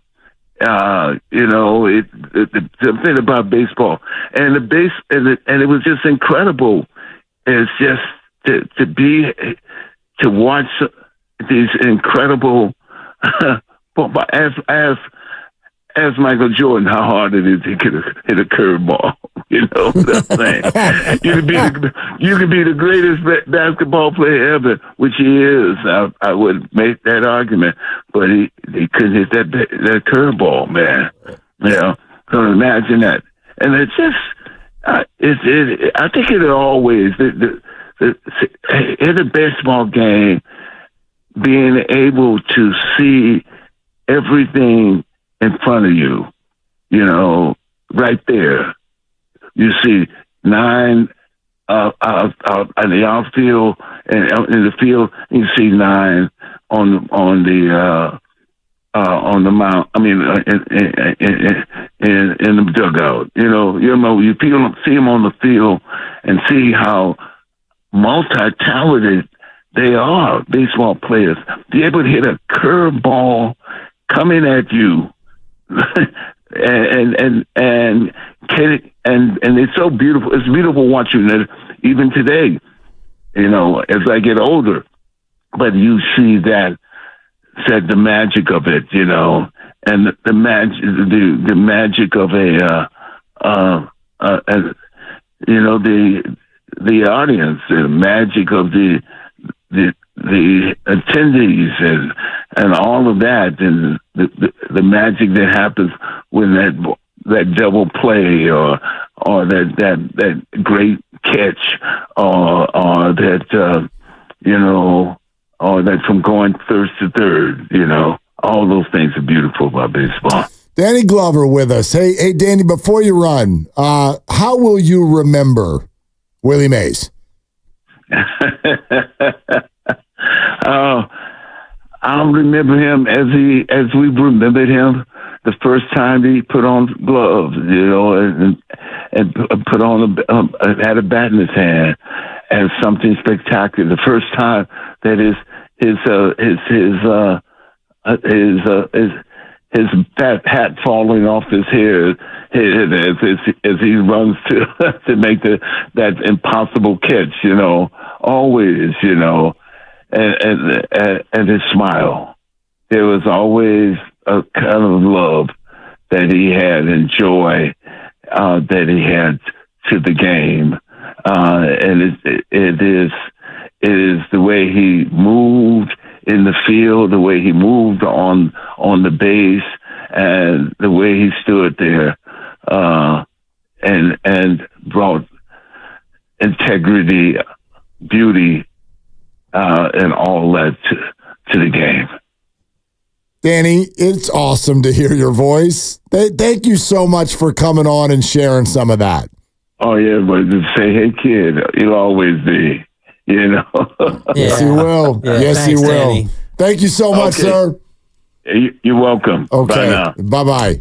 Danny Glover. Yeah. Danny Glover. San Francisco native. You know what? I love what he just said there at the end because it's been on my mind a lot. And I know that there was controversy about this. If you want to go back, Jackie Robinson wanted Willie Mays to be more front-facing and more aggressive with regard to, being a face of the civil rights movement. And so sometimes when you talk about Willie's smile, it lands a certain way with people because it's like, right, there was a faction that wanted Willie maybe to smile less. Yeah. And that was a part of this story. And I love that Willie has said publicly, I'm very comfortable with what I did for the civil rights movement. A lot of it people didn't see. I want to take it the way Danny just did. The power of a smile, especially as a professional athlete or any celebrity for that matter. I heard Charles Barkley say this. It was being played by Steiny and Goo earlier. Sometimes when you meet your heroes, it can be very disappointing. Yeah. Because they don't act the way that you want them to act. They're not nice. Right? And Willie was the opposite of that. And I think about all of the people who have inspired me in life. And often it is as simple as that. A smile.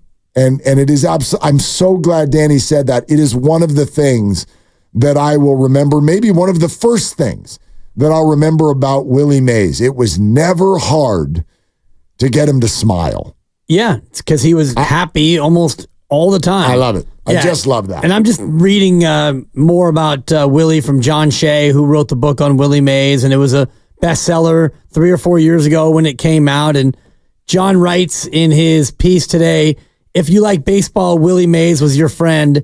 If you like the Giants, Willie Mays was your friend, even if you didn't know him. And that kind of speaks to what you're talking about with his demeanor and the smile. And just in general, when you saw Willie, when he was out there doing the ceremonial stuff with the Giants, or even when he was, interviewed on the radio, those rare times where you see him on TV or you just see him around the ballpark, and it felt like you knew him. And it felt like he was having the best time ever. His 90th celebration out there at Oracle Park.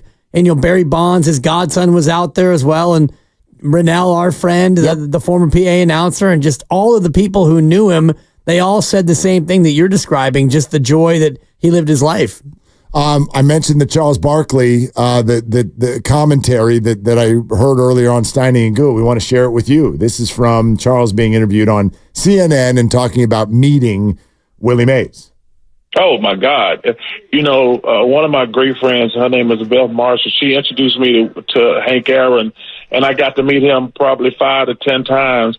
And I got to meet Mr. Mays probably 10 times in my life. And I was like a little kid, but they were so humble and so gracious. And I was like, I'm getting to meet Hank Aaron and Willie Mays. And they were both, you want your heroes to be a certain way. And when I was around Mr. Mays and Mr. Aaron, man, it was one of the greatest experiences of my life because, Caitlin, you've been around stars and they were not nice people, and it kind of breaks your heart. But when you meet a hero and they're even better than you thought they were going to be, it's pretty special. And, 93, he lived an amazing life. So this is more of a celebration and reflection. Because I always say it's only sad when young people die, but to live as long as he did, and hopefully he got his flowers. He got it from baseball, and hopefully he got it from some of the young black baseball players today. That from Charles Barkley on CNN, and this is maybe not the most relevant thing as we talk about Willie, but I want to mention that that's one of the reasons I'm a big Charles Barkley fan, even though Charles is a much more sort of complex figure in his persona. I've had the opportunity, the luck to run into Charles Barkley a time or two. Off the mic, yeah, off the air. My ex-partner, Tony Bruno, knew Charles pretty well from their days in Philly together, and we ran into him in the airport one time, and Charles, could not have been nicer, easier to get him to smile, but we also, and I think I've told you this story, my then little guy, he's now 6'4", 17 years old, and a high school golfer, once upon a time was a baby in our arms. It's a baby. It was a baby at Edgewood, Tahoe, during the celebrity golf tournament. And because we were there working, I was able to walk through the clubhouse with my baby in the arms, and we just happened to walk right by Charles Barkley. And Charles Barkley walks over. Oh, no. Didn't know me, didn't know nothing, just walked by, and my baby son just puts up a big old grin right at Chuck. And Chuck sees his face, walks right over, grabs his finger and touches his left cheek the way you do, and just goes, happy baby, happy baby, happy baby, happy baby. And then just was like, have a good day, and walked off. And like, those are the moments. Yeah. You're like, I love Charles Barkley because of that. Because you had that moment and with him. And he smiled. Yeah. And he made my baby smile. The times I love Charles Barkley are these times when he offers that perspective as a black athlete in America and somebody who has the great perspective of the things that he didn't have to work through because Willie Mays and the people of his era actually had to work through it. And, you know, you hear Charles talking about that. It's incredible. Absolutely. Speaking of incredible, all of these stories are. And so there's a handful of you that want to share, and we're thankful for that. So stay right where you are. Bob Costas is going to join us in about 35 minutes. But this right now is our opportunity for the next half hour to really just open up even more so to all of you. If you've ever met Willie, if you watched Willie, if you heard about Willie, whatever your connection is, because you're listening to two people who largely did not, we didn't even live when Willie played. Dibs did. You were a baby. I didn't even live yet when Willie played, but still such an incredible effect. And so we love sharing every single angle of this and want to hear from you as well. 888-957-9570 is the number. So Don and Ron and Ben and anyone else, 888-957-9570 is the number. Let's take your calls on Willie Mays coming up next. We are sponsored by the San Francisco Zoo. Celebrate San Francisco Zoo and Gardens 95th anniversary all June long. Meet our amazing rescued animals, including the rare axolotl. Join us in our celebration and be part of a legacy. Visit sfzoo.org to learn more. All right? Your Willie stories, your interactions, your connections. Coming up next, 888-957-9570. It's Willard and Dibs. Your dreams are constantly at work.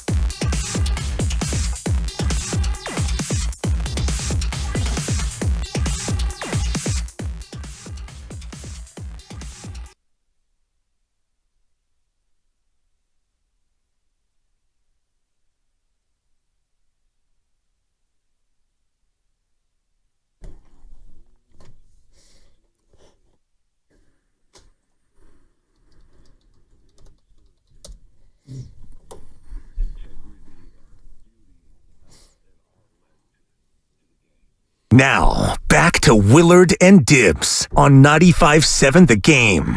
Listen, FP said it. I'm. There's no way for me to, kind of brush this aside. FP said this is a very, very sad time in the Giants organization, and I get it. For many of us, though, if you didn't know the man, I'm also finding this, because I do hope it sounds like this celebration. This celebration, this whole thing, the nation has turned this into, and will continue to tomorrow, has turned this into Willie Mays week. And he did everything with joy.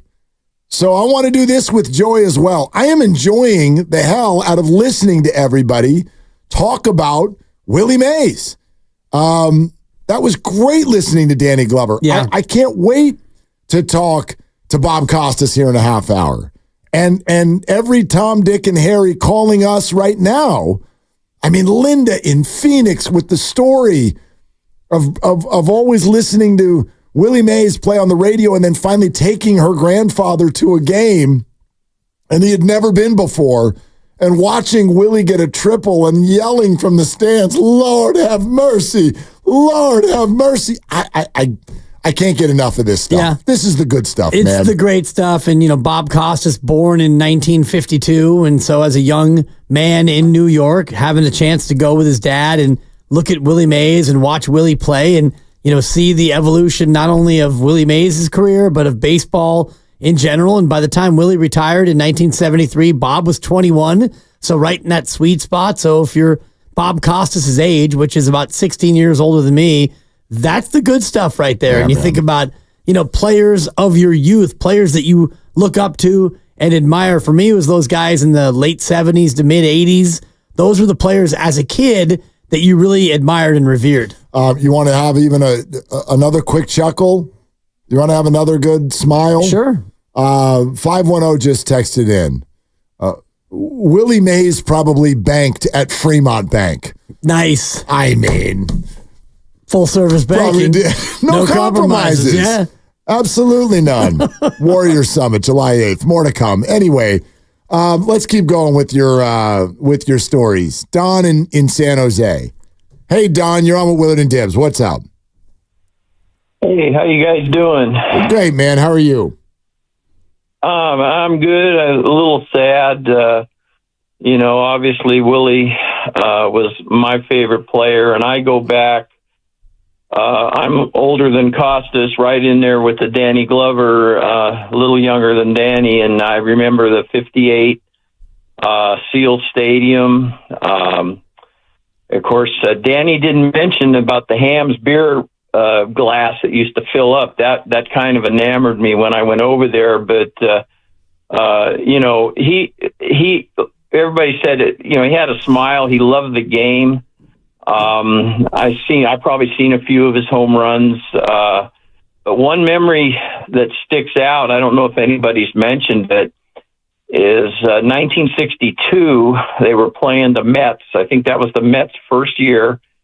And Willie slid in to second base. And I think Elio Chacon, he thought he got spiked, or maybe he did. I don't think he did it intentionally because, Willie didn't do stuff like that.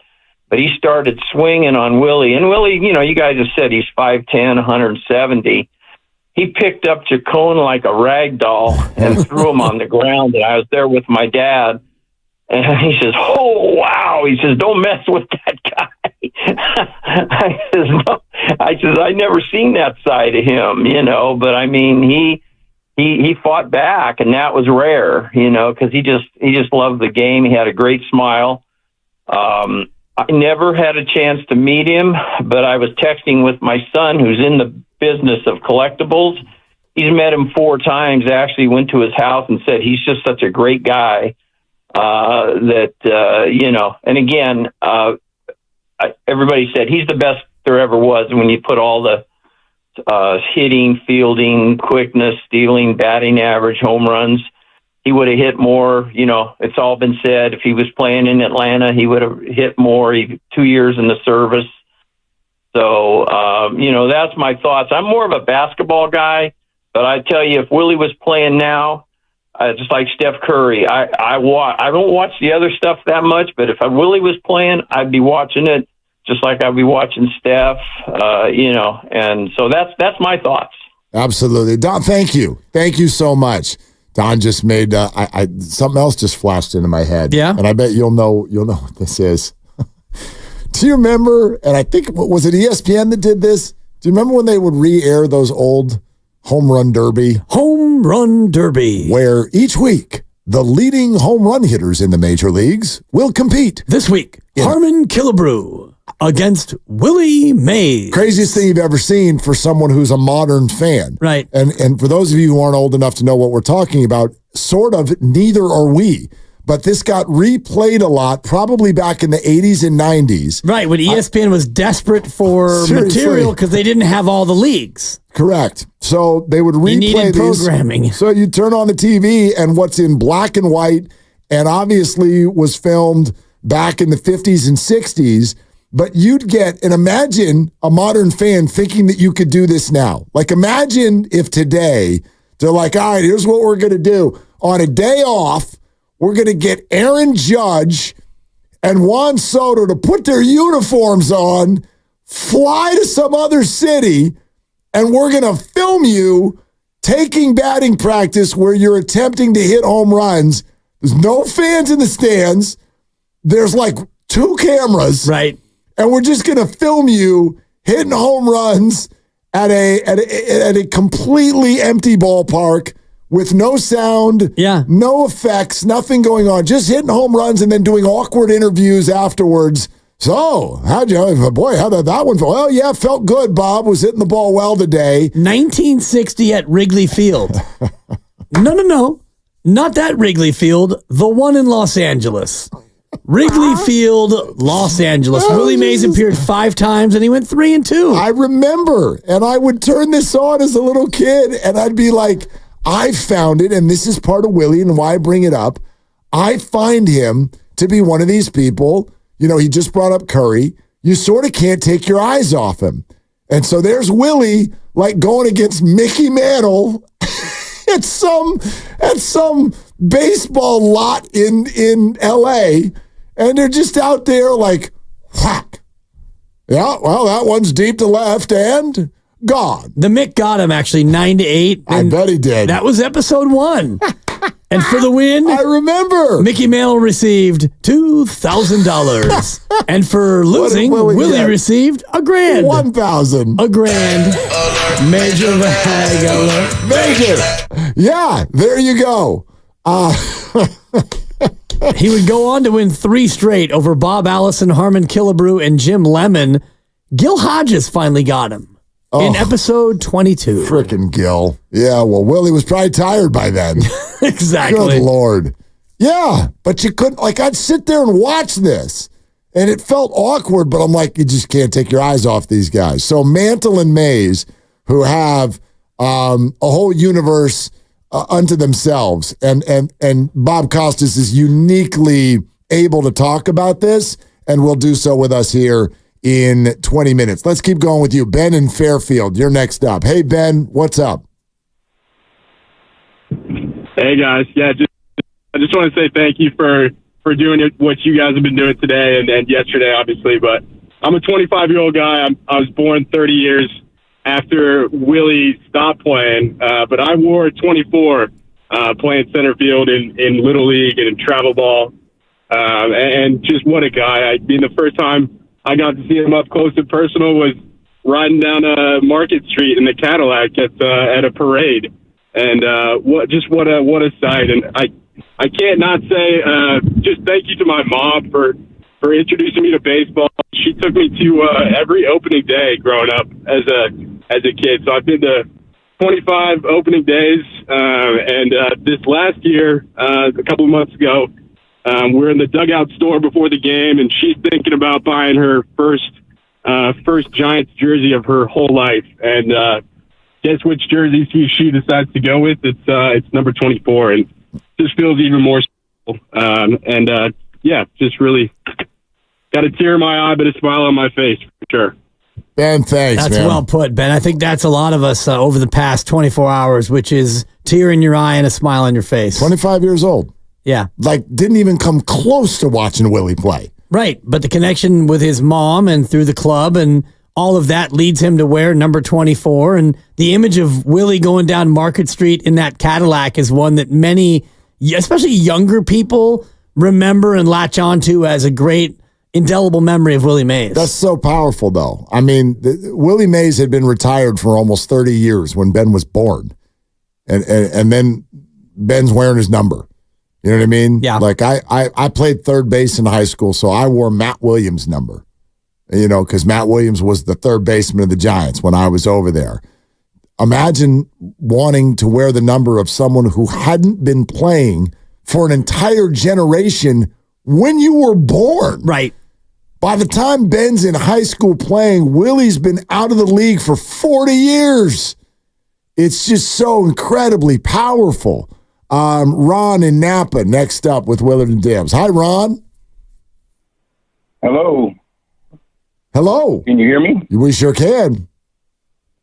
Okay, great. Well, you know, my twist is a little different. I'm 71, black man. I was born in California, but was raised back east in Pittsburgh, Pennsylvania. So I'm a Steeler fan and Pirate fan, and I grew up with Willie Stargell and Roberto Clemente. But I had a weird thing that happened because yesterday when I heard about the death of just a great human being, I was telling my wife as I'm listening to your program that, you know, Willie Mays, I just remember just loving him and adoring him, even though I wasn't here in the Bay Area at that time. But it was a strange thing that happened to me that I became tearful a number of times. And then this morning I was watching First Take and they were talking about Willie Mays for a few minutes. They didn't really give him much, but I start crying again. And then I had to kind of deal with that all day. And I'm trying to figure out what's going on with me. And then I had to kind of just come to grips with the fact that being black, being a person who's 70, I mean, I grew up in Pennsylvania where, you know, racism was really just there and it was right in your face. And I remember as a man, as a black person, just wanting to see images of black people in the media and anywhere that I could see them. It could be football, it could be baseball, it could be basketball, just emulating a life of character. Because for me personally, I wanted to feel like white people would look at us as being worthy of being respected. And when I see individuals like Willie Mays and others, it built up my encouragement to keep pressing on, to keep focused on being the best human being I can be. And still today, when I watch, you know, sports and I see white players and black players and I see them embrace, I might be strange about this, but I get tearful about that because it's like I enjoy the fact that there's been an evolution where we're now respected, where there's now some great relationships that are being developed between whites and blacks. And I guess I'm a very sentimental person because whenever I see any person of color doing something with integrity and living a life with integrity and living a life where literally they're doing the right thing, it's like I'm looking around the world and I'm hoping that other, you know, people who are maybe have that racist just fiber in them, that they see those people and say that we're not all alike, instead of whenever I see those that are even in crime shows where it shows a black individual, and like I said, I might be strange about that, but I feel that it just hurts the perspective, the The fact that people will look at us as being just inferior, look at us as being criminals. I mean, I've lived a very righteous life. I've been a very successful person, but primarily because of people like Willie Mays. Willie Mays, because I look at him as being part of me, that there's hope now, that I can be a person that has integrity. I can be respected because he's setting an example for others that will not just look at us as being inferior or being worthless or being just second-class citizens. So that's where the tears came from in your show and others, especially your show, though, because of the sharing and just it just kind of penetrated. And I haven't shared any of these thoughts with anybody, even my wife. I've not told her how deep that effect of racism has affected me and how much I look around at the world and I pay attention to all the relationships, especially when you're showing when there's blacks and whites. Even when I see them in the streets and I see relationships, it just really builds up something in me that encourages me to just keep pushing and that there's hope that even those that actually have the the perspective that we aren't where we're not human. Ron, can we spend another 30 seconds with you, Ron? I want to say something from the bottom of my heart. First of all, you've a number of times said, hey, maybe I'm weird with this. I don't think there's even the tiniest bit of weird or odd or off in anything that you just said. And I also think everything that you just talked about, my goodness, if anything is worthy of your emotions, it's that. I think this is one of the most profound phone calls that we've taken on this show all year long. To put into words the experience that you have in this country as a black man and the furthering of those feelings because of who Willie was, because of how he conducted himself, and because of the way he was able to share his gifts with everyone. I think you just did a better job maybe than any of us could in explaining why Willie Mays was so important to the civil rights movement. I really thank you for calling. Well, I appreciate that because it took me a lot to call. Yeah. And these feelings are real. Thanks, Ron. There's no doubt about that. Yeah, Ron, thank you. You have a great day. That's one of the things that and I say one of the things, that's the thing. Yeah. For Willie. And that's why over the last 24 hours, there's no pushing away his stats and the baseball player he was. Yeah. But it's just not what I feel is the most connected thing when I think of Willie Mays. It's the feelings that he brings out in the people who watched him. And we all have different backgrounds and entry points, and you and I sit here with a privilege that so many don't have. And so to know, though, to hear those stories, to know what Willie meant to so many for reasons like that, that's what stands out to me, and also what strikes me so much that Willie passed yesterday. That he passed the day before Juneteenth and 2 days before Major League Baseball goes to Rickwood Field. I just think there's some real magic there.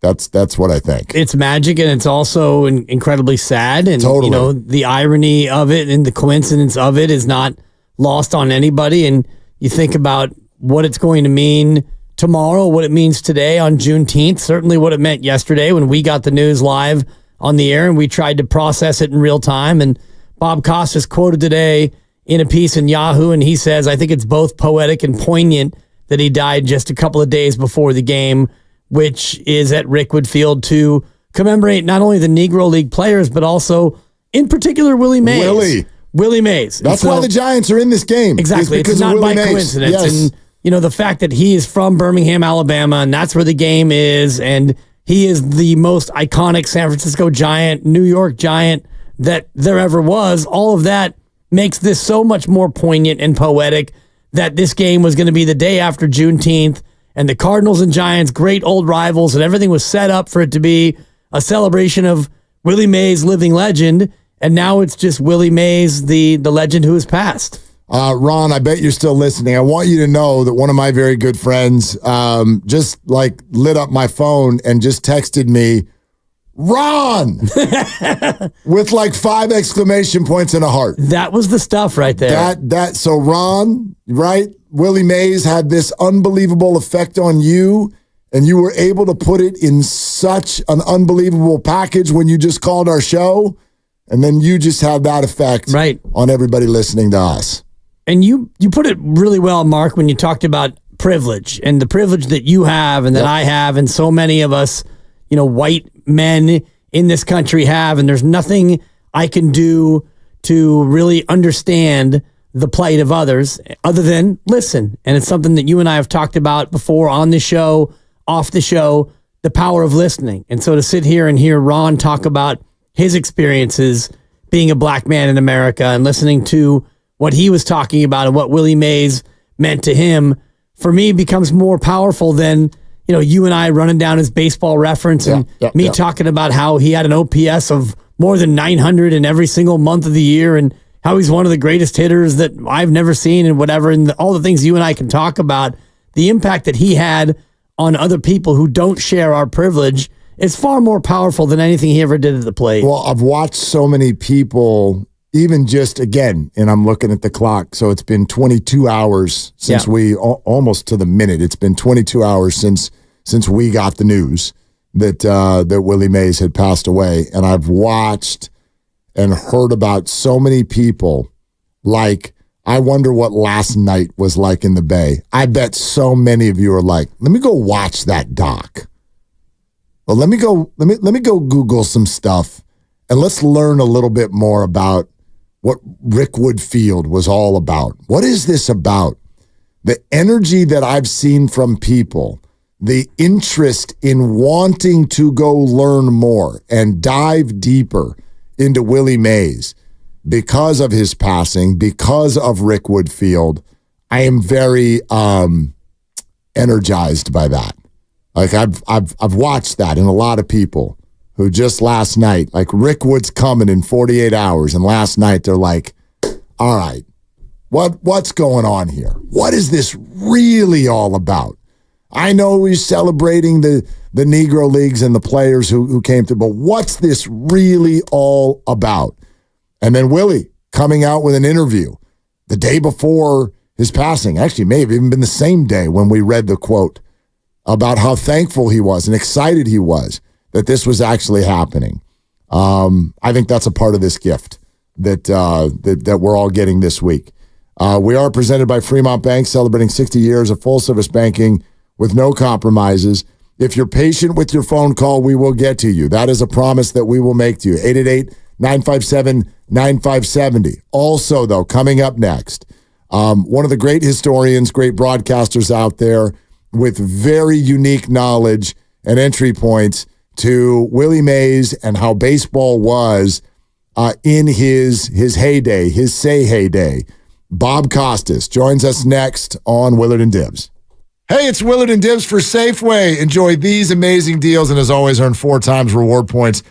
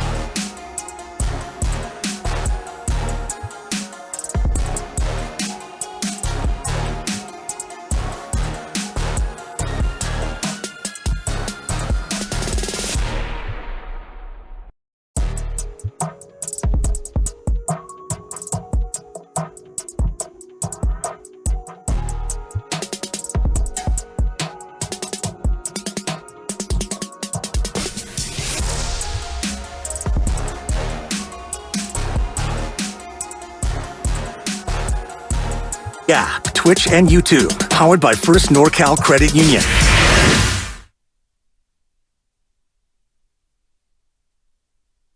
My dad took me to one game at the Polo Grounds.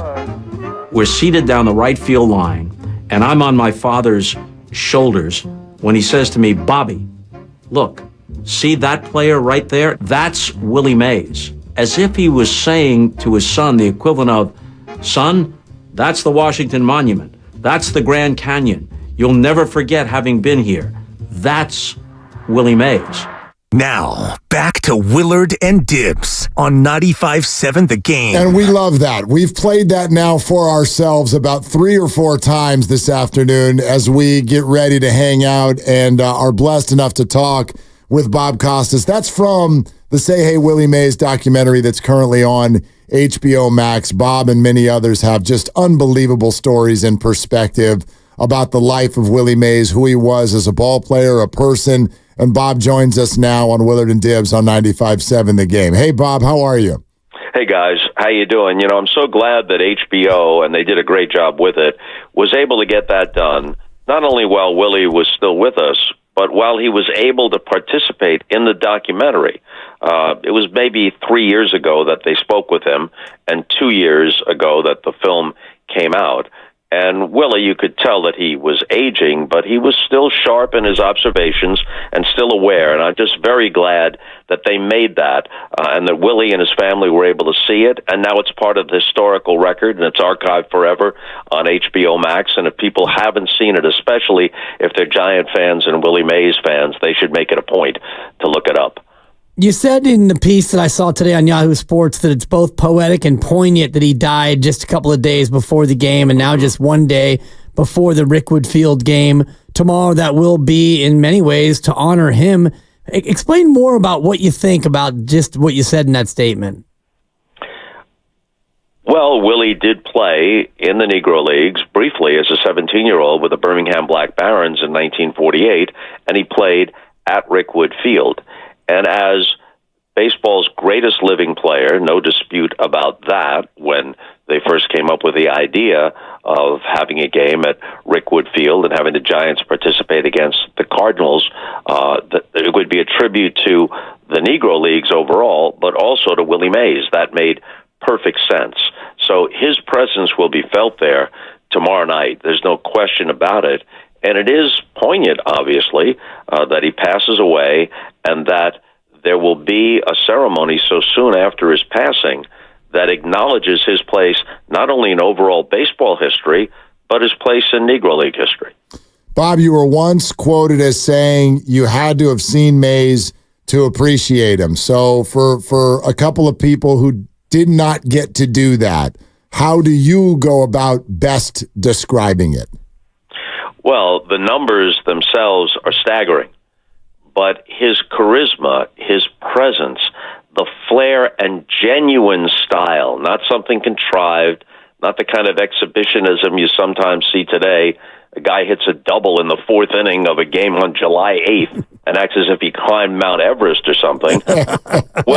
Willie had actual style in everything he did. Even fielding a routine fly ball with that basket catch, or the way he loped out of the dugout back to the outfield as an inning began, or walked from the on-deck circle to the plate. Everything about him exuded style and dynamism and excitement. So it's one thing to be great. Even if he was boring, the statistics tell you that he was indisputably great, one of the greatest ever, just based on the pure objective accomplishments. But then there is the presence of Willie Mays, and he was well aware of that.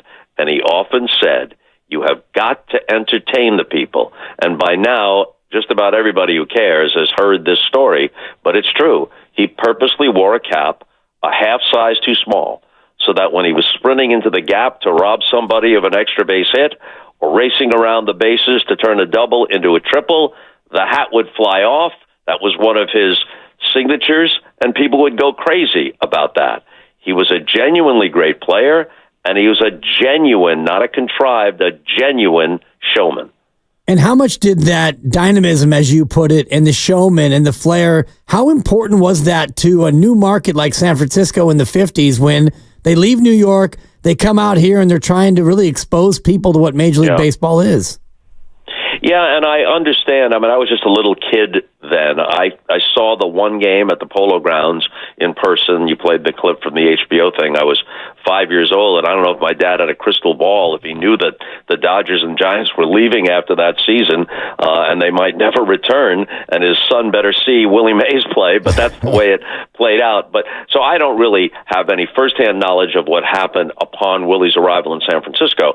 But from what I've heard from those who were around and what I've read, Willie was not embraced as enthusiastically as you would think. Part of the reason was that although Joe DiMaggio never played in the National League, obviously was a Yankee, he was a San Franciscan, and he had played in the Pacific Coast League, and people felt a certain allegiance to Joe DiMaggio, another great center fielder. And maybe some Giant fans, it seems so peculiar now in retrospect, they wanted not someone they adopted from New York, they wanted their own guys. And almost as soon as they arrived, along comes McCovey and Cepeda. So they were San Francisco Giants in the minds of some fans, at least initially. And Willie was a transplanted New York Giant. But in the long run, even though Cepeda and McCovey were Hall of Fame players, not only the greatest Giant of all time, but arguably the greatest player for any team of all time is Willie Mays.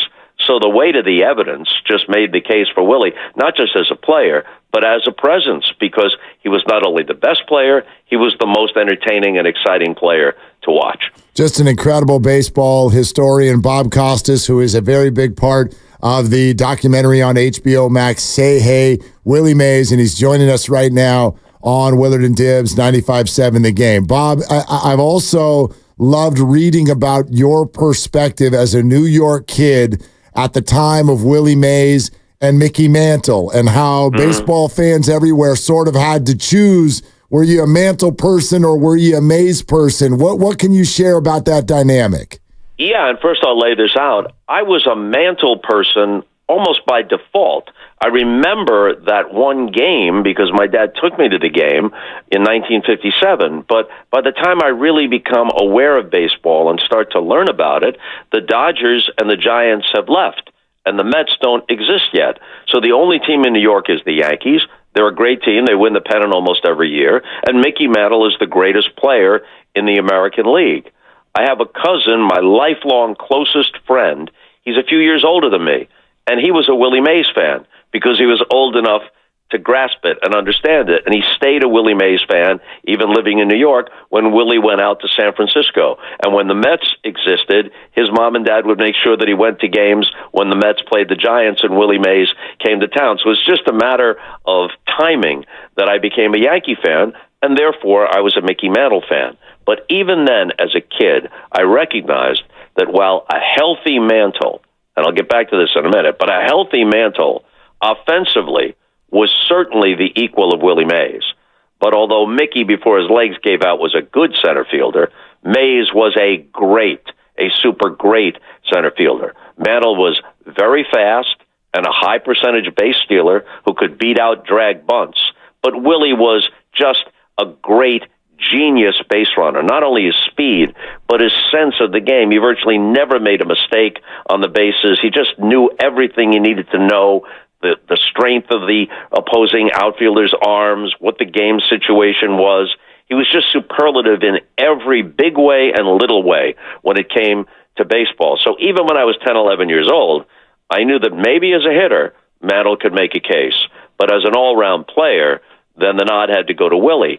But in fairness, and younger fans may not appreciate this, they'll look at Baseball Reference and look at Mickey Mantle and say, oh, sure, he's an obvious Hall of Fame player, but he's not in the same class as Mays and Aaron, and that's based on cumulatively.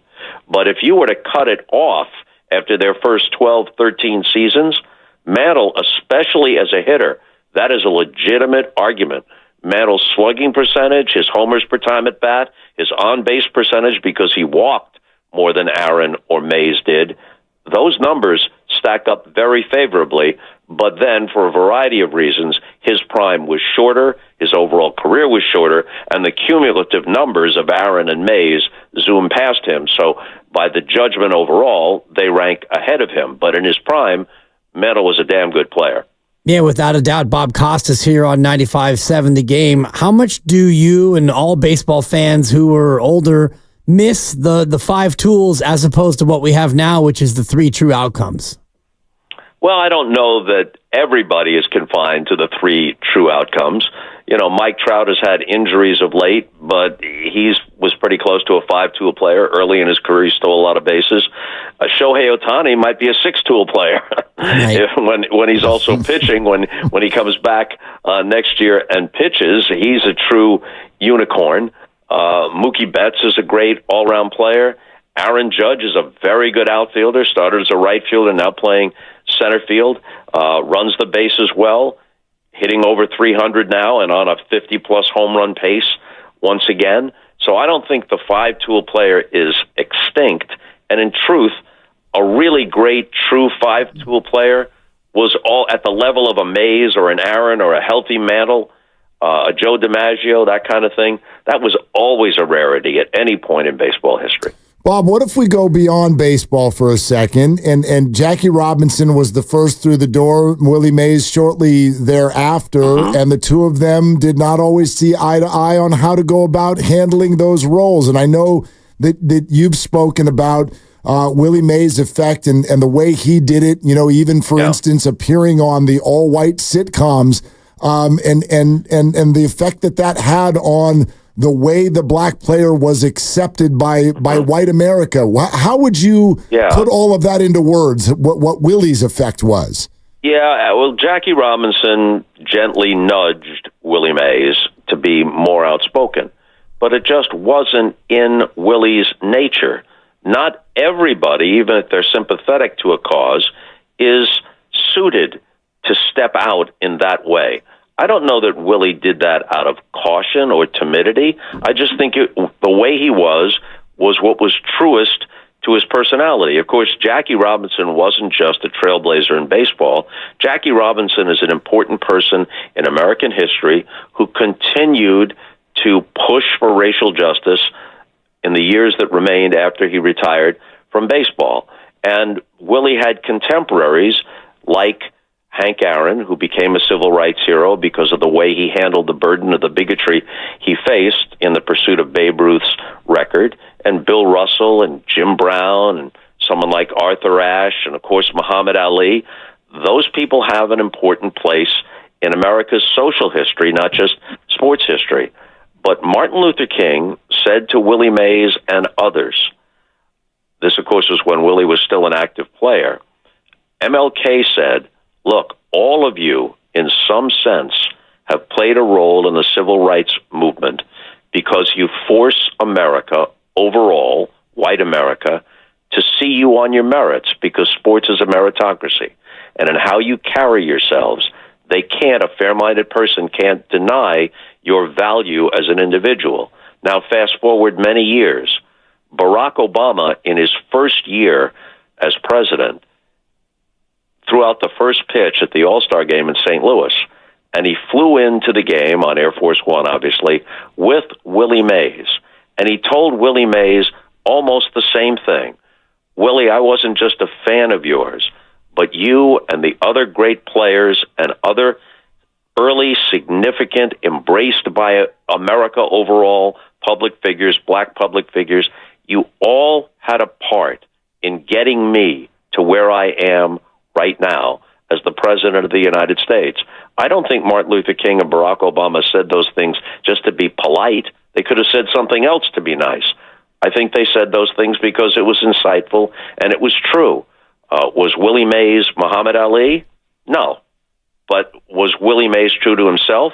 And was he a genuine national treasure, mourned by all Americans now? And does that matter? It does.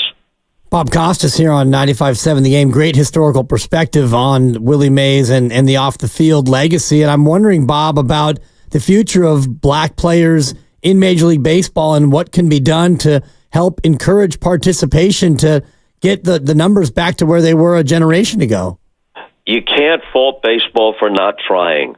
The programs, RBI, reviving baseball in the inner cities, the academies, even celebrating the Negro Leagues and its history and what they're doing this week at Rickwood Field, and the prominent African-American players. Obviously, there are many players of color in baseball, players of Hispanic descent, Asian descent, and there's no barrier based on bigotry any longer. Baseball wants, as all sports want, the best possible talent wherever they can find it.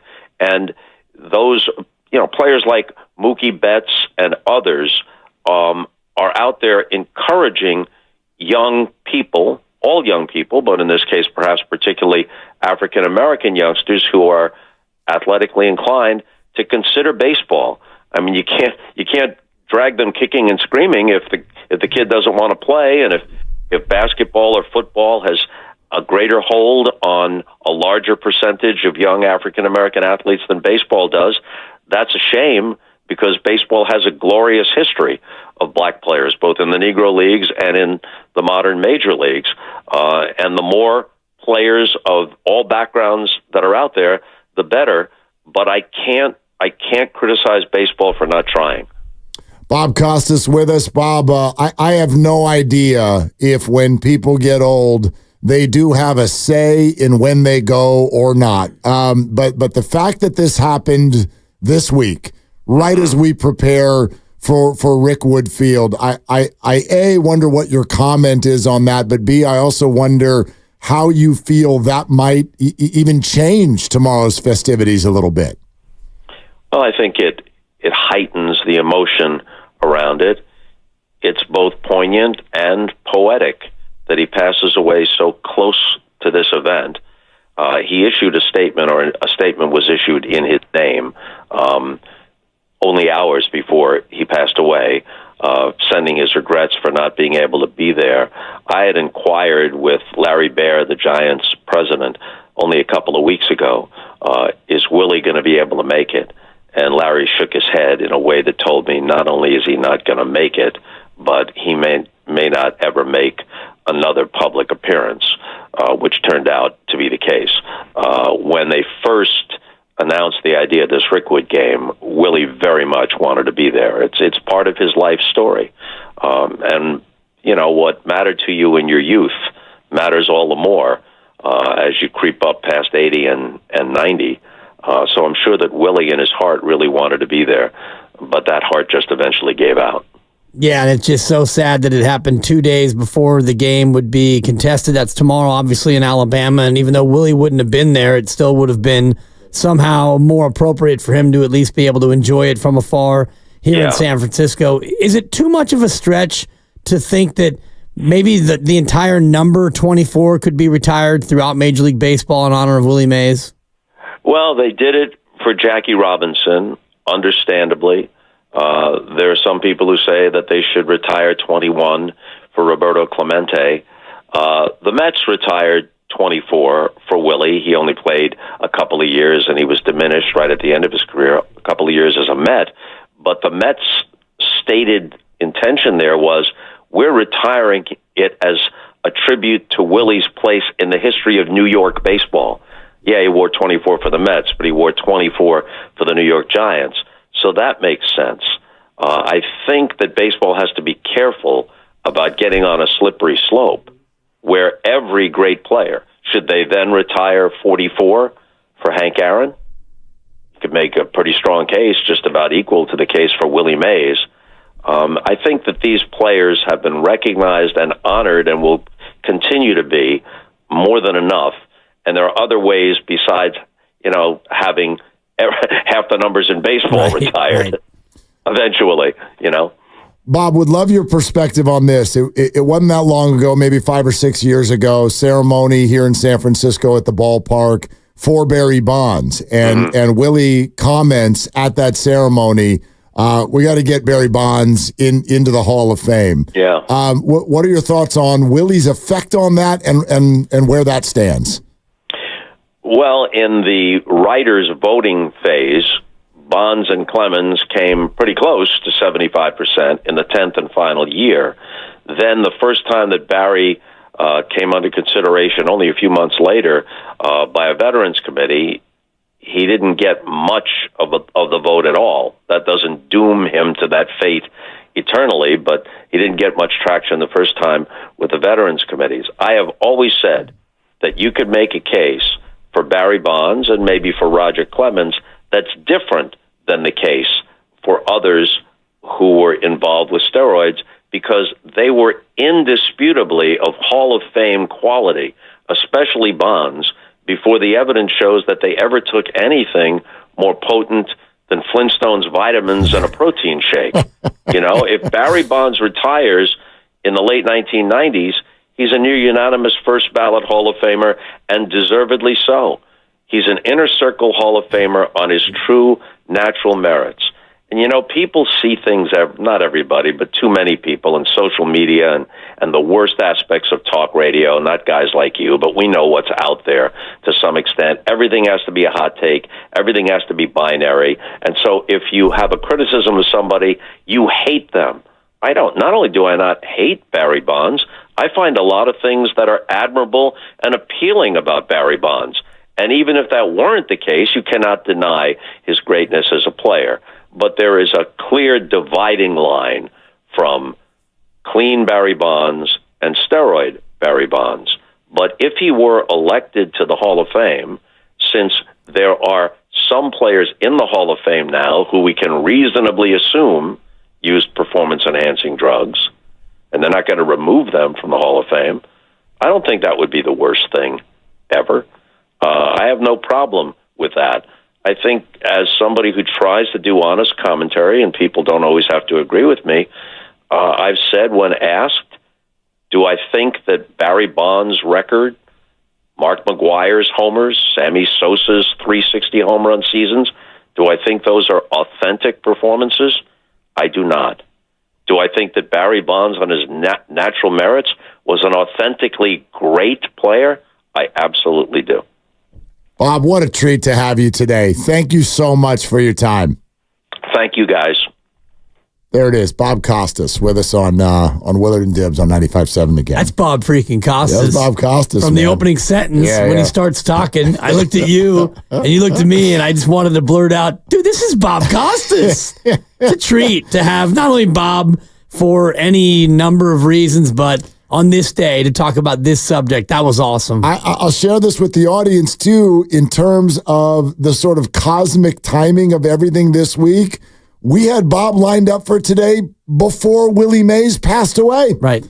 And so to have him and allow him to sort of share that historical perspective, I love that intro comment from the doc that Grandy and Lucas played. The visual of Bob being on his dad's shoulders at in New York, watching the Giants in town and pointing and being like, that's Willie Mays, the same way you would point at some sort of a landmark figure, like that's the Washington Monument. Right. That just hits. That just hits. No doubt. And I guess maybe his dad was prescient and knew that Willie Mays and the Giants would be moving, the Dodgers would be moving, and he wouldn't have a chance to see Willie up close and personal. But, man, just the imagery of a young Bob Costas in the 50s on dad's shoulders at the Polo Grounds, that's awesome. Back to you. And so that means if you've got a story, if you've got an inspirational moment, if you saw him play, if you met him, anything that you would like to share with regard to Willie Mays the player, Willie Mays the person, how it's affected your life, we want it. We want to hear it. Right here, 888-957-9570. We're sponsored by Meineke Car Care Centers. It's Willard and Dibs. Brought to you by Meineke.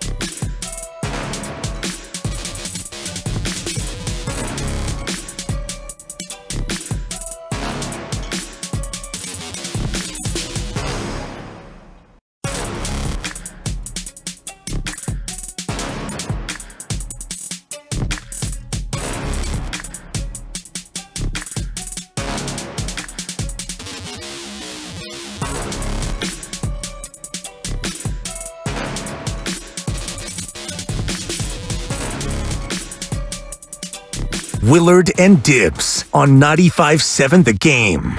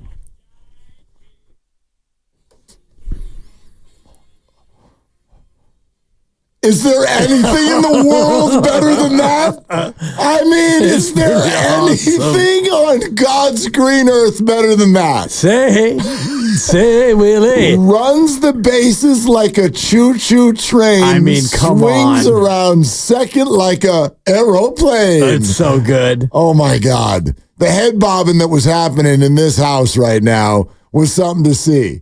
70-year-old song. Grandy's swinging side to side. The dude's got a song about him. Like, a lot of teams, right? Black and yellow, black and yellow. Like, don't even compare. Everybody, right? The teams all have a song. This dude has a song. And it's not a short one. Yeah. Oh, my God. This is the best. And the thing about is that song came out in his 4th year in baseball. 1954 by the Treniers. He was in his 23-year-old season. And yes, he won his first MVP that year, his first All-Star. But that is the kind of song that you would figure would be tributary at the end of a career, not at the beginning of a career. That thing was awesome. Absolutely incredible. The Say Hey Kid. So hope you enjoyed Bob Costas on the show. Total historian on all these things and just provided unbelievable perspective and storytelling for that matter. Willard and Dibs, 95.7 The Game. Would absolutely love to hear more stories from you. 888-957-9570 is the number. Howard in Emeryville, who apparently watched Willie play. Hey, Howard, thanks for calling. Thanks a lot, you guys. Love the show. Listen, I'm just trying to bring an historical and racial perspective into my life through Willie Mays, through my father.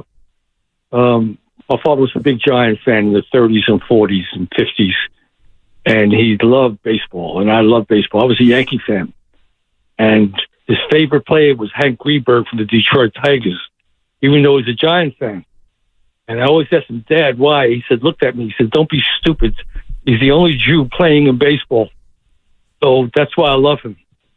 And when he said he didn't hit 58 homers and he didn't get the Babe Ruth record, it really bothered my father. Then Willie Mays came along, and he said to me, we went to Polo Grounds in 54. I was sitting with him on the first base side, and he says, you're looking at the greatest player that's going to play this game.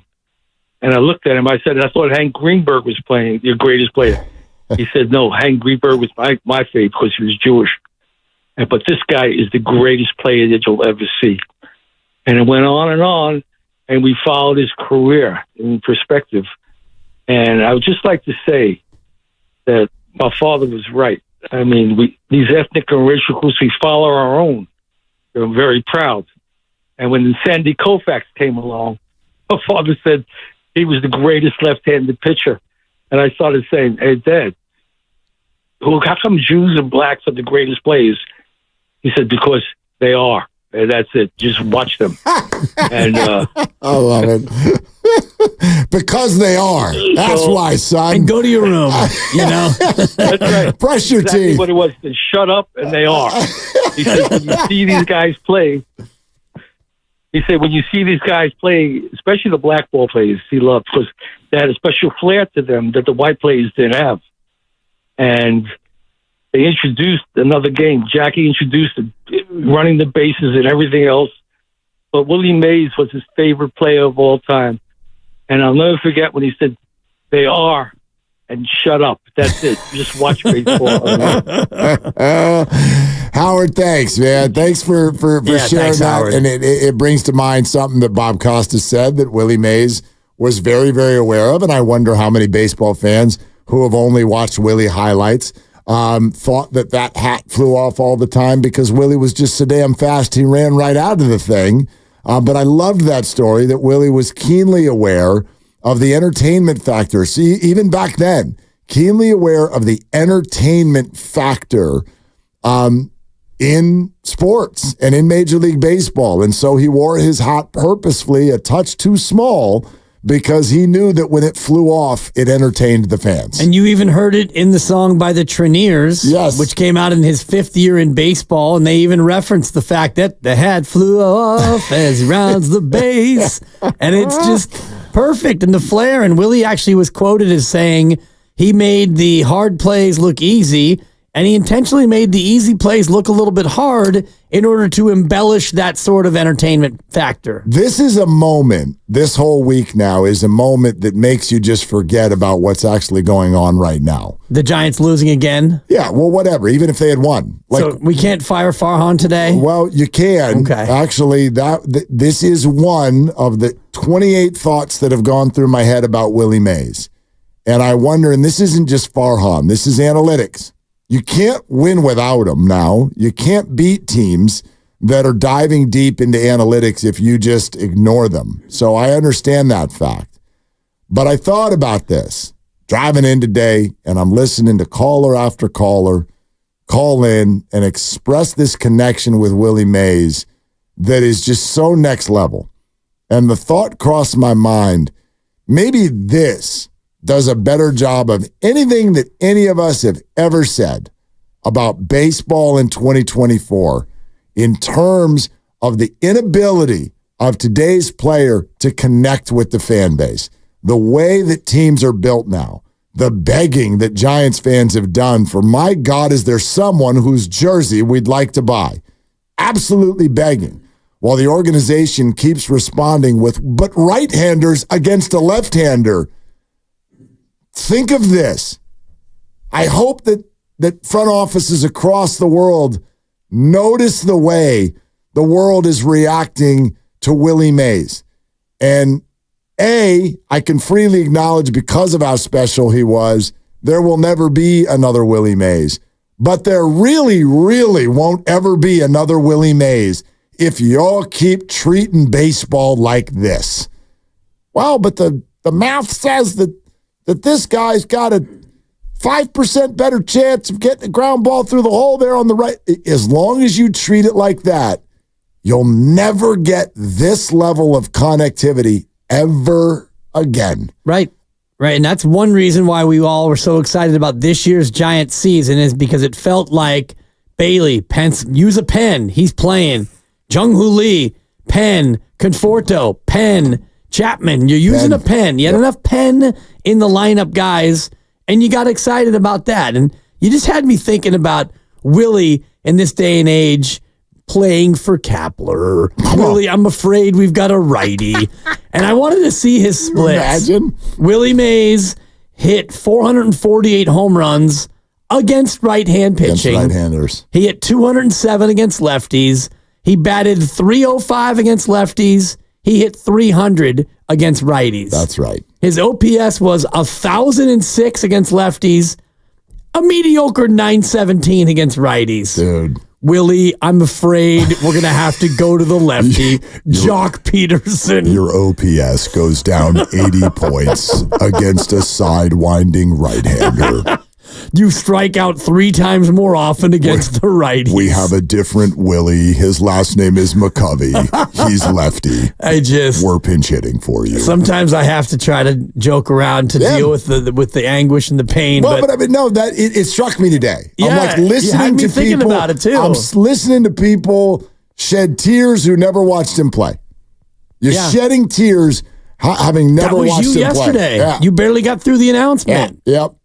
And yet baseball today is feeding you like, yeah, but this guy's got a little bit better of a chance, so we're gonna get like it's never gonna happen again. And I was listening to the roast this morning. My baby girl was watching her Coco Menin, so I threw it on the laptop and I was looking at the YouTube feed and listening to the guys, and they were kind of echoing what you said about the Giants needing a guy. And you know, you're not going to find a Willie Mays. I get that. You're not going to find the greatest player in history, although you've had two of the top 5 of all time have played in that uniform. So it is possible. But how about just a guy? And if it's Ramos or Matos, then so be it. That'd be great. They don't have to be Hall of Famers or perennial All-Stars.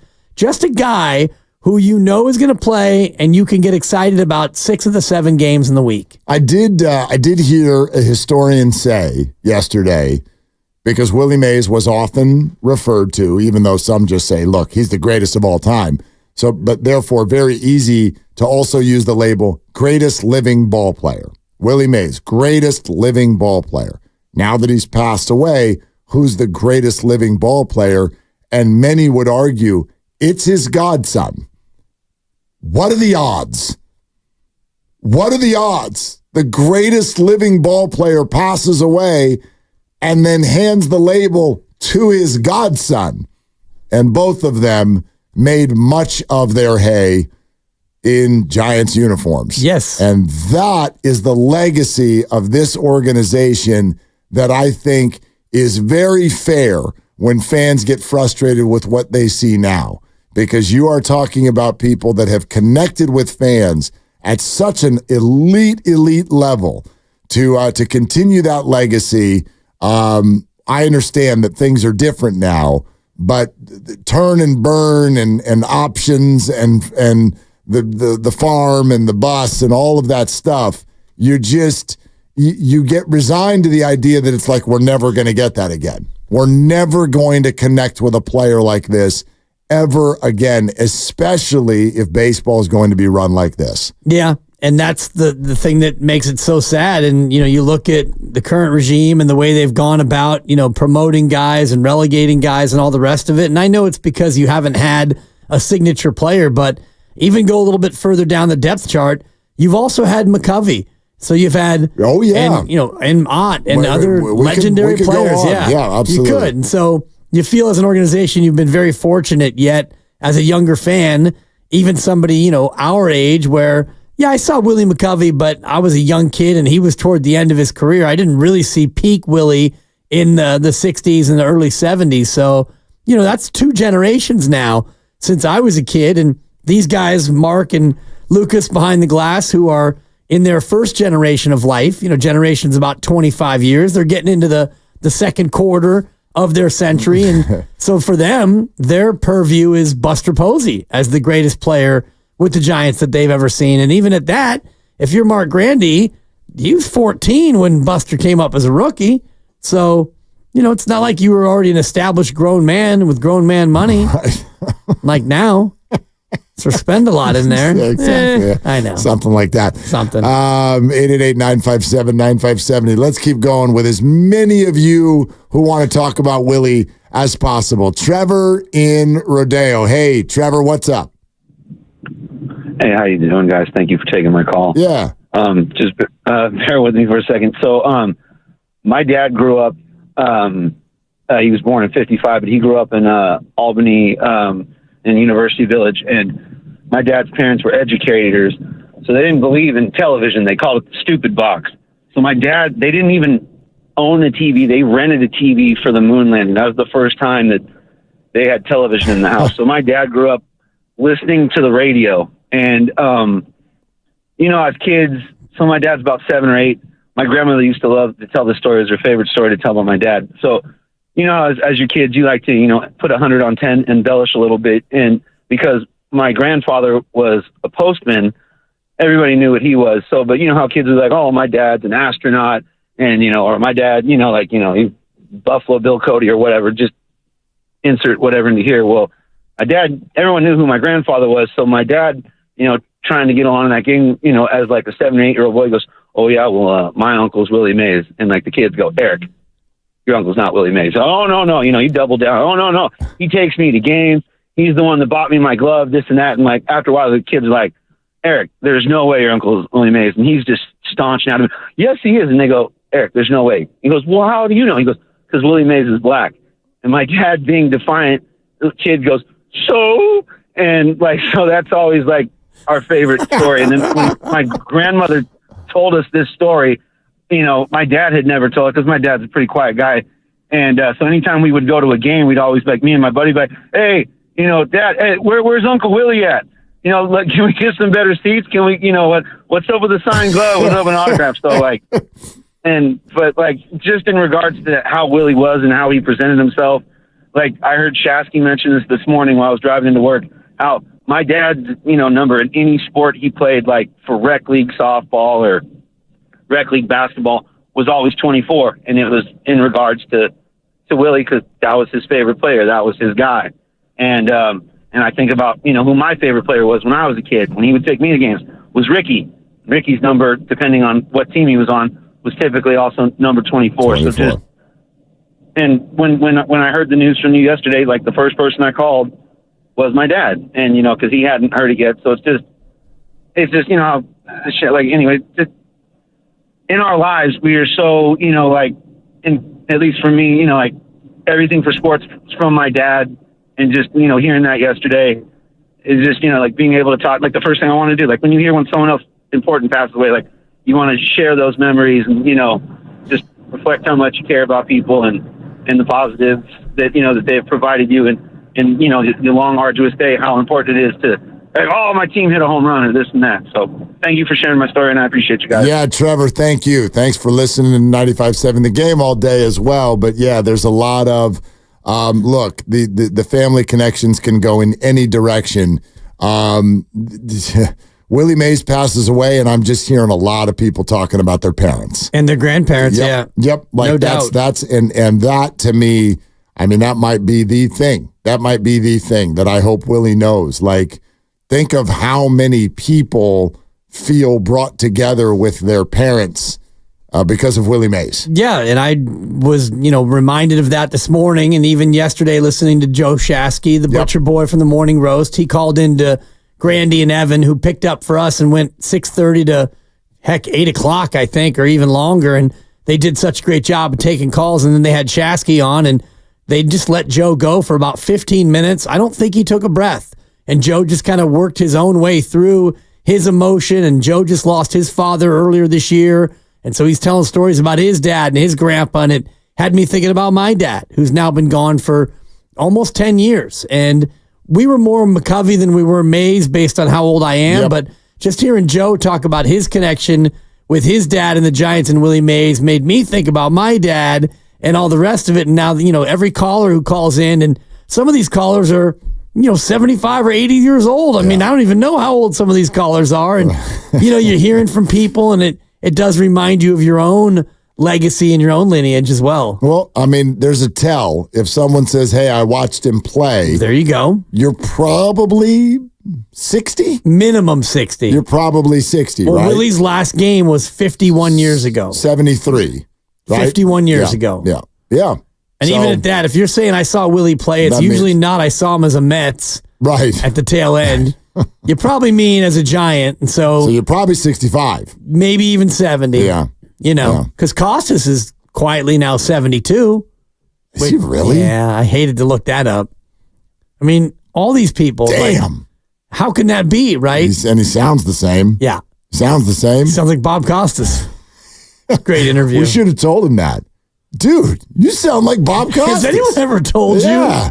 Doppelganger, man. Vocal doppelganger. Let's go to Donnell in Oakland. Hi, Donnell. What are you doing? Well, I'm listening to you guys. Great show. The station overall has done a great job. I've been listening all day. I've been learning a lot of things. You guys had a caller on named Ron. I hope you're still listening. I'm a 53-year-old black man, bro, and what you said, like, it hit me because, you know, my parents, they're about his age. My uncle, they called me, and, you know, calling about a baseball player that passed away. And it hit me when Ron was speaking as to what it meant, really, right? Like, their generation lived through the race riots and whatnot. And my parents tell me about that because they grew up in San Francisco. And believe it or not, they had that in the 60s. But Ron, we out here, bro. We pushing with you. Mark, thanks for saying thanks and stretching out and saying what you said, because I was feeling all of that. And you know, Ron, Dan Dibley, Mark here, these dudes are from the Bay. I got friends that look like them. We get down. We partners for real. And it's because of y'all generation, my mom, my grandparents who came out here in the 40s, folks out here showing, you know, brotherhood, scholarship, and service, and still pushing. My son, he's like me, you know, because of y'all.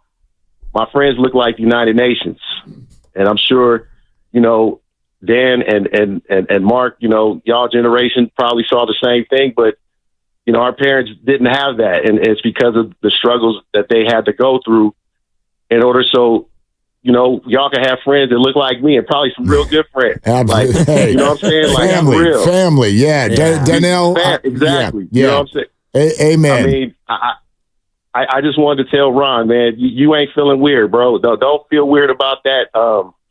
We out here. Dan is out here. Mark is out here. Steiny's out here. You know, Bonte's out here. Guru's out here. Scassie's out here.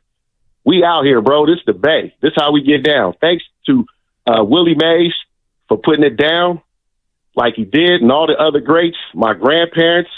I'm finna call my mom and my uncle and tell them that I feel them. Ron, I feel you. Dan, I love you. Mark, I love you. Foster City, San Rafael, Frisco, Oakland, Richmond, Hayward, East Palo Alto. Man, the Bay representing here for Willie Mays. I'm out. Donnell, beautiful, Thank man. you, Donnell. Bringing people together. That's I think how you can put that all into one sentence, and I think there's a lot more to say that to that, and we'd love to address it. Donnell, thank you for calling in and saying that, and I'm confident Ron is still listening to us and felt all of that as well. We'll continue to take your calls, your perspective.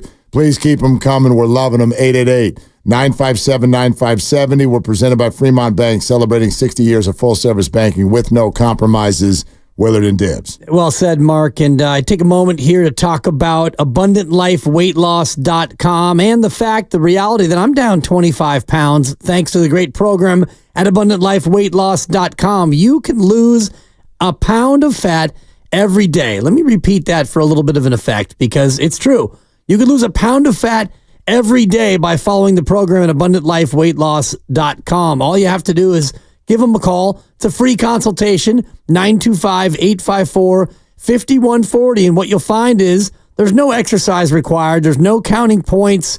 You don't have to count calories or worry about prepackaged meals. There's certainly no surgery or injections or drugs. It's just a good, solid nutritional plan that's backed by doctors and supported by doctors. If I have a question or if I have an issue, send a quick email, give them a call, and you get an immediate response. And there's nothing more important to weight loss than support. And I'm so glad that I've had the support of the doctors at AbundantLifeWeightLoss.com. If you've been wondering about how to make a change, how do you get started on your weight loss journey, this is the way to do it. Give them a call. Free consultation, 925-854-5140. 5140 or go online to abundantlifeweightloss.com. Have a red hot summer at Whole Foods Market. Get organic red cherries for $4.99.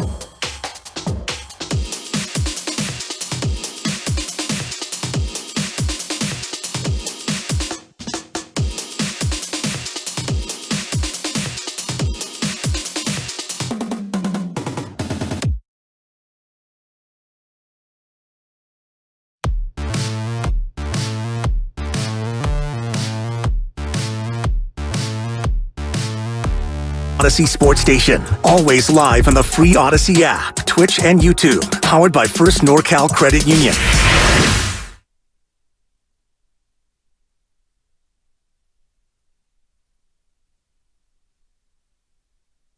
I hope that with my farewell tonight, you would understand what I'm going through right now. Something that I never felt that I would ever quit baseball.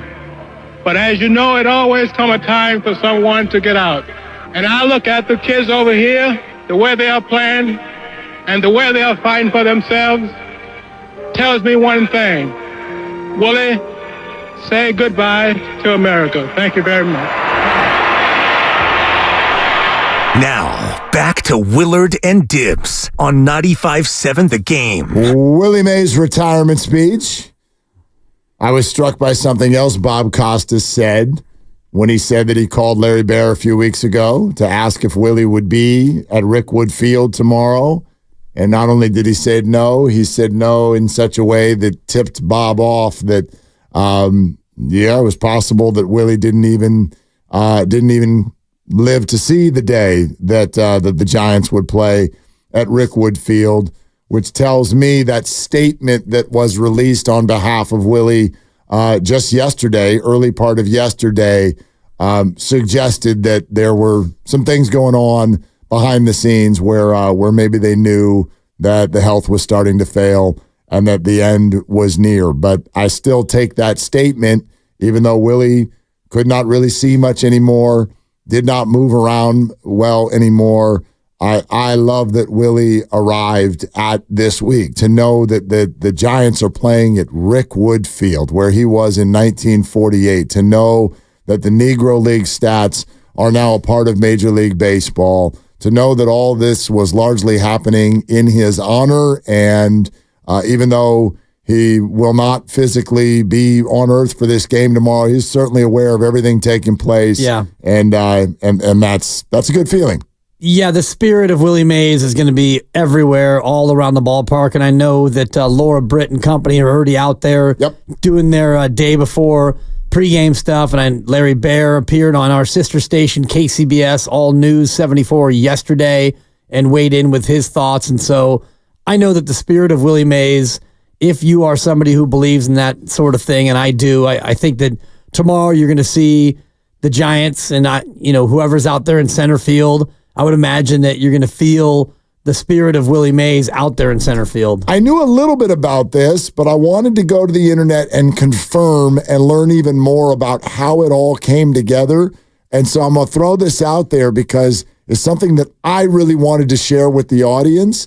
It's not an obvious nickname. Do you know how the Say Hey Kid nickname came together? I heard the story earlier today, but go ahead and share it with the audience. Okay, so Barney Kremenko, this is a New York Journal American sports writer, was the one who tabbed Willie with the name. The great Barney Kremenko. The great Barney. This is back in New York, just prior to the Giants coming to San Francisco. Quick aside, yes. We don't have the number of Barneys that we used to have. No, we don't. There's fewer Barneys, especially actual people. Most of them are now like cartoon characters. Yep. But anyway, fewer Barneys. That's a good observation. Thank you. This story strikes me, though, because I had a friend like this. And by the way, all of you listening, raise your hand if you have a hard time remembering people's names. Oh, hello. Hello, especially when you meet them. Right? Nice to meet you, Coach. How you doing, Chief? I mean, I'm still running around here with we'll get people helping out and they're editors or they're on a different show. And you know what I mean? Grandy had to do it for me the other day. He's like, Ken, it's Ken. I'm like, I know Ken, but I don't. The name is just not, damn it, it's not there when you want it sometimes. So I got a buddy, this is years ago. He calls everybody Mac. And it's like his thing. Hey, Mac, what's going on? And you'd think it's just this thing. He just, he's being buddy-buddy. Hey, Mac. He admitted to me one time, he's like, no, dude, I don't know what anybody's names is. I have no clue. So I just call everybody Mac. I figure that way I can get away with it and not get embarrassed by not knowing people's names who I should totally know their names. That was Low Neal with Coach. Hey, Coach. How you doing, Coach? So that's why everything became Coach. Well, Willie famously even spoke on this. Quote, when I broke in, I didn't know many people by name. So I would just say, hey. And the writers picked that up.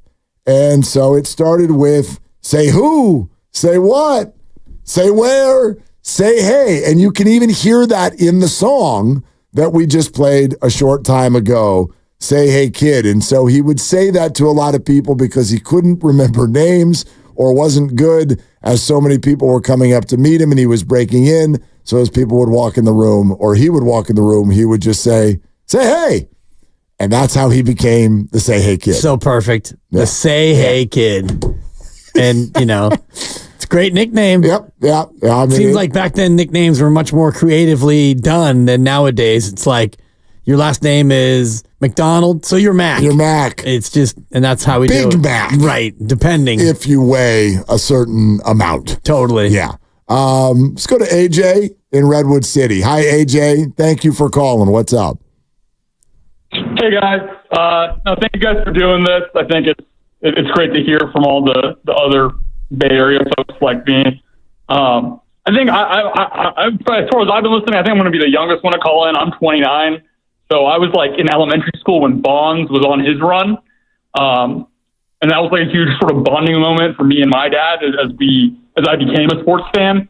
And the details are going to be fuzzy, but what I remember is when Bonds passes Mays in the home run list, I remember like seeing in the San Jose Mercury News like these stylized pictures of like the home run leaderboard, and Bonds is up there and he's highlighted where he's at now and he's chasing, and Mays is there, and I'm second grade. I don't know who Mays is yet. I don't know anything about the Giants history, so I asked my dad, "Hey, who's Willie Mays?" He's in the orange and black. He has that SF logo next to his picture, and he's like, And my dad was like a newer baseball fan too. He immigrated to this country, but he knows he's a world champion. He knows he played with the Giants before he came to SF, and that's when I learned like, oh, the Giants used to be in New York, right? Like I didn't even know that at that point. And my dad takes me.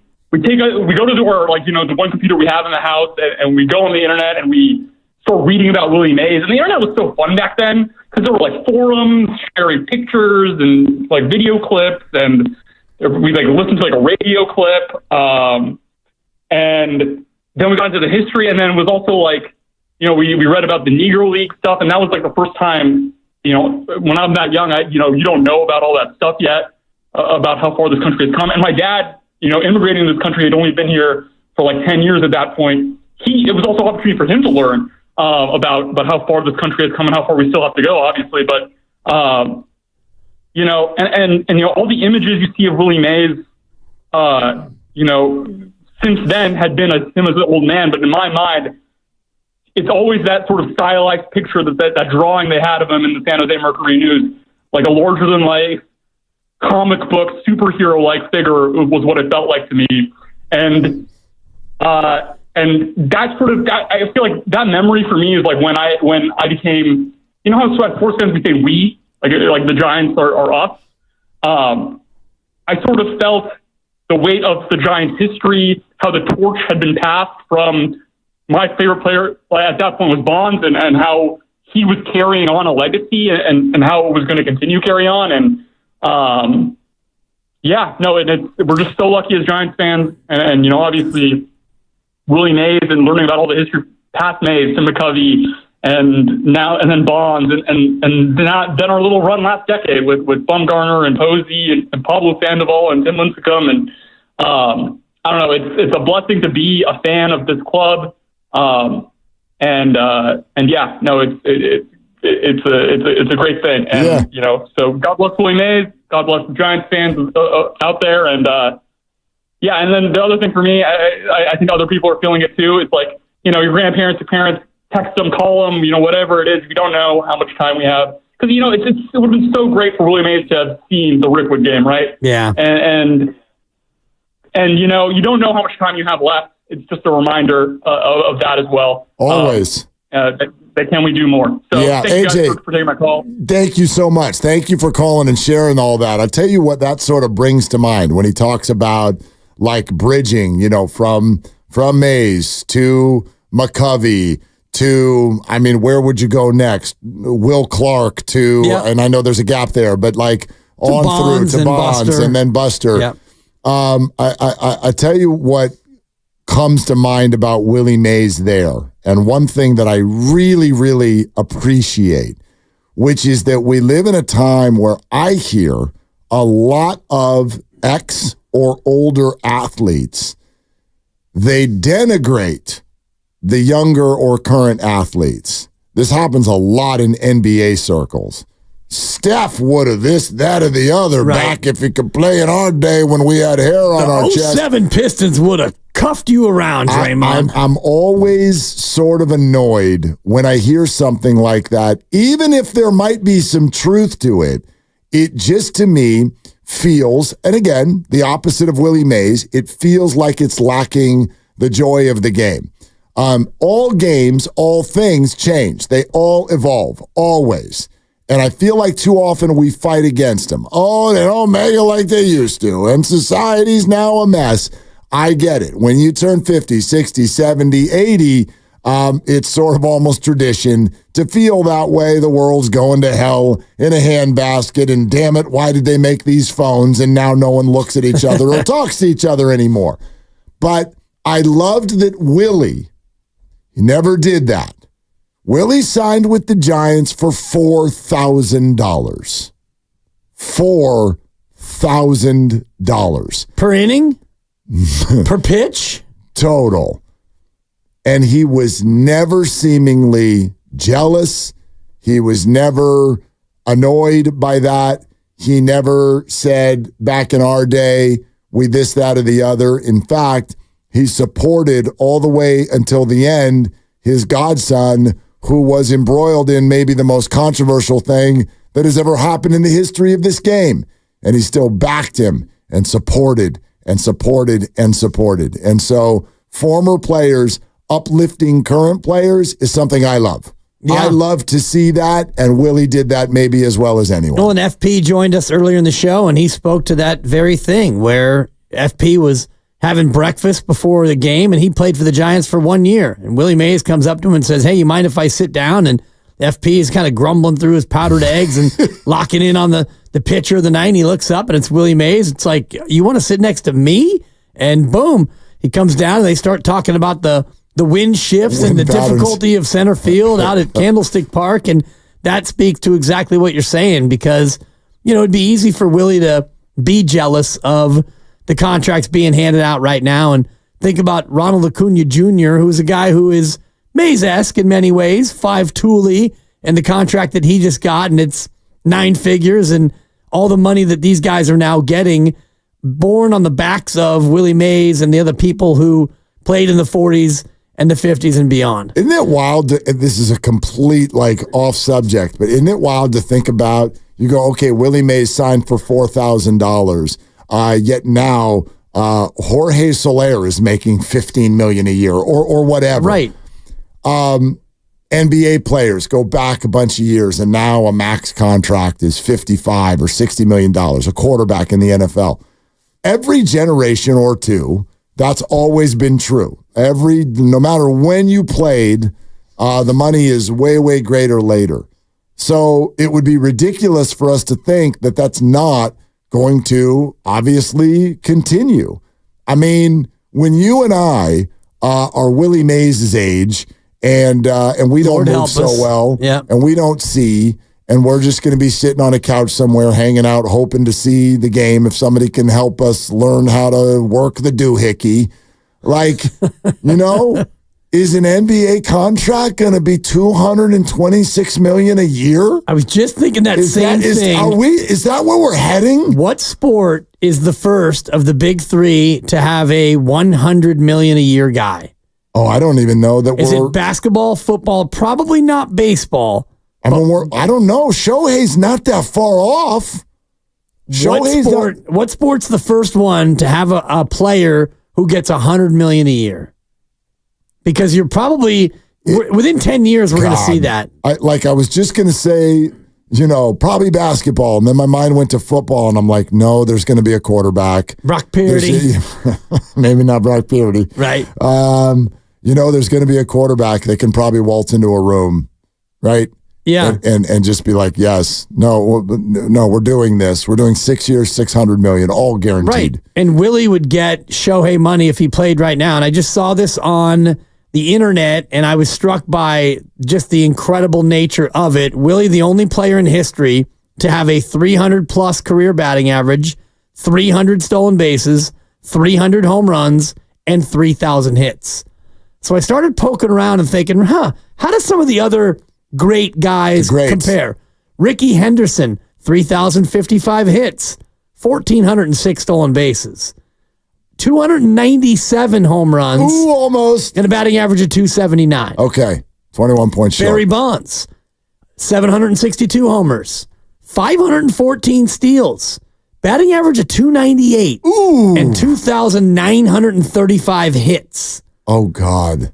So he was only 65 hits short? 65 shy and a batting average of 298. So he's probably the closest. There's another guy who is super close, and there's one who might actually... He could get there. The guy who's really close, Rod Carew, 3,053 hits, 353 steals, a batting average of 328, 92 home runs. Okay, yeah. So pretty shy on the home runs, but the guy who might actually get there, you'd never guess. He's still playing today, and I want to find his exact numbers. Jose Altuve. Jose Altuve, career average of 307. Okay. He's got 303 steals already. Check. 220 homers. He'll get there. 2,134 hits. Oh. He's 34 years old. Okay. So if he plays, is he already 34? Dude, everyone's older. When the hell did that happen? If he plays 6 more years and he gets, he would need 150 hits a year over 6. I don't know if he's got 6 more years there. He's going to play till he's 40. Right. I don't know. But that just kind of speaks to the overall dominance of Willie Mays. The best. Right. He's absolutely the best. But even the best of the best that we think of, like Pete Rose is another guy who he was over 300 and he had 3,000 hits easy. And I think that he was just shy on the homers. Probably. Yeah. It wasn't a great home run hitter. Yeah. Anyway. It's kind of a fun little statistical trip down memory lane. 888-957-9570. And Gene in Oakland is not just someone who knows how to train a dog. He is also someone who watched Willie Mays play. Good dog. Hi, Gene. Hey, guys. Yeah, indeed I did. I mean, I can't say that I saw him when he came in the league in 51. I was 5 years old then. But my first vivid recollection of him was that famous catch and throw. And I can't say that I was 8 at the time, so I can't say that I actually saw it live because they were showing the World Series live, as I believe then. But certainly within a couple of years, I saw it, and it changed my perspective on the game. I mean, I started to get involved in embracing baseball when I was about 10. My mother was a huge baseball fan. My father died when I was 9, so she's the one that taught me to love the game. But once I saw that catch, a few things happened. First of all, I started watching his career more carefully. I said, anyone that can do something like that has got to come down as one of the greats of all times. And secondly, I adopted the Giants as my favorite National League team.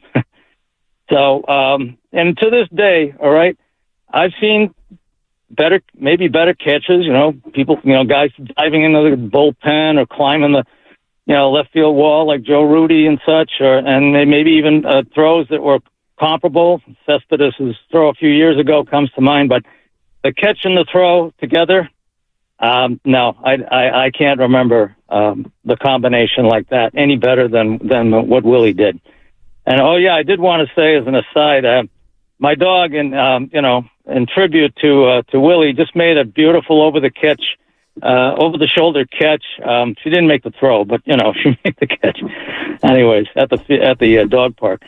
So fast forward to 62, and growing up in Boston, we learned to hate 3 things as a kid. The the Devil, Russia, and the New York Yankees, and not necessarily in that order.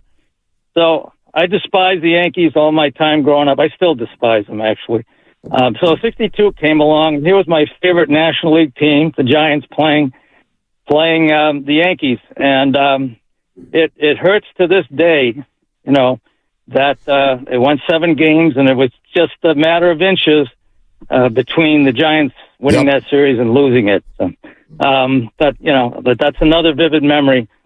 I have to say, and I don't want to be Debbie Downer, but the last vivid memory I had of Willie was when he was playing his last year for the Giants. It was 72, I believe, and he was going out for a fly ball, and he just couldn't get there. It was a routine fly ball, but he was in his early 40s by then, and I just felt, God, if he only quit a year or 2 or 3 before.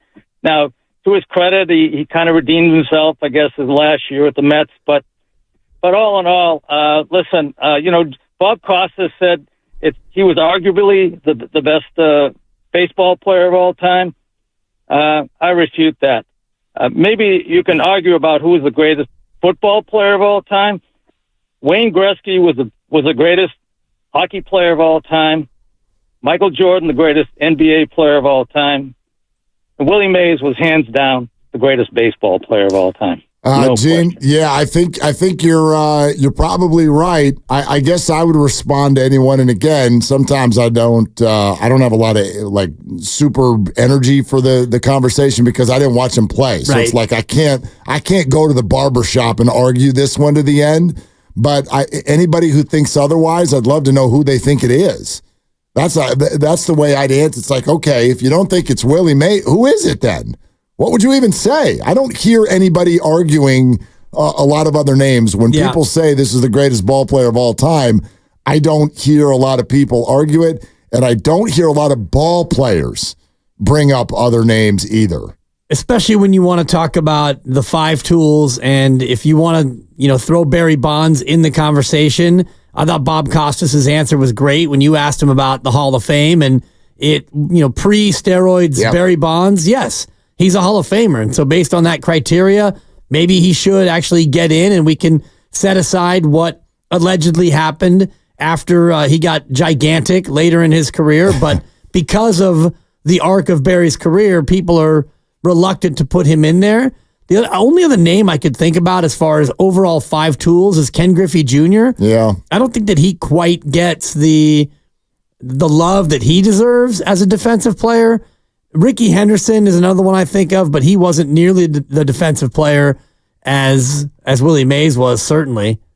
Yeah, and Ken Griffey Jr., interesting career too, because the guy somehow feels like it trailed off, like he was forget say, hey kid, he's just a kid, right? Like he felt like he was going to be up there with all of those numbers and be among the greats, and he certainly is.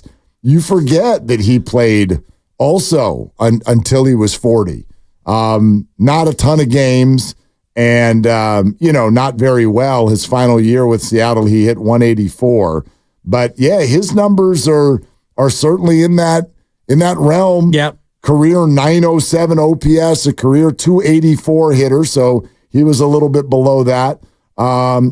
630 home runs. He's only 30 home runs shy of Willie Mays. 10 Gold Gloves. 10 consecutive Gold Gloves. Yeah, and then 184 stolen bases. So as far as at least the numbers you're playing with, we can play with all kinds of numbers, but short on that one. Other name before we go back to the phones. Paul Molitor, 306 average, 3,319 hits, 504 stolen bases. How many homers? 234. Oh. That's not bad. Great player. Phenomenal player. Great player who does not ever get mentioned. No, but I'm looking for, because we talked about Willie, 300 steals, 300 homers at least, 300 average, and 3,000 hits. And Molitor's an underrated player. You forget that Molitor had 3,319 hits. Dude, for anybody who collected baseball cards in the 80s, the Brewers had a shop, dude. Yeah. They had players, but they were like the Brewers. So it's just like whatever, but Molitor and Yount, Cecil Cooper, like they had a lineup. But, you just don't, I don't know, because it's Wisconsin maybe? You just don't even, you never heard about it. And he was kind of an understated guy. Totally. One more for you before we go to the phones. Henry Aaron, 3,771 hits. Easy. I think he had enough homers. 755 homers and a batting average of 305. And the stolen bases? 240. No way. More than you'd think. So, I was going to guess 6. Yeah. He's a big man. He's a very, very big man. He had double digits in 9 straight years. 9 of his 23 years as a player. Dude, and he played till he was 42. That's the thing. It's fun looking at these comps of 3,000 hit guys who can also run and who have power. Some of them up 290 batting average. Sorry, didn't get there. Didn't quite get there. My first thought when you're thinking of players like this was Mike Trout. Mike Trout obviously had an incredible run. Looking at the numbers, 299 career batting average. Ooh. He has the homers, 378 career home runs. He might get there on stolen bases, 212 right now. Probably not. Yeah. But only 1,600 career hits. 1,600. End of his career just ravaged by injuries. Just too many injuries. Yeah. Just too many missed games. And he's already 32. Yeah. No, he was on that track. If you go back to when he was 26, it was like, oh my God, he's going to do all the things because he was just so well-rounded. And he was, and he still is. Yeah. But just too many lower body injuries for Mike. All right, speaking of Mike, let's go to Mike in San Jose. Hey, Mike, thanks for calling. What's up? How you doing? Thanks for taking my call. Yeah, yesterday hit me pretty hard. As I've been telling everybody, I became interested in sports, played Little League, collected baseball cards, all due to Willie Mays. But I want to pose a question to you. Willie had all the tangibles. He was talented, maybe the best player of all time. He's a winner, happy person, made others happy that were around him, and he endured a lot. If baseball had been a global game as popular as it was back then, could Willie Mays possibly have been as popular as Muhammad Ali from a global perspective? I'll take my answer off the air. That's an interesting question, Mike. I guess, and again, I cannot speak from a ton of expertise because this is all before my and our time. My sense, and I'll even draw from the fact that this came up with our conversation with Bob Costas earlier and Odyssey app YouTube if you want to hear the whole thing.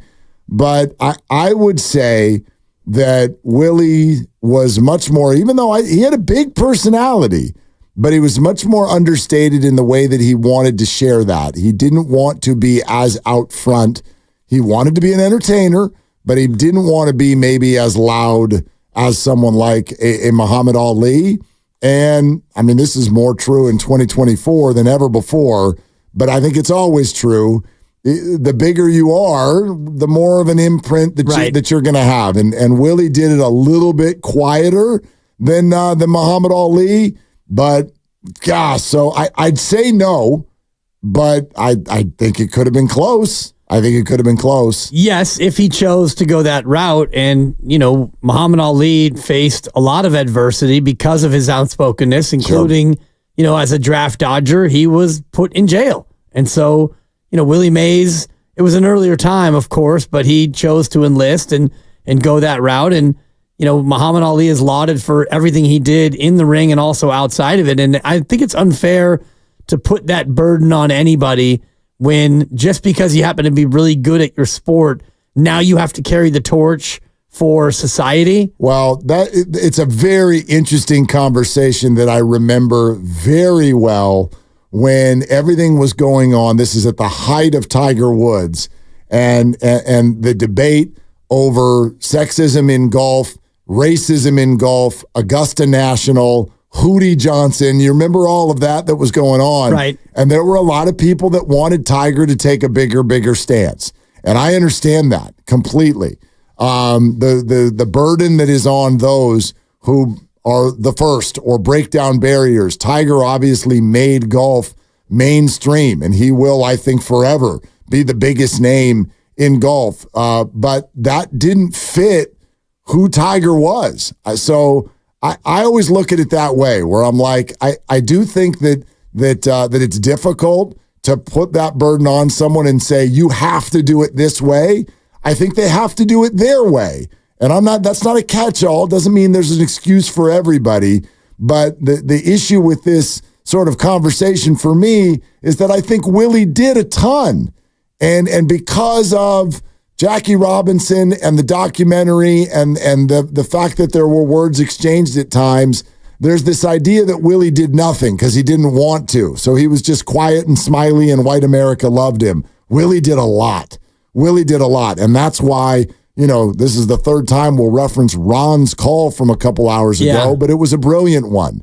It was an absolutely brilliant one in him basically explaining that Willie Mays' talent allowed him to believe that he wasn't a second-class citizen, that he could do good things, and that he could be accepted in this world when so often he felt like he couldn't be because the world back then was telling him on a daily basis as a black man that he couldn't. Yeah, and the story about him trying to buy his first house in San Francisco and, having the deal basically in place with the guy who's selling the house, and then at the 11th hour, they get back to him and say, well, we can't sell it to you because I can't afford to lose all the business with all these people so mad that I'm selling to you. And that was in, San Francisco, which we know now is an uber progressive city.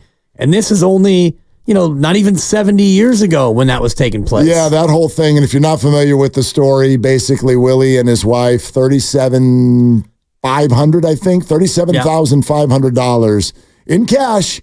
And they were closing in on buying a home when Willie came here and an established star and whatnot, and the house was about to be sold to him when neighbors pressured the owner of the house to not sell to Willie Mays because they did not want black people in their neighborhood. Yeah. And then where that went and the fight that ensued and the city government getting involved and the mayor of the city inviting Willie into his home.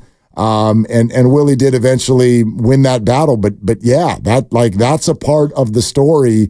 And so to paint Willie as anything other than the fighter that he was, both on and off the field, is not fair. Looked up the address when I read the story earlier. It's what's it worth now? 2.45. Is that all? I would have guessed more. Pretty small house. How many bedrooms? I think it's a 3-bedroom. 1.5. Right. It was on the backside of Twin Peaks, out there, kind of Upper West Portal on that the southern side of the city. But yeah, I think it's only about 1,800 square feet. Nice little place. Yeah, cute. 2.5. 2.5. Just a clean 2.5. Don't let anybody know Willie Mays used to live here. Seriously, it'll be $5 million. Price goes way up. Way up.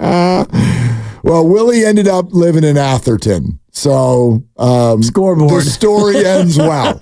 Like neighbors with Steph. Yeah. It's like, I think we're doing all right now, So anyway, we got more time for you.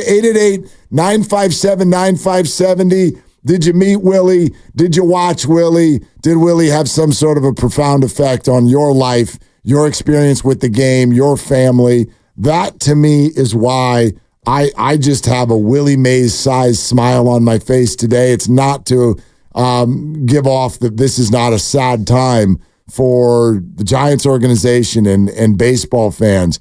But I'm so overwhelmed with the idea, that's who Willie was. He was a joyous person, but sitting here today and listening to all of the stories of togetherness, of how he brought people together, he brought subjects together, he brought things to the forefront, sometimes just by being himself, sometimes purposeful, sometimes just by catching balls out in center field or scoring from first base on a bunt. But that's to me, that's the beauty of this person. Not his ability to hit the ball a long way, but his ability to connect people just by going out there and being himself and giving off the vibes that he gave. And to be able to still do that long after your playing days, that to me is what I'm continually struck by, is the impact he had on me, even though I never saw him play, on you, same thing, and on so many other people just by the nature of what his legacy's become, still being a part of the organization and all of the honorariums that he's received, the statue and the plaza and the reverence with which he is paid, even for people like us, for people younger than us who never had a chance to see him play. And you see the clips, and clips are only as good as their highlights are. You don't, have all the tools at your disposal to watch full games or to really watch the breadth of exactly the kind of player he was, but he still represented himself in such a way that people around the Giants wanted you to get to know him. The more we sit here and talk about this, and the closer we get to tomorrow and the game at Rickwood Field, I'm just almost kind of struck by the beauty of all of this. And I really do want you to receive that the right way. I'm not saying it's a wonderful thing that Willie has passed away, but this game, this event was so much about him. It really was. And the 48 hours leading up to this game would not have sounded the way they do if this had not happened. And so in some sort of a way, listen, again, believe whatever you want, and I've never been 93 before, so I have no idea to what level people choose the moment of their passing. If they do, just kind of say, okay, now's a good time, and I feel comfortable moving on. I don't know. I got no idea. We'll all find that out someday. But there is such poetry in the fact that Willie passed away on Tuesday, June 18th, paving the way for increased focus on both the Rickwood Field game on June 20th, Juneteenth celebrations on June 19th, people diving in to learn more about the history of Willie Mays, all leading up to the game. So I think the experience of tomorrow now becomes so much bigger of a thing because of the timing of this. And so maybe that is a little silver lining for the organization and for his family and for everyone who loved him. Yeah, and I encourage everyone to go and read his statement that he issued to the Chronicle, because it tells you everything you need to know about how he was feeling. And he ends it with, he wants to thank Major League Baseball, the Giants, and the Cardinals, and all the fans who will be at Rickwood or watching the game.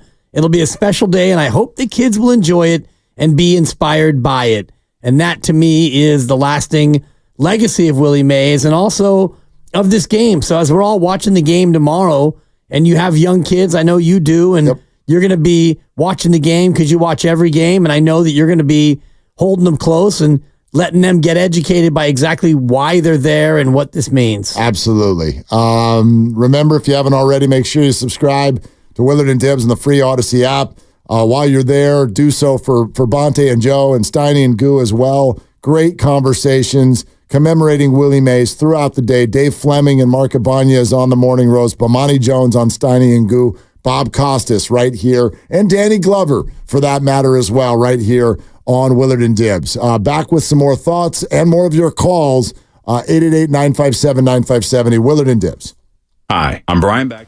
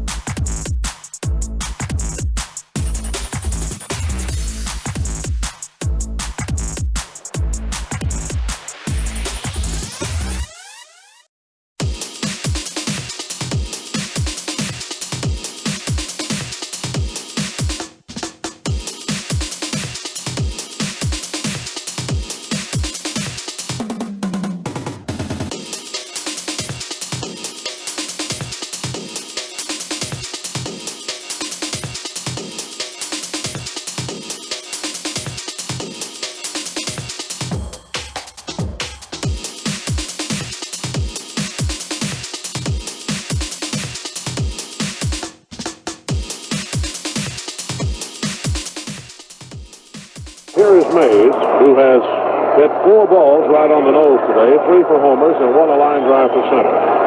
Now the 2-0 delivery, and Mays sends another one. Tell it, bye-bye, baby. Aaron doesn't even move. It's from far up into the center field bleachers. Willie Mays has tied a record, 4 home runs in a game. The county stadium is going mad. Now, back to Willard and Dibbs on 95.7 The Game. Okay. I'm just like, I don't even know how to describe this to the audience, and I don't know that necessarily I even have to. It won't make sense yet. We're putting some stuff together already for tomorrow. Okay.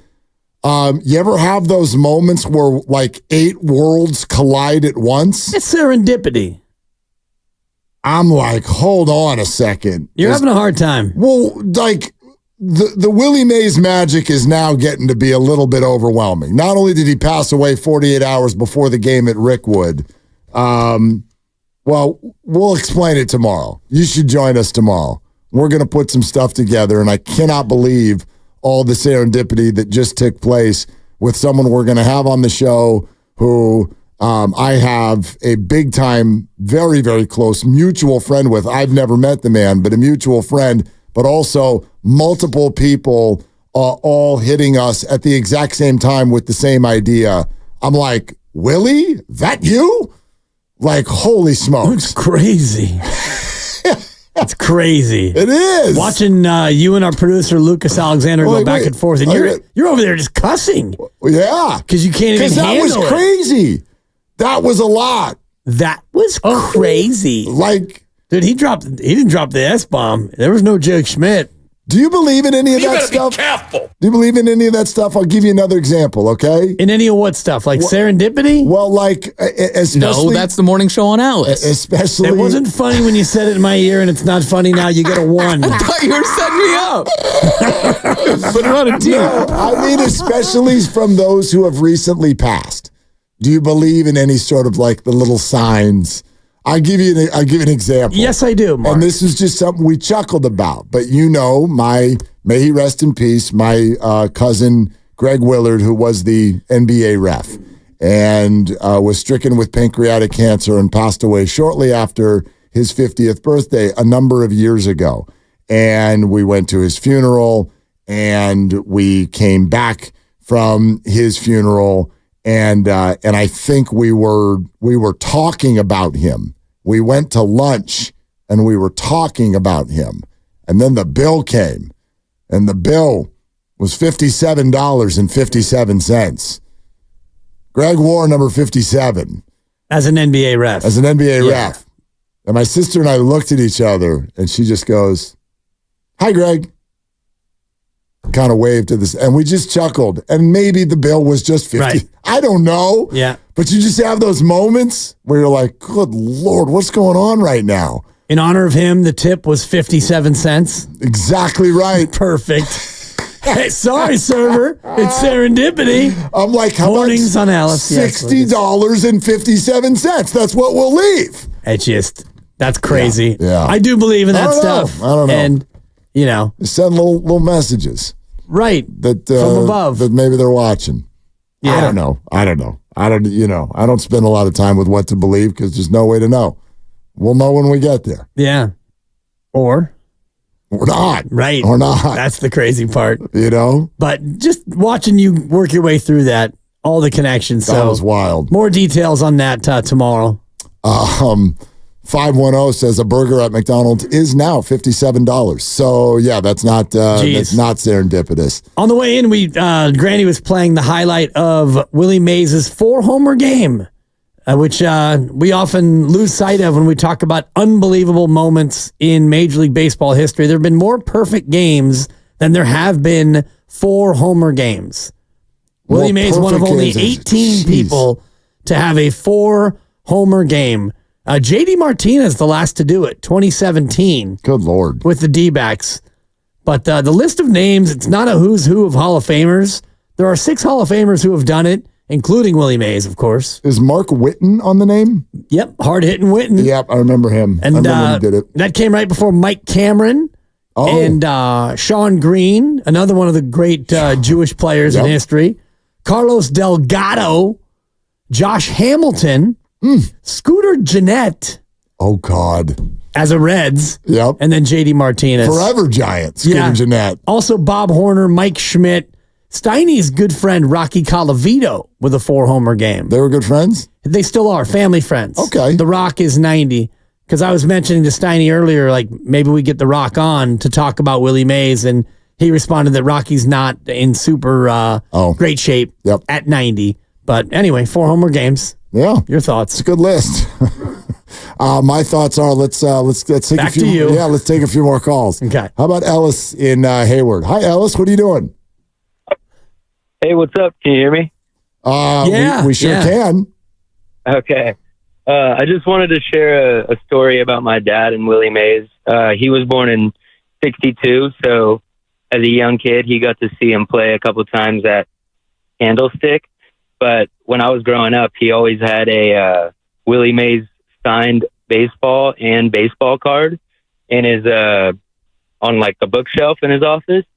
And so I always wondered how he got that. And I texted him today and asked him, and he was like, it's actually a funny story. When I was 20, he was working at Lincoln Mercury in Sunnyvale, and he got to meet him and approve his auto loan.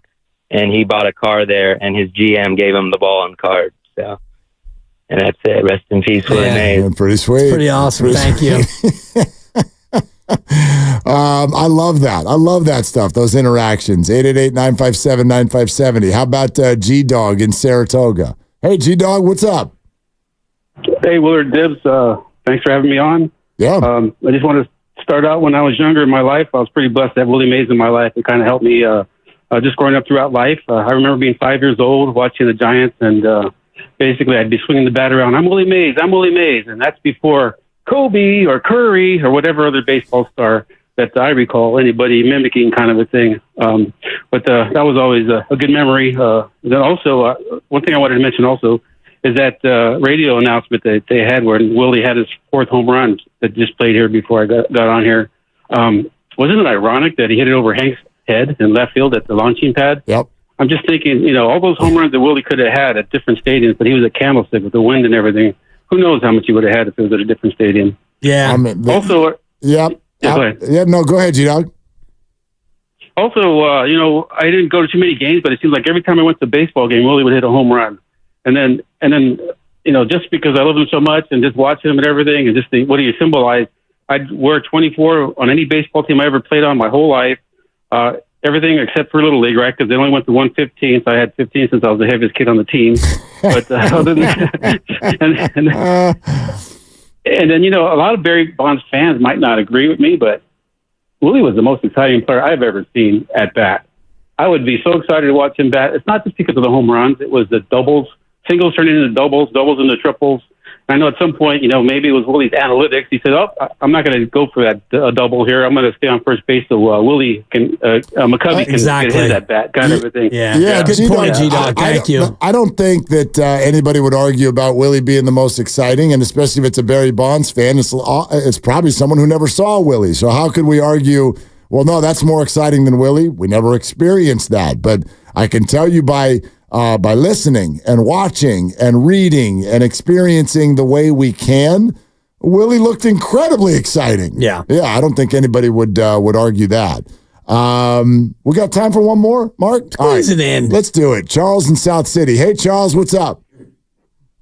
How you guys doing? First time in a long time been in the air. Thanks for taking the call. So I'm going to get to the story how I met Willie. 2014, Giants beat the Royals. They're back in San Francisco, day of the parade. Rainy day, wet day, Halloween, and get the drops ready. So my uncle, to this day, one of the clubhouse managers, like he works with the players. It's an everyday thing for him. So thank you. So 2012, 2010, my grandparents and my dad in the parade. I'm talking not out the parade, not at the parade, in the parade. So I get the call after the World Series is done. We win it that night. My uncle says, congrats, you're going to meet a parade. I was like, no way. So I'm down up the players, sitting the 6'4", Madison Bumgarner. I'm like 5'6", looking at that. I'm saying congrats. And I congratulate Boach. And that was a nice moment. And I see in Boach's office there's a chair with number 24, and you'll never guess who's sitting in that chair. The Say Hey Kid himself. And I look at my uncle, he says, go over and talk to him. So I go and shake his hand, and I'm like 12, 13 at the time. I'm in 6th grade, so I know who it was. I go and shake his hand. I say, my first thing I say, thank you for connecting the city of San Francisco. Thank you for connecting this organization. Yep. And he says, you got a bright head on, you're a bright kid. And he told me, he said, my uncle, he said, your uncle told me who you are. You have a gray hair on your shoulders, and whatever you do in life, stay on that path and don't give up. And rest in peace, Willie Mays. Rest in peace to a legend, not just a legend, but an American icon, and he'll be missed. Yep, Charles, great stuff, man. Great stuff. Loved all the stories, all the connectivity today. Just wonderful. And something tells me we're going to be doing it again tomorrow. You want to do it again tomorrow? I do want to do it again tomorrow. I'm free. Okay, Yeah, let's do it. We're in for Dibs, for Grandy, for Lucas. I'm Mark. Shoot your shot. That's all you got. Shop protein at Whole Foods Market.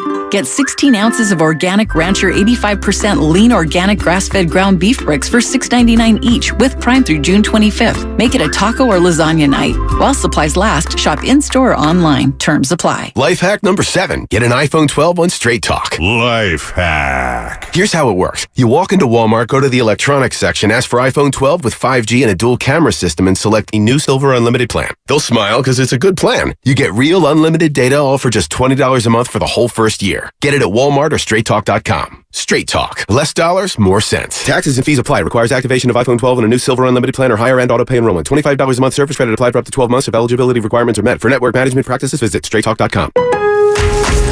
No one knows the importance of a great assist more than Lowe's and Leo Messi.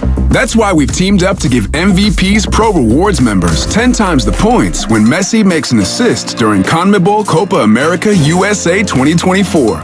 Activate this offer starting June 20th, so when Messi assists, you score. Shop the day after an assist to earn those extra points. Not an MVP's Pro Rewards member? Join today. The Bike Riders roars into theaters. You're in. Top critics call it absolutely electric. Fists and knives. I like you guys. Like Goodfellas on Harley Davidson's. What do you want me to do? Find it out. Jodie Comer, Austin Butler, and Tom Hardy. This is what? The Bike Riders, written and directed by Jeff Nichols. Rated R, under 17 and admitted without parent. Only in theaters this Friday. Why choose a Sleep Number smart bed? Can I make my side softer? Can I make my side firmer whenever I want? Can we sleep cooler? Sleep Number does that. Cools up to 8 times faster and lets you choose your ideal comfort on either side. 94% of Sleep Number smart sleepers report better sleep. Shop our lowest prices of the season with free home delivery on select smart beds when you add an adjustable base. Sleep Number smart beds are starting at $9.99 and Sunday. Prices higher in Alaska and Hawaii. To find a store near you, visit sleepnumber.com. Whether you own a local business or a global one, you're always looking for ways to position your operation to create opportunities and move on them faster. With Bank of America, you get access to experts, award-winning insights, and business solutions so powerful, you'll make every move matter, locally and globally. Visit bankofamerica.com/banking for business to learn more. What would you like the power to do? Copyright 2024 Bank of America N.A. Progressive presents good news, bad news, dumb news, then great news.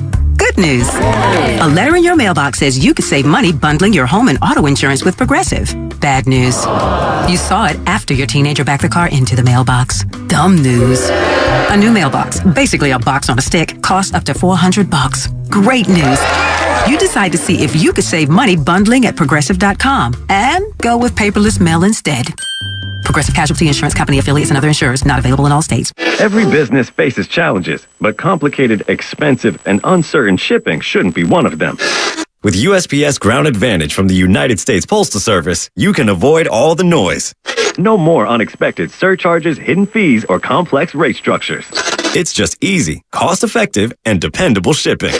Tune your business's frequency to success and turn shipping to your advantage. Learn how at USPS.com/advantage. USPS Ground Advantage. Simple, affordable, reliable. At Lawton Skilled Nursing and Rehabilitation Center, we know how hard it is to care for loved ones. Come and check out the 5-star facility named one of the top skilled nursing facilities by U.S. News and World Report. Visit us at lifegen.net or call Dan Daly at 415-566-1200. Amazon Pharmacy presents Painful Thoughts.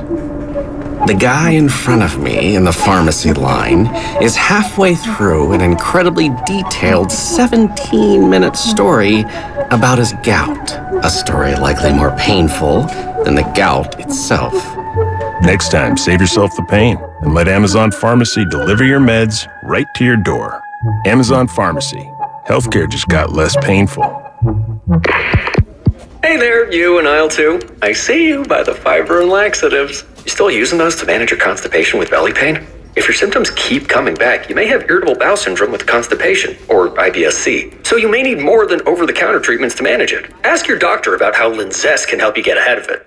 Linzess linaclotide is a prescription medicine that treats IBS-C in adults. It's not a laxative. It's a once-daily pill that helps you get ahead of your symptoms. It's proven to help you have more frequent and complete bowel movements and helps relieve overall abdominal symptoms, belly pain, discomfort, and bloating. These symptoms were studied in combination, not individually. Do not give Linzess to children less than 2. It may harm them. Do not take Linzess if you have a bowel blockage. Get immediate help if you develop unusual or severe stomach pain, especially with bloody or black stools. The most common side effect is diarrhea, sometimes severe. If it's severe, stop taking Linzess and call your doctor right away. Other side effects include gas, stomach area pain, and swelling. Learn more at linzess.com or call 1-800-LINZESS. TuneIn is the audio platform with something for everyone. News. In order to secure convictions in a court of law, it is essential that we conclusively. Sports. Shot clock at 4.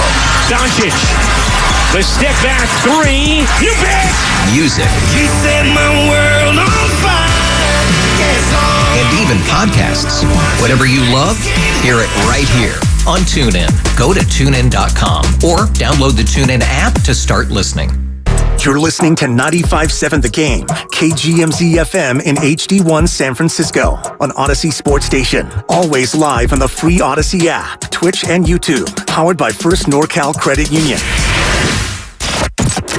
Welcome to the best of the game. We're highlighting the best interviews, topics, and sounds of the day. Hey, everybody. On 95.7 The Game.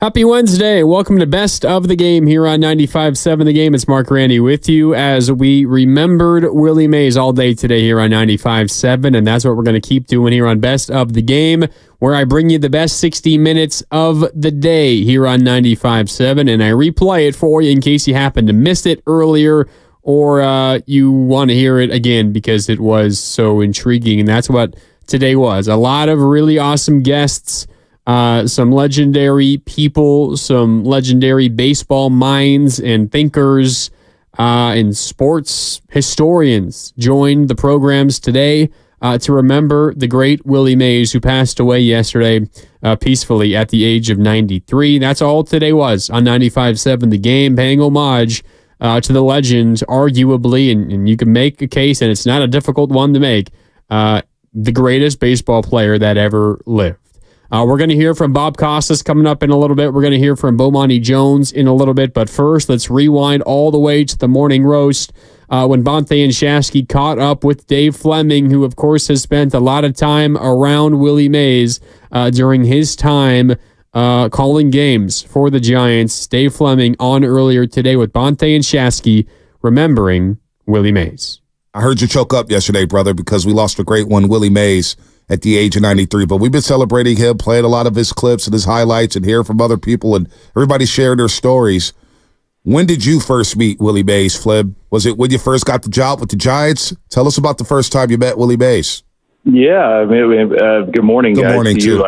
It was when I first got hired by the Giants, because that's what Willie did. He did it for players. He did it for Brian. He did it for everybody. Like, when you joined the franchise, part of your indoctrination was to say hi to Willie Mays and meet him. And he, you know, in the end, he would he would invite me over to his house. He would sit me down in Murph's office. Like, who was I? I was 26 years old and was brand new. And that's just, he wanted you to feel a part of the family. Because as much, this is a national story. Obviously, Willie Mays is the greatest player who ever lived and was an icon in our country. But it's also a really local story. And Willie, for the Giants, he loved baseball. He had that passion, that enthusiasm that you saw every day. But man, did he love his Giants. He wanted to spend his whole life around the team and watching and listening and talking about it and meeting players. And that's just who he was. So, I guess I should feel very, very lucky that not only did I get to meet him, but I got to spend a ton of time with him and hang out with him and chat with him. And it was just, I don't want to say it became normal, but he was there every single day. How cool is that? Like, the greatest player who ever put on the uniform, well, all he wanted to do was just hang around the ballpark and be around the team. And what a treat for all of us. Dave, you have obviously about closer to me and Bonte's age than my dad's. That was my dad's hero, and as I've gotten older, I know you're a historian of the game. You start to appreciate the older generations more and more and more. He felt like he was everyone's hero, though. And I know you've met a lot of heroes of baseball, but just behind the scenes, when other players and other luminaries of the game would meet Willie Mays, was he their hero as well?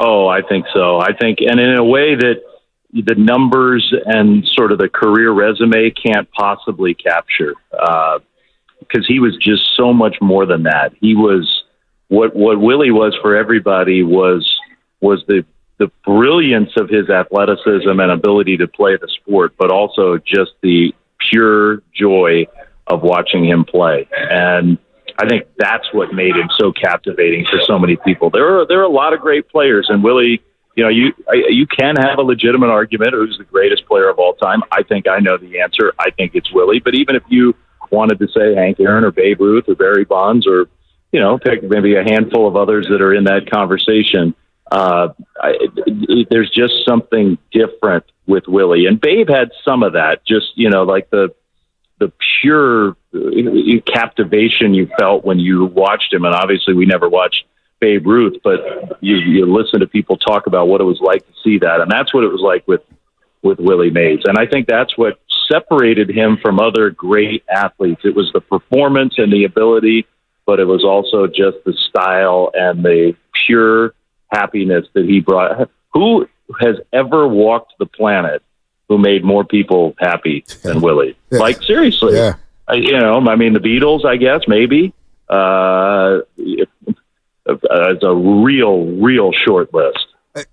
Flem, I watched back to Say Hey Kid last night. It was tough to sleep. I never even saw the guy play. You never saw him play. We never saw him play live, which is crazy, which shows how much of an icon he was when you talk about a guy who hadn't played since the 70s, and you're still, hey, no doubt about it, greatest player ever or whatnot. And I'm watching the documentary, and you're listening to him speak, and you're hearing people talk about him and the way he was. And, the first thing in the first 2 minutes of the documentary, one guy goes, it was like watching Muhammad Ali and Michael Jordan. It was like watching Ali and Michael Jordan. And that doesn't get bestowed upon just anybody in the 60s, 70s, 80s. That is legendary stuff right there, because we know what those other two guys meant to us there. What is something that we don't know about Willie that you discovered that maybe the public doesn't know, Flem? Well, he had a really, really funny sense of humor, and he was self-deprecating, so he could make fun of himself. I told the story on air last night. I'll tell a real brief version of it here. I brought my son in to say hi to him one time. It's probably 5 years ago or something. So my son's a 10-year-old kid or 8-year-old kid, whatever it was.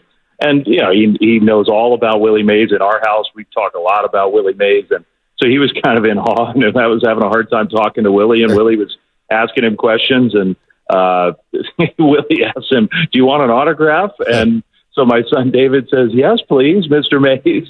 So Willie grabs a ball and takes the Sharpie that's sitting on his card table. I don't know if you guys ever had the privilege of going into Murph's office when Willie was in there, but he had his card table set up, and he would have his lunch, and people would come. It was like a receiving line every day. People would come in to say hi. So he's at his card table, and my son and I are in there, and he grabs his baseball and grabs his Sharpie, and he pulls the sweet spot and signs the ball and looks down at it and goes, "Oh, hell, that's terrible," and turns the ball to the other side and signs it again and hands David the ball. And he was just, he could poke fun at himself for that. He was like, "Well, man, look at that handwriting. That's terrible." That part of him never came across. All the other stuff came across, but that's the stuff that we got to see behind the scenes of just how fun he was. His voice was so distinct, and he could needle you, and you could kind of needle him. He was okay with that. Not that I was poking a lot of fun at the greatest player ever lived, but you could give it back to him a little bit, and he loved it. As a historian of the game, I know it's hard for the young people to comprehend this because of cell phones and everything is televised. I'm surprised batting practice isn't televised. For Willie to come up 4 years after Jackie Robinson in New York playing center field while Mickey Mantle is with the Yankees, while Duke Snider is in Brooklyn, and to do it in New York, win a World Series, and then move to the West Coast and legitimize San Francisco as a sports town. Even though the Niners were already here, NFL was not what it is today. Baseball was the number one sport. To do it in DiMaggio's town, as DiMaggio was so beloved locally, and to do it during the advent of the TV era, as people were putting televisions into their living room, for that older demographic, explain to the young people what Willie meant as a cultural national icon. Yeah, it's probably impossible to really truly help understand. I'm trying to think of somebody now.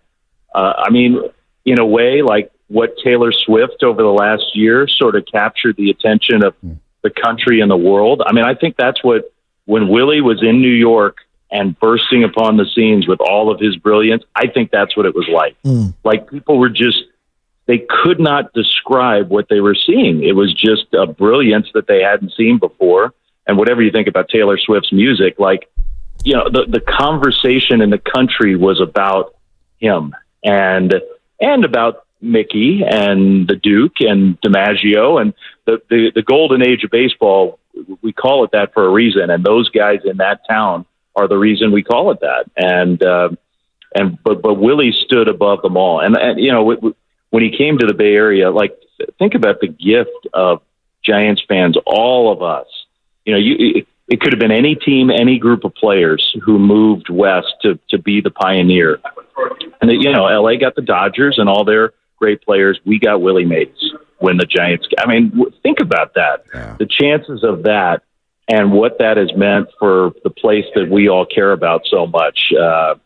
Just an incredible bit of great fortune for all of us. And San Francisco has really never been the same since he showed up. And you can have the Bay Area's had an amazing group of athletes over history. You can have the Mount Rushmore talk or whatever, and you could debate, if you're going to pick one Niner, would it be Joe Montana? Would it be Jerry Rice? You could. Steph Curry obviously is in the mix. There's a ton of great choices, but there's one unanimous choice, no matter what sport you're talking about, all sports together, and it's Willie. Wow. Well said, Flem. I know you got to get ready for a game. We appreciate you popping on here.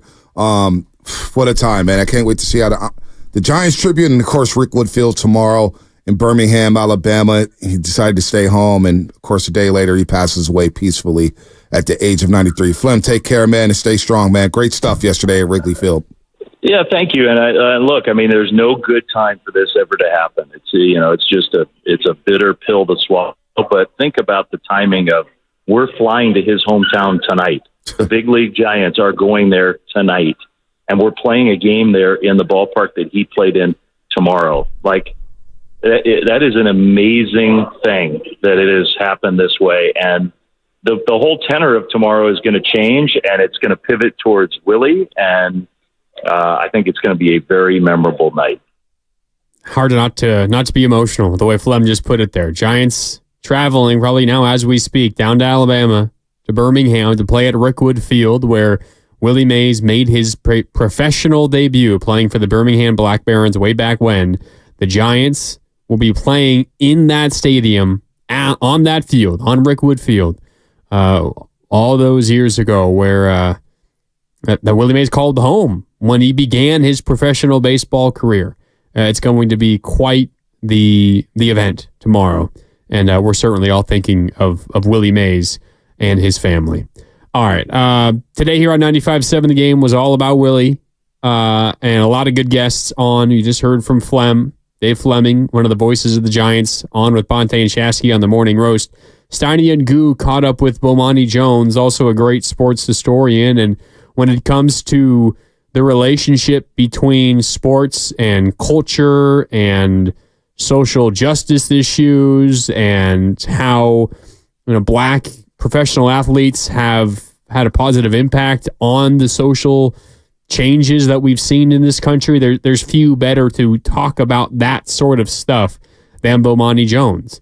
And Willie Mays was involved in all of that. So Bowmani Jones on with Steiny and Guru earlier today, helping us remember what made Willie Mays so great.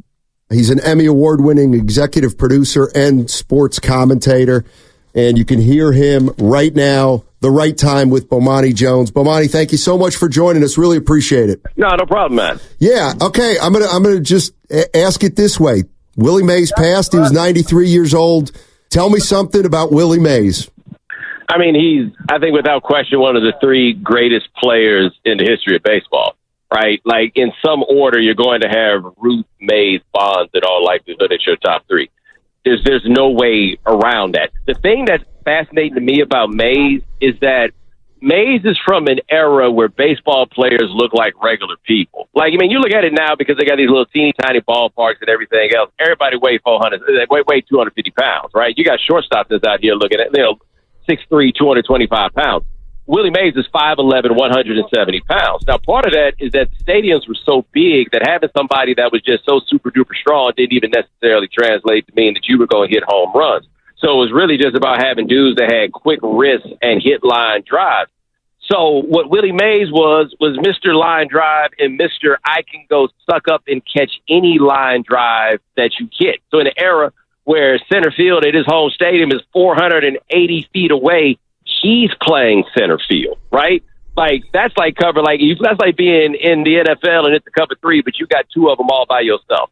Like, that's, I mean, what he is and what he was as an athlete, on top of being the historical figure that kind of bridged the entire map, going from New York to San Francisco to play baseball. It just doesn't get to be a lot more important than Willie Mays. No doubt, Bo. Thanks for joining us. Let me ask you this: that catch in center field in the World Series, to you, where does that rank? Because when I think of like iconic plays just in sports, the basket catch, the confidence to even pull that off, where does that rank for Bowmani Jones? I mean, as iconic, it's probably number one. The only problem with it is I don't think that people have an appropriate context in modern times, because when you see the clip, all you see is Willie Mays running in a straight line, catching the ball, stopping, throwing it back at the fence. But if you don't understand that the fence is 480 feet away, I don't think, I don't think you have a proper grasp on what we're talking about here in terms of turning around and running it down. Like, if the fence is at 405, right? How impressive is this thing that we're really talking about here, and stopping on a dime and turning around and throwing it back into the infield? When you really know those numbers, now it's something else. Nelson George has a doc that ran on HBO, I want to say last year. I'm sorry, I don't remember the name of it, but it was about Willie Mays. And I think it gave kind of an appropriate athletic context for what that play was, because I think, especially now that we got HD, it's one thing, that thing in black and white, like, it looked like in one of the things where somebody run the crank by their hand. Like it's hard for us to conceptualize that amazing athletic feat happened at that time. So just remember, that was 480 feet away from home plate. Yeah, you're listening to Emmy Award-winning executive producer and sports commentator Bowmani Jones. We're talking about Willie Mays, who passed at 93. One of the things that we're hearing a lot of is that he was one of the most universally loved, if not the most universally loved athlete. Why was Willie Mays universally loved as opposed to other athletes who might have just been loved by the fans of those teams they played for? Well, I think there's something important to remember is that he became a star in New York and then he became a star in San Francisco, but he's not the one that moved the Giants, right? So there's no reason for New York to fall out of love with you when you make that move. Like the example I made about the Giants moving there in the 1950s and him being on the team, he's the best player in baseball and San Francisco gets him. That'd be kind of like in like 1986 or 87. If LL Cool J is the best rapper in the world and hip hop is catching on everywhere and he just decides he's going, obviously Mays didn't decide it, but LL Cool J now moves the franchise to San Francisco. And this is what y'all's rap is now. Y'all got LL Cool J at the peak of his powers. That's basically what happens when you talk about Mays. So, you add that to the fact that amazing athleticism goes a really long way. And he was an amazing athlete for people to watch.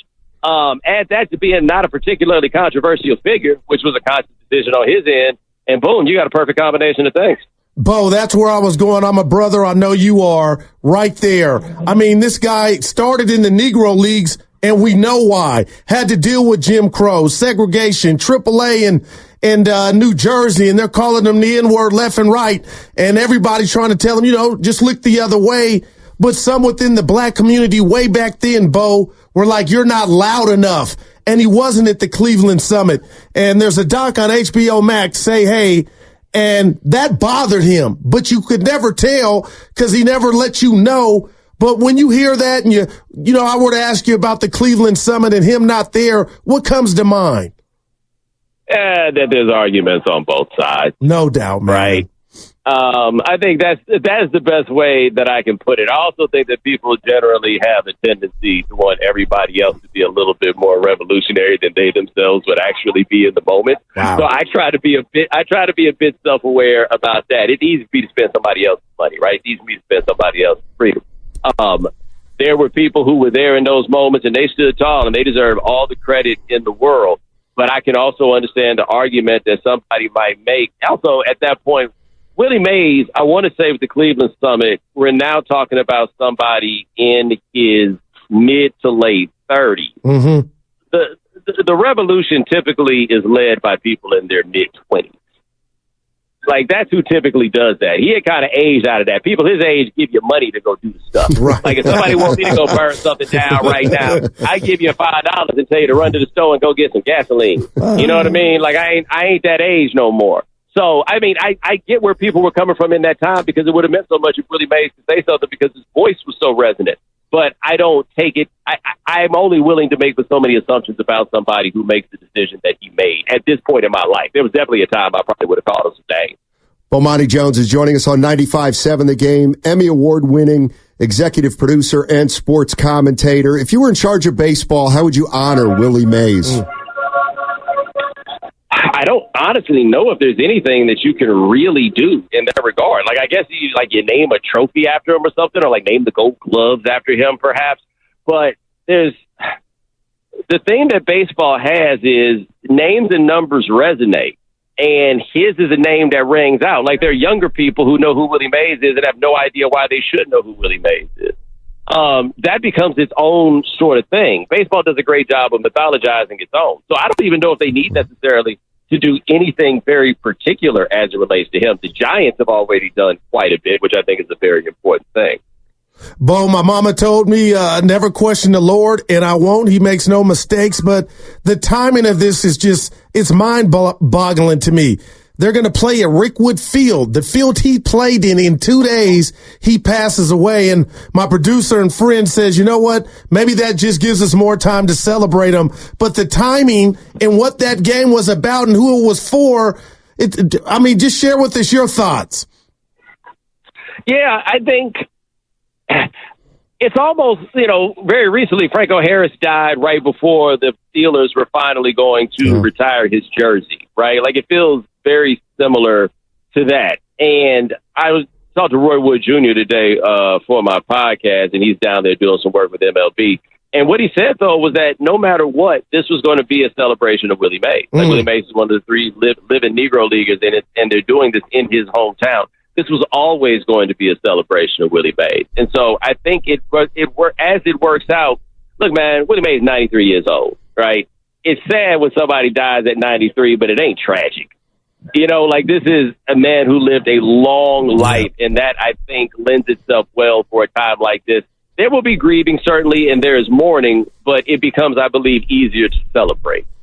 That's Bowmani Jones. Really good perspective there on the great Willie Mays, who we lost yesterday at the age of 93. And Bowmani was on earlier today with Steiny and Guru. That full conversation, a whole lot more from Steiny and Guru. Same can be said about the Morning Roast and Anna Willard and Dibbs, who we will hear from coming up here in just a little bit. It's all available for you in a number of different places, including on the free Odyssey app, wherever you get your podcasts. You can also check out our YouTube channel, youtube.com/957thegame. Everything we've done today, everything we do every day is in all of those places. And today was a tribute and a celebration of the life that Willie Mays led. 93 years old. You could make an easy case, the best baseball player to have ever lived. And no matter how old you are, if you are any sort of baseball fan, even if you're not really a baseball fan, you know who Willie Mays is. And if you're from this area specifically, you probably have some Willie Mays stories. Even if you are my age, I'm 28. I was never even anywhere close to watching Willie Mays play baseball when I was around, when I was alive. Willie Mays retired more than 20 years before I was born. But I got countless Willie Mays stories, and it's incredible that he touched so many lives that far after his playing days were over. That's just how good he was. All right, time for a break here on Best of the Game. When we come back, Bob Costas, one of the best baseball historians out there. He joined Willard and Dibbs. That conversation, we will run it past you one more time. Coming up on the other side as Best of the Game continues on 95.7 The Game. It's the 6 o'clock shop. Head to Safeway this week for tons of amazing deals for members. Get Haas avocados, mangoes, or green peppers, 10 for $10 or $1 each. Member price. Visit Safeway.com for more details, and we will see you in the aisles. When selecting a financial institution, how do you know you're making the right choice? As Bay Area bank customers find themselves at a crossroads, maybe it's good to consider if you want your bank to be community-oriented or corporate-minded. Fremont Bank has grown by providing stable, consistent service to the region, its families, and its businesses for 60 years, all without a single merger. And we intend for more of the same for the next 60. Fremont Bank. Here for you, here for good. 95.7 The Game would like to remind you not to text and drive. Presented by Habas Law. Injuries happen every day. Habas Law believes that no one should suffer because of someone else's carelessness. If you've been wronged, Habas Law will fight to make it right. Call 1-800-INJURED or visit habaslaw.com. Dine at the Copper Skillet for a tasty bite. Family owned since 1973 and a Bay Area local in downtown Martinez. Serving classic American diner food the right way. Juicy burgers, hearty omelets, and breakfast all day. The Copper Skillet, where hungry people come to eat. Visit History San Jose, the South Bay's largest outdoor history museum. Located in Kelly Park, in downtown San Jose, the museum preserves the cultural heritage of San Jose and the Santa Clara Valley, from the early Spanish colonial period up to today's Silicon Valley. Sign up for the History Park Walking Tour, Wednesdays and Fridays, featuring a historical and architectural look at each building. Or just picnic with the kids. There is something for everyone at History San Jose. For more information, please visit historysanjose.org. In 1982, the first AIDS hotline in the world started with the Volunteers Home Answering Machine. In the 80s and 90s, activists in the psychiatric survivor movement launched Warm Lines in California, based on lived experience and peer-to-peer support. Fast forward to this July, when the California Warm Line will celebrate its 10th anniversary, joining the proud legacy of call lines offering support to those in need. If you need someone to talk to, call or text 855-600-WARM. That's 855-600-9276. Together, we can support each other's mental health and recovery for years to come. Shop protein at Whole Foods Market. Get 16 ounces of organic Rancher 85% lean organic grass-fed ground beef bricks for $6.99 each with Prime through June 25th. Make it a taco or lasagna night. While supplies last, shop in-store or online. Terms apply. Shop Macy's and save big with our lowest prices of the season.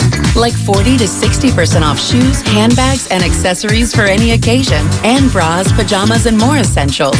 And get your backyard ready for summer hosting with 20 to 60% off outdoor furniture you need now.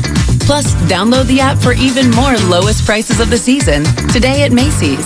Savings off already reduced prices. Exclusions apply. If you need bold banners to boost your business, but you're on a budget, think Staples. Because now at Staples, you can save up to $50 on your print purchase. From posters and flyers to signs and menus, Staples can print anything you need to move your business forward. And with Staples Print Perfect Guarantee, it's done right or it's printed again free. Plus, same-day service is available on hundreds of items if you order by noon. Get it printed right at Staples. And now get up to $50 off your print purchase. N76, visit staples.com/print for details. Space may be the final frontier, but it's also what a lot of us lack in our basement or garage. By switching to a Navien tankless water heater, not only will you have all the hot water you need whenever you need it, but you'll gain storage area as well. Maybe a place to display your space collectibles. Highly logical. Learn about Navien's series of high-efficiency tankless water heaters and how they don't just save space, but save dollars on your utility bills too. For more, go to tanklessmadesimple.com. Every business faces challenges, but complicated, expensive, and uncertain shipping shouldn't be one of them. With USPS Ground Advantage from the United States Postal Service, you can avoid all the noise. No more unexpected surcharges, hidden fees, or complex rate structures. It's just easy, cost-effective, and dependable shipping. Tune your business's frequency to success and turn shipping to your advantage. Learn how at USPS.com/advantage. USPS Ground Advantage. Simple, affordable, reliable.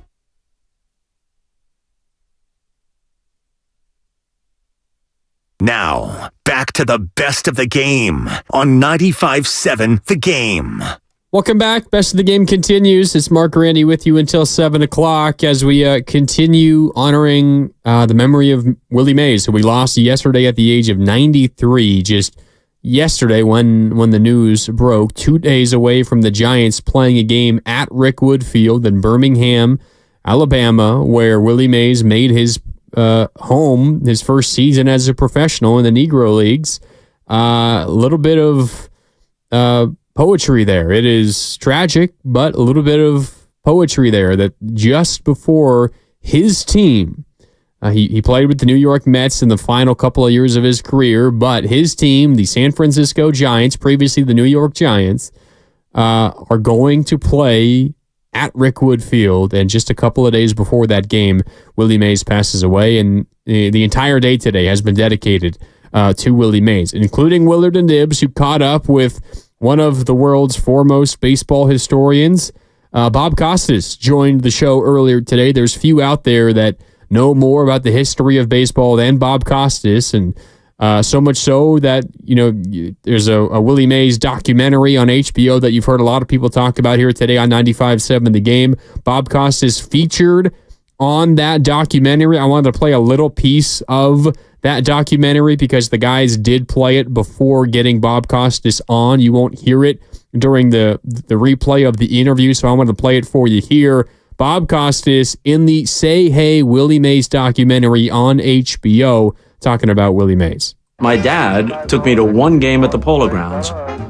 We're seated down the right field line, and I'm on my father's shoulders when he says to me, "Bobby, look, see that player right there? That's Willie Mays." As if he was saying to his son the equivalent of, "Son, that's the Washington Monument. That's the Grand Canyon. You'll never forget having been here. That's Willie Mays." That's Bob Costas, again from the Say Hey Willie Mays doc on HBO. And then Bob Costas joined Willard and Dibbs to talk about Willie, talk about what he meant, how good of a player he was, and everything that he accomplished in his life. Here is Willard and Dibbs with Bob Costas on Willie Mays. Bob joins us now on Willard and Dibbs on 95.7 The Game. Hey, Bob, how are you? Hey, guys. How you doing? I'm so glad that HBO, and they did a great job with it, was able to get that done, not only while Willie was still with us, but while he was able to participate in the documentary. It was maybe 3 years ago that they spoke with him, and 2 years ago that the film came out. And Willie, you could tell that he was aging, but he was still sharp in his observations and still aware. And I'm just very glad that they made that, and that Willie and his family were able to see it. And now it's part of the historical record, and it's archived forever on HBO Max. And if people haven't seen it, especially if they're Giant fans and Willie Mays fans, they should make it a point to look it up. You said in the piece that I saw today on Yahoo Sports that it's both poetic and poignant that he died just a couple of days before the game, and now just one day before the Rickwood Field game tomorrow that will be in many ways to honor him. Explain more about what you think about just what you said in that statement. Well, Willie did play in the Negro Leagues briefly as a 17-year-old with the Birmingham Black Barons in 1948, and he played at Rickwood Field. And as baseball's greatest living player, no dispute about that, when they first came up with the idea of having a game at Rickwood Field and having the Giants participate against the Cardinals, that it would be a tribute to the Negro Leagues overall, but also to Willie Mays. That made perfect sense. So his presence will be felt there tomorrow night. There's no question about it. And it is poignant, obviously, that he passes away and that there will be a ceremony so soon after his passing that acknowledges his place not only in overall baseball history, but his place in Negro League history. Bob, you were once quoted as saying you had to have seen Mays to appreciate him. So for a couple of people who did not get to do that, how do you go about best describing it? Well, the numbers themselves are staggering, but his charisma, his presence, the flair and genuine style, not something contrived, not the kind of exhibitionism you sometimes see today. A guy hits a double in the fourth inning of a game on July 8th and acts as if he climbed Mount Everest or something. Willie had actual style in everything he did, even fielding a routine fly ball with that basket catch, or the way he loped out of the dugout back to the outfield as an inning began, or walked from the on-deck circle to the plate. Everything about him exuded style and dynamism and excitement. So it's one thing to be great. Even if he was boring, the statistics tell you that he was indisputably great, one of the greatest ever, just based on the pure objective accomplishments. But then there is the presence of Willie Mays, and he was well aware of that. And he often said, you have got to entertain the people. And by now, just about everybody who cares has heard this story, but it's true. He purposely wore a cap a half size too small, so that when he was sprinting into the gap to rob somebody of an extra base hit or racing around the bases to turn a double into a triple, the hat would fly off. That was one of his signatures, and people would go crazy about that. He was a genuinely great player, and he was a genuine, not a contrived, a genuine showman. And how much did that dynamism, as you put it, and the showman and the flair, how important was that to a new market like San Francisco in the 50s when they leave New York, they come out here, and they're trying to really expose people to what Major League Baseball is? Yeah, and I understand. I mean, I was just a little kid then. I saw the one game at the Polo Grounds in person. You played the clip from the HBO thing. I was 5 years old, and I don't know if my dad had a crystal ball, if he knew that the Dodgers and Giants were leaving after that season, and they might never return, and his son better see Willie Mays play, but that's the way it played out. But so I don't really have any firsthand knowledge of what happened upon Willie's arrival in San Francisco. But from what I've heard from those who were around and what I've read, Willie was not embraced as enthusiastically as you would think.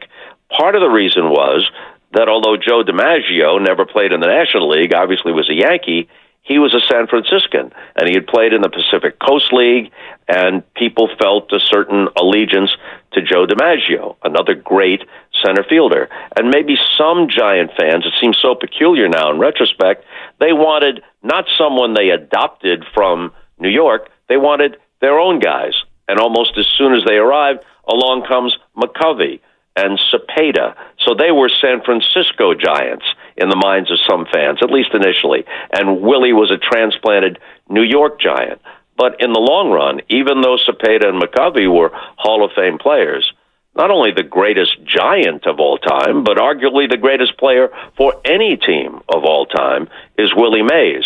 So the weight of the evidence just made the case for Willie, not just as a player, but as a presence, because he was not only the best player, he was the most entertaining and exciting player to watch. Just an incredible baseball historian, Bob Costas, who is a very big part of the documentary on HBO Max, Say Hey, Willie Mays, and he's joining us right now on Willard and Dibbs 95.7 The Game. Bob, I've also loved reading about your perspective as a New York kid at the time of Willie Mays and Mickey Mantle, and how baseball fans everywhere sort of had to choose, were you a Mantle person or were you a Mays person? What can you share about that dynamic? Yeah, and first I'll lay this out. I was a Mantle person almost by default. I remember that one game because my dad took me to the game in 1957, but by the time I really become aware of baseball and start to learn about it, the Dodgers and the Giants have left, and the Mets don't exist yet. So the only team in New York is the Yankees. They're a great team. They win the pennant almost every year, and Mickey Mantle is the greatest player in the American League. I have a cousin, my lifelong closest friend. He's a few years older than me, and he was a Willie Mays fan because he was old enough to grasp it and understand it. And he stayed a Willie Mays fan, even living in New York, when Willie went out to San Francisco. And when the Mets existed, his mom and dad would make sure that he went to games when the Mets played the Giants and Willie Mays came to town. So it's just a matter of timing that I became a Yankee fan, and therefore I was a Mickey Mantle fan. But even then, as a kid, I recognized that while a healthy Mantle, and I'll get back to this in a minute, but a healthy Mantle offensively was certainly the equal of Willie Mays. But although Mickey, before his legs gave out, was a good center fielder, Mays was a super great center fielder. Mantle was very fast and a high percentage base stealer who could beat out drag bunts. But Willie was just a great genius base runner, not only his speed, but his sense of the game. He virtually never made a mistake on the bases. He just knew everything he needed to know, the strength of the opposing outfielder's arms, what the game situation was. He was just superlative in every big way and little way when it came to baseball. So even when I was 10, 11 years old, I knew that maybe as a hitter, Mantle could make a case. But as an all-round player, then the nod had to go to Willie. But in fairness, and younger fans may not appreciate this, they'll look at Baseball Reference and look at Mickey Mantle and say, oh, sure, he's an obvious Hall of Fame player, but he's not in the same class as Mays and Aaron, and that's based on cumulatively. But if you were to cut it off after their first 12, 13 seasons, Mantle, especially as a hitter, that is a legitimate argument. Mantle's slugging percentage, his homers per time at bat, his on-base percentage because he walked more than Aaron or Mays did, those numbers stack up very favorably, but then for a variety of reasons, his prime was shorter, his overall career was shorter, and the cumulative numbers of Aaron and Mays zoom past him. So by the judgment overall, they rank ahead of him. But in his prime, Mantle was a damn good player. Yeah, without a doubt. Bob Costas here on 95.7 The Game. How much do you and all baseball fans who are older miss the five tools as opposed to what we have now, which is the three true outcomes? Well, I don't know that everybody is confined to the three true outcomes. You know, Mike Trout has had injuries of late, but he was pretty close to a five-tool player. Early in his career, he stole a lot of bases. Shohei Ohtani might be a six-tool player right. when he's also pitching. When he comes back next year and pitches, he's a true unicorn. Mookie Betts is a great all-round player. Aaron Judge is a very good outfielder, started as a right fielder, now playing center field, runs the bases well, hitting over 300 now and on a 50-plus home run pace once again. So I don't think the five-tool player is extinct.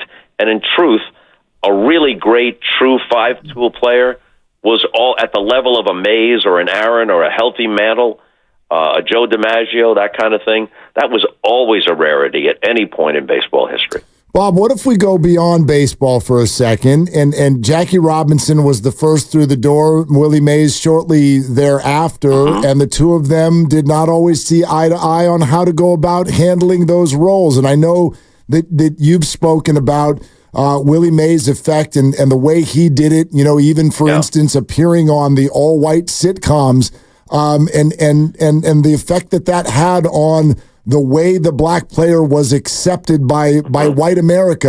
How would you put all of that into words, what Willie's effect was?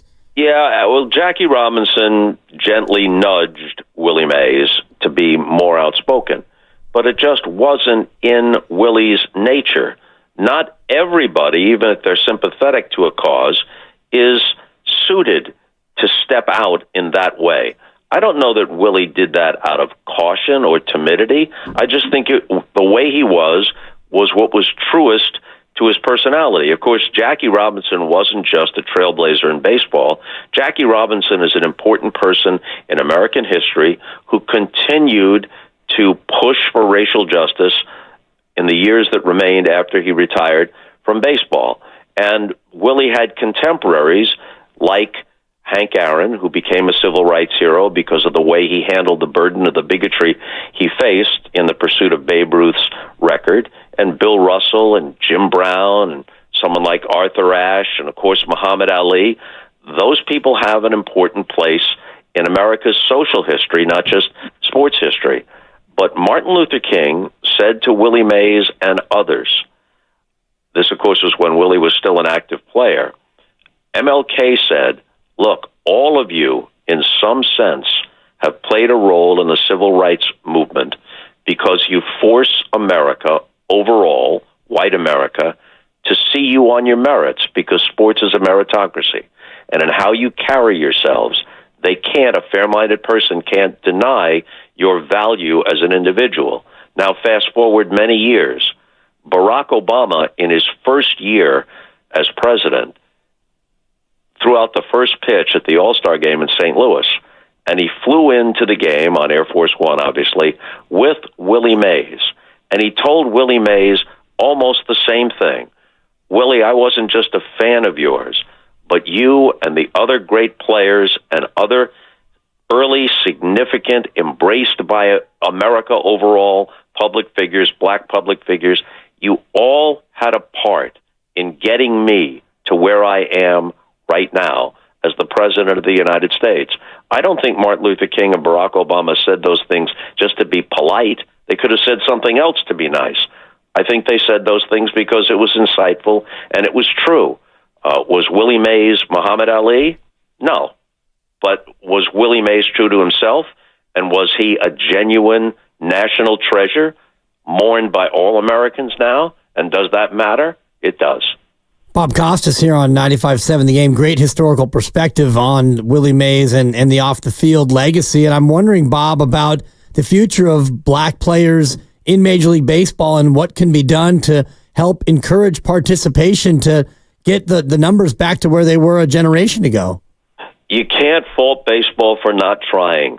The programs, RBI, reviving baseball in the inner cities, the academies, even celebrating the Negro Leagues and its history and what they're doing this week at Rickwood Field, and the prominent African-American players. Obviously, there are many players of color in baseball, players of Hispanic descent, Asian descent, and there's no barrier based on bigotry any longer. Baseball wants, as all sports want, the best possible talent wherever they can find it. And those, players like Mookie Betts and others are out there encouraging young people, all young people, but in this case perhaps particularly African-American youngsters who are athletically inclined to consider baseball. I mean, you can't drag them kicking and screaming if the kid doesn't want to play, and if basketball or football has a greater hold on a larger percentage of young African-American athletes than baseball does. That's a shame, because baseball has a glorious history of black players, both in the Negro Leagues and in the modern major leagues. And the more players of all backgrounds that are out there, the better. But I can't criticize baseball for not trying. Bob Costas with us. Bob, I have no idea if when people get old, they do have a say in when they go or not. But the fact that this happened this week, right as we prepare for Rickwood Field, I A, wonder what your comment is on that, but B, I also wonder how you feel that might even change tomorrow's festivities a little bit. Well, I think it heightens the emotion around it. It's both poignant and poetic that he passes away so close to this event. He issued a statement, or a statement was issued in his name. only hours before he passed away, sending his regrets for not being able to be there. I had inquired with Larry Baer, the Giants president, only a couple of weeks ago, is Willie going to be able to make it? And Larry shook his head in a way that told me not only is he not going to make it, but he may not ever make another public appearance, which turned out to be the case.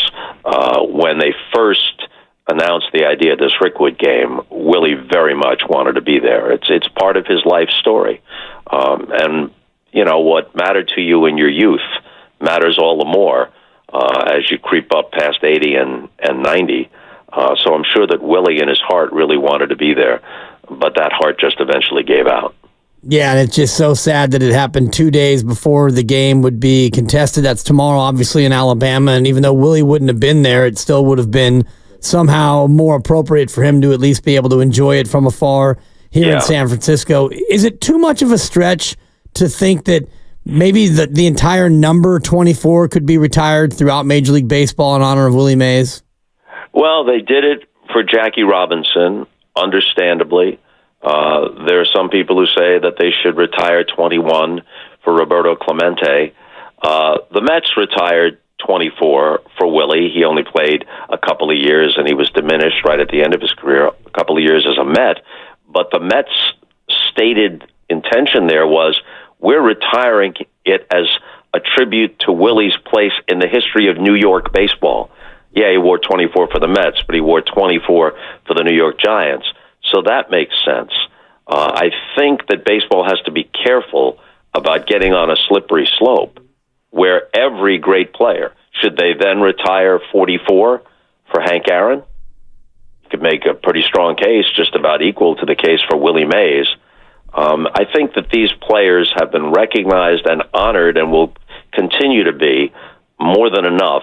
And there are other ways besides, you know, having half the numbers in baseball retired eventually, you know. Bob, would love your perspective on this. It wasn't that long ago, maybe 5 or 6 years ago, ceremony here in San Francisco at the ballpark for Barry Bonds. And Willie comments at that ceremony, we got to get Barry Bonds into the Hall of Fame. Yeah. What are your thoughts on Willie's effect on that and where that stands? Well, in the writers' voting phase, Bonds and Clemens came pretty close to 75% in the 10th and final year.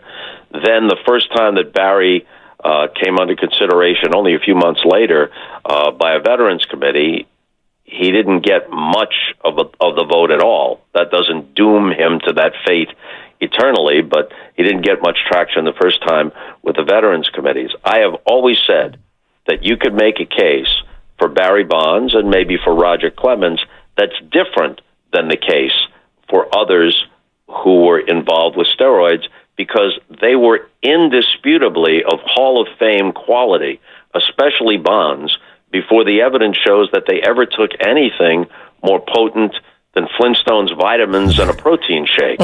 You know, if Barry Bonds retires in the late 1990s, he's a near unanimous first ballot Hall of Famer, and deservedly so. He's an inner circle Hall of Famer on his true natural merits.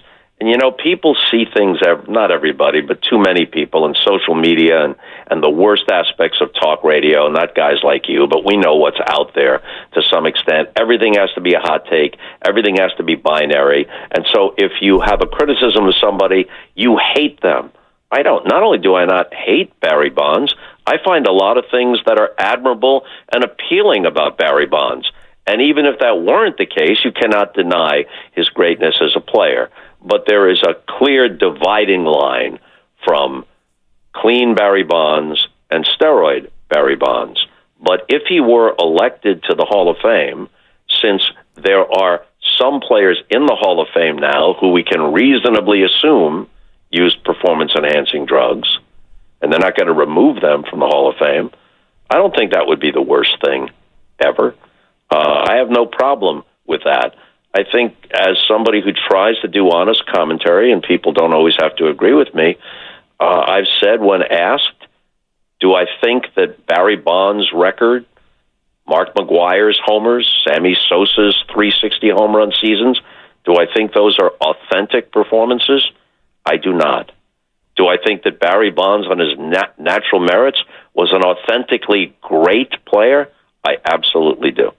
All right, that's baseball historian Bob Costas, who was on earlier today with Willard and Dibbs, and a lot of good perspective on the greatness of Willie Mays. And that was what today was here on 95.7 The Game. It was remembering the legendary Willie Mays, who passed away yesterday at the age of 93. And I'm sure we're going to get a lot more stories about Willie tomorrow, because tomorrow is the day of Giants-Cardinals at Rickwood Field. Willie Mays' first home ballpark as a professional baseball player when he played for the Birmingham Black Barons of the Negro League. And the Giants and Cardinals are playing at that very park that Willie played at in his first professional season, as a professional baseball player all those years ago. It's going to be quite the moment tomorrow, and we're going to be talking a lot about it tomorrow here on 95.7 The Game. All right, that'll do it for us today. We're back tomorrow again to get ready for the Rickwood Field game. Make sure you're tapped in, beginning with the Spadoni at 5 o'clock in the morning. And then you got Bonte and Shasky on the morning row, 6 to 10. Steiny and Goo, 10 to 2. Willard and Dibbs, as always, from 2 to 6. Until then, this is Mark Randy signing off. Thanks for listening. We'll talk tomorrow. The Bike Riders roars into theaters. You're in. Top critics call